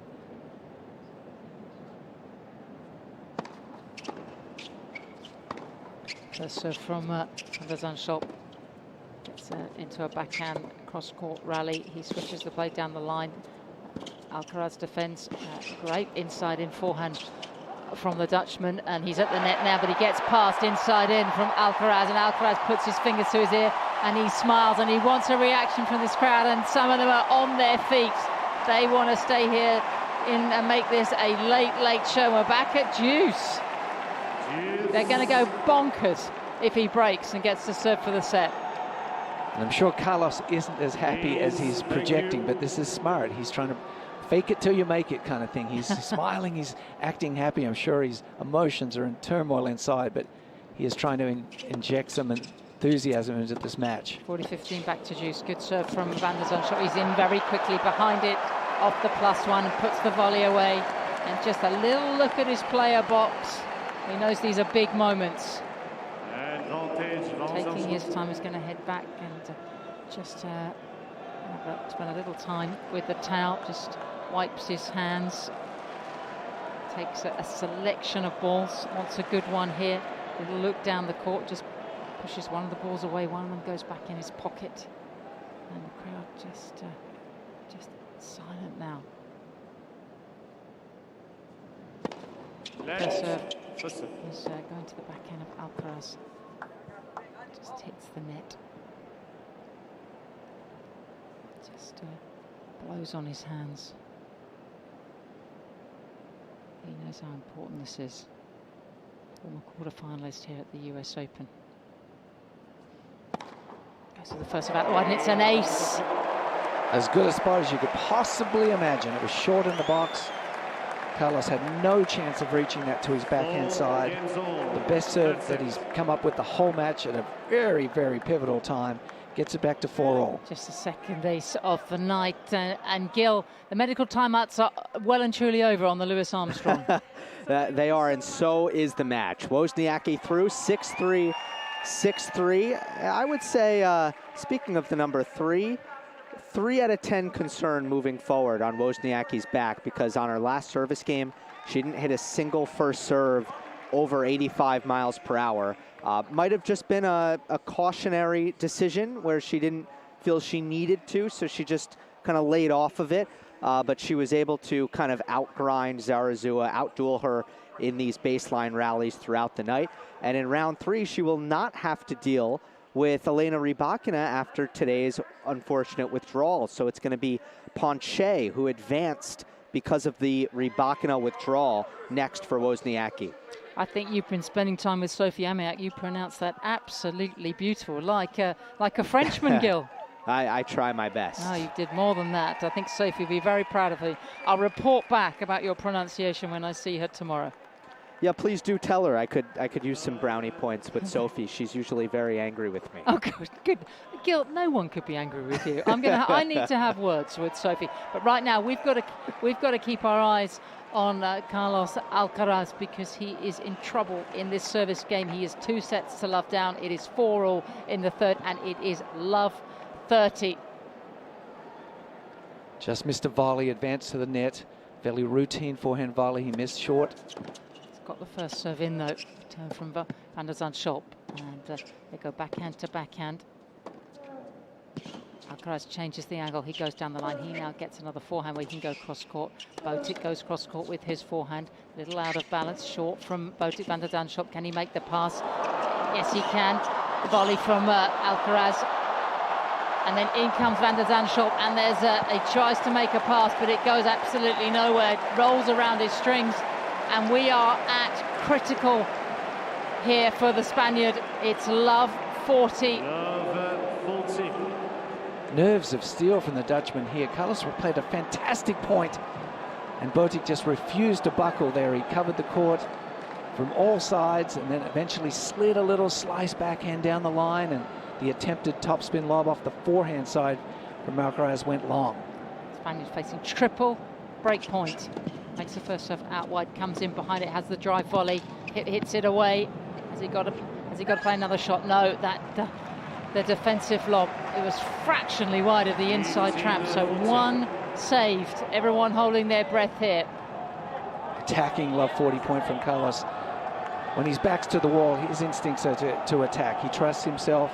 He is not going to play safe here in this critical situation. For better or for worse, he's going to go with it, go with the power, go with his aggression. Van De Zandschulp has converted 2/3 of his break points out here this evening. Alcaraz broken on five occasions. And we're only in the third set. Second serve. Botic with the backhand return. Alcaraz with the forehand down the line. Botic just floats out of his backhand corner. That's wide, inside in, outside, inside out from Alcaraz. And goodness me, huge upset on the card here. This was not in the script. Van De Zandschulp will serve to take out the third seed.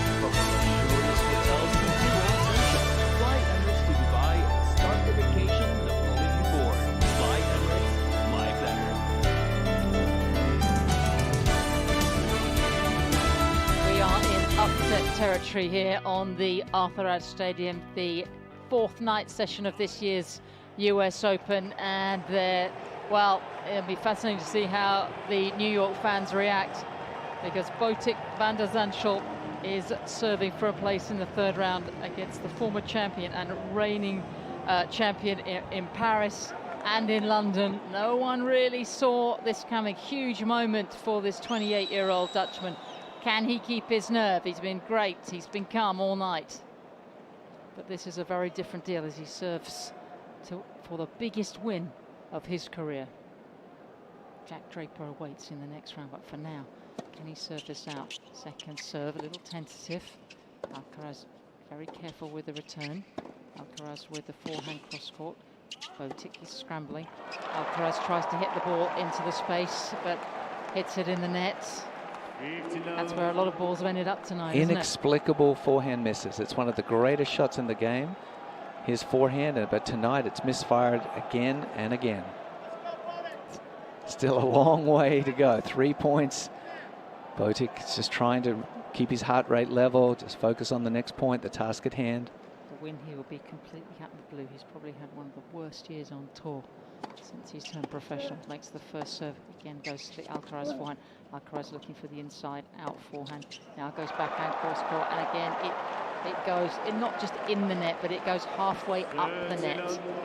And 2 points away now, the Dutchman, from a huge upset that will have just crazy reverberations in the top section of this men's draw. The last of the 2nd round matches to be completed here at this year's US Open. First serve from Van De Zandschulp goes wide. Good return from Alcaraz, and he comes forward, but passed very easily with a backhand down the line. Nothing the Spaniard can do. Nerves of steel right there. A pretty decent approach shot. An incredibly sleek and slick backhand pass from the Dutchman to bring up triple match point. Same routine from Van De Zandschulp. Makes the first serve down the tee. No reply from Alcaraz. It's a huge upset on day 4 at this year's US Open. Van De Zandschulp takes out the number 3 seed and former champion. He wins in straight, 6-1, 7-5, 6-4. And oh my goodness, what a night here on Ashe. And David McPherson alongside myself, Sam Smith. Very little reaction from Van De Zandschulp. He just puts his hands up to the crowd and says, thanks guys, maybe I'm slightly apologetic, I've taken out one of the big stars of the game. And he just sits down in his chair and allows himself a little smile to Paul Haarhuis, his fellow Dutchman, who is standing up in the player box. Almost can't believe what we've seen tonight. We thought Alcaraz would come back. He goes off, he's just sort of waving to the crowd. But my goodness, I think the story will be a very solid performance from Van De Zandschulp, but an all over the place Alcaraz, for whom nothing went right tonight. Yeah, absolutely. I mean, Carlos contributed to his own demise there in a big way. Just wasn't seemingly there emotionally. His game was wild, erratic, just poor shot selection at times, and just inexplicable misses. But let's give Botic Van De Zandschulp a heck of a lot of credit to serve out a match to love like that, keeping his nerves under control the whole time. It was just an ice-cool performance, and he's my hero. I mean, just maintaining that level of play was just extraordinary. Well, the unexpected, that's what we get in sports. Let's hear from him. He's with Mary Jo Fernandez. Botic, congratulations. That was an incredible performance from start to finish.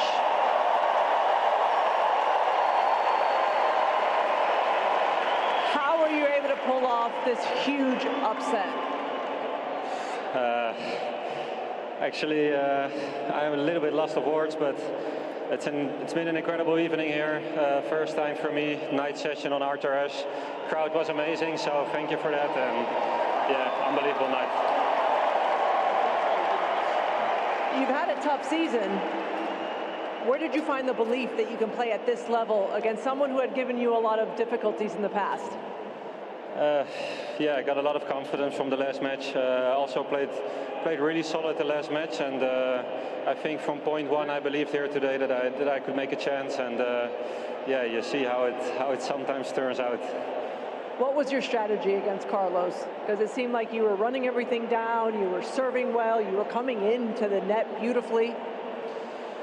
Yeah, defending well. I think I saw some of the stats. I won unbelievable amount of points at the net. So I think my coach wanted me to be a little bit more aggressive. So yeah, I think I did it really well today. And your composure, you look so calm. Were you as calm as you looked out there, even when you were closing out the match? Of course, I had some nerves, but I think if you want to beat one of these guys, you have to be unbelievable calm and keep your head there. Otherwise they take so easy advantage of it. Finally, your next opponent, Jack Draper, big lefty server. How will you approach that match? A very different matchup. Okay, I know I played Jack Draper. Didn't know that before, but yeah, really good player.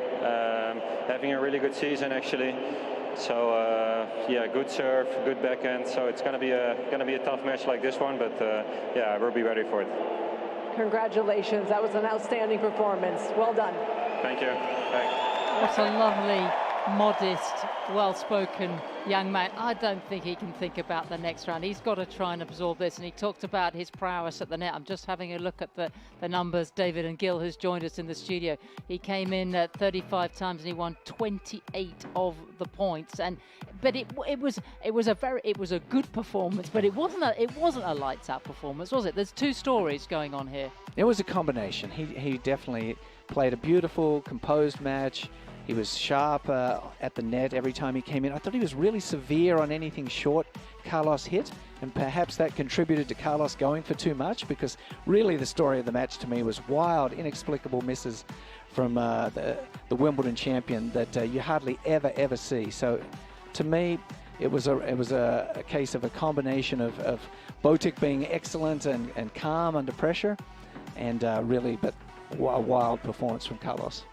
In sport, you never know. Gil, there's been lots of results here today. Jannik Sinner looked pretty good first up on the ash. It's been a long day. Iga Swiatek was absolutely devastating, just dropping one game as wins for Dan Evans. I'm surprised Dan Evans can even get himself upright after 5.5 hours a couple of days ago. What caught your eye today? I can't get past what we just saw. I mean, that's enormous. That's absolutely enormous. I'm surprised on both fronts. On the Botic side, it had been really difficult for him for a year.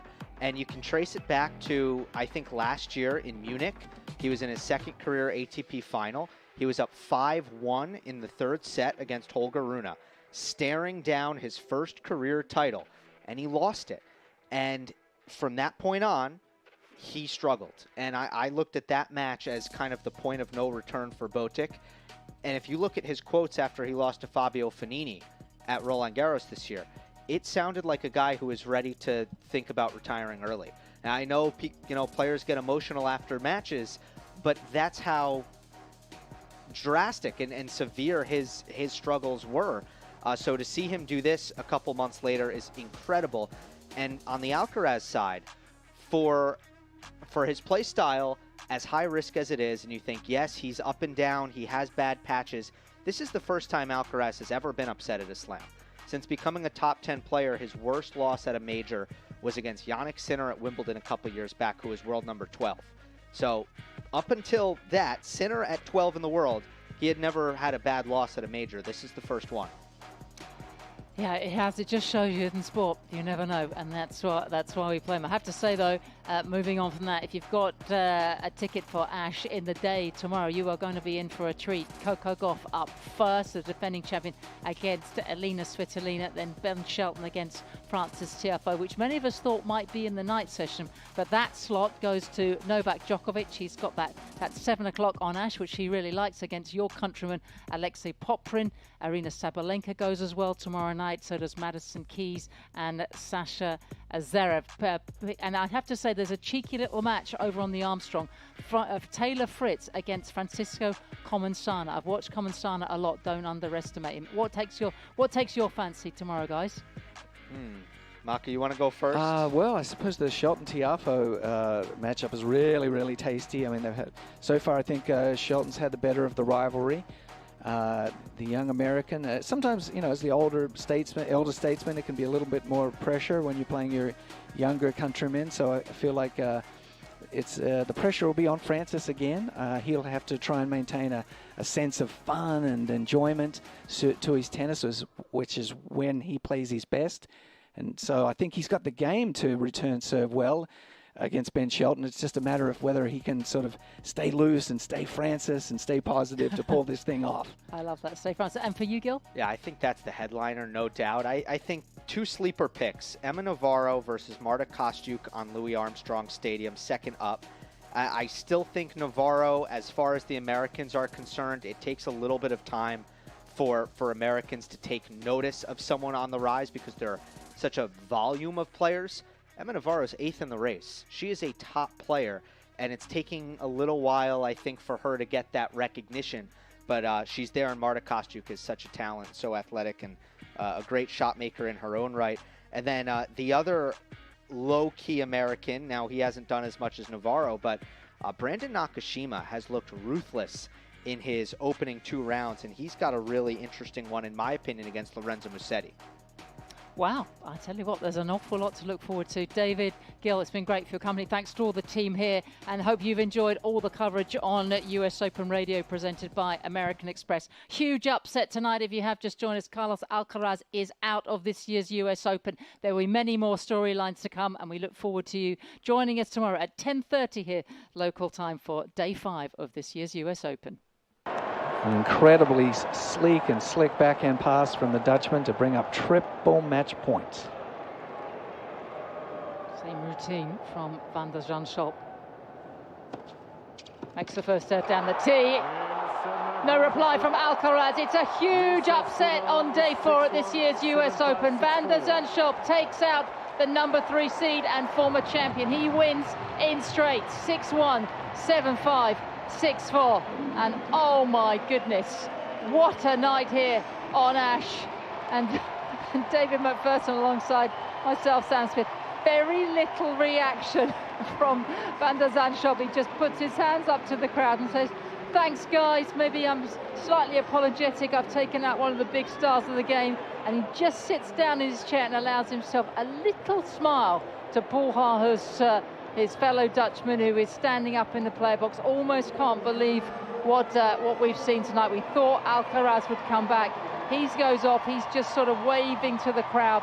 But my goodness, I think the story will be a very solid performance from Van De Zandschulp, but an all over the place Alcaraz, for whom nothing went right tonight.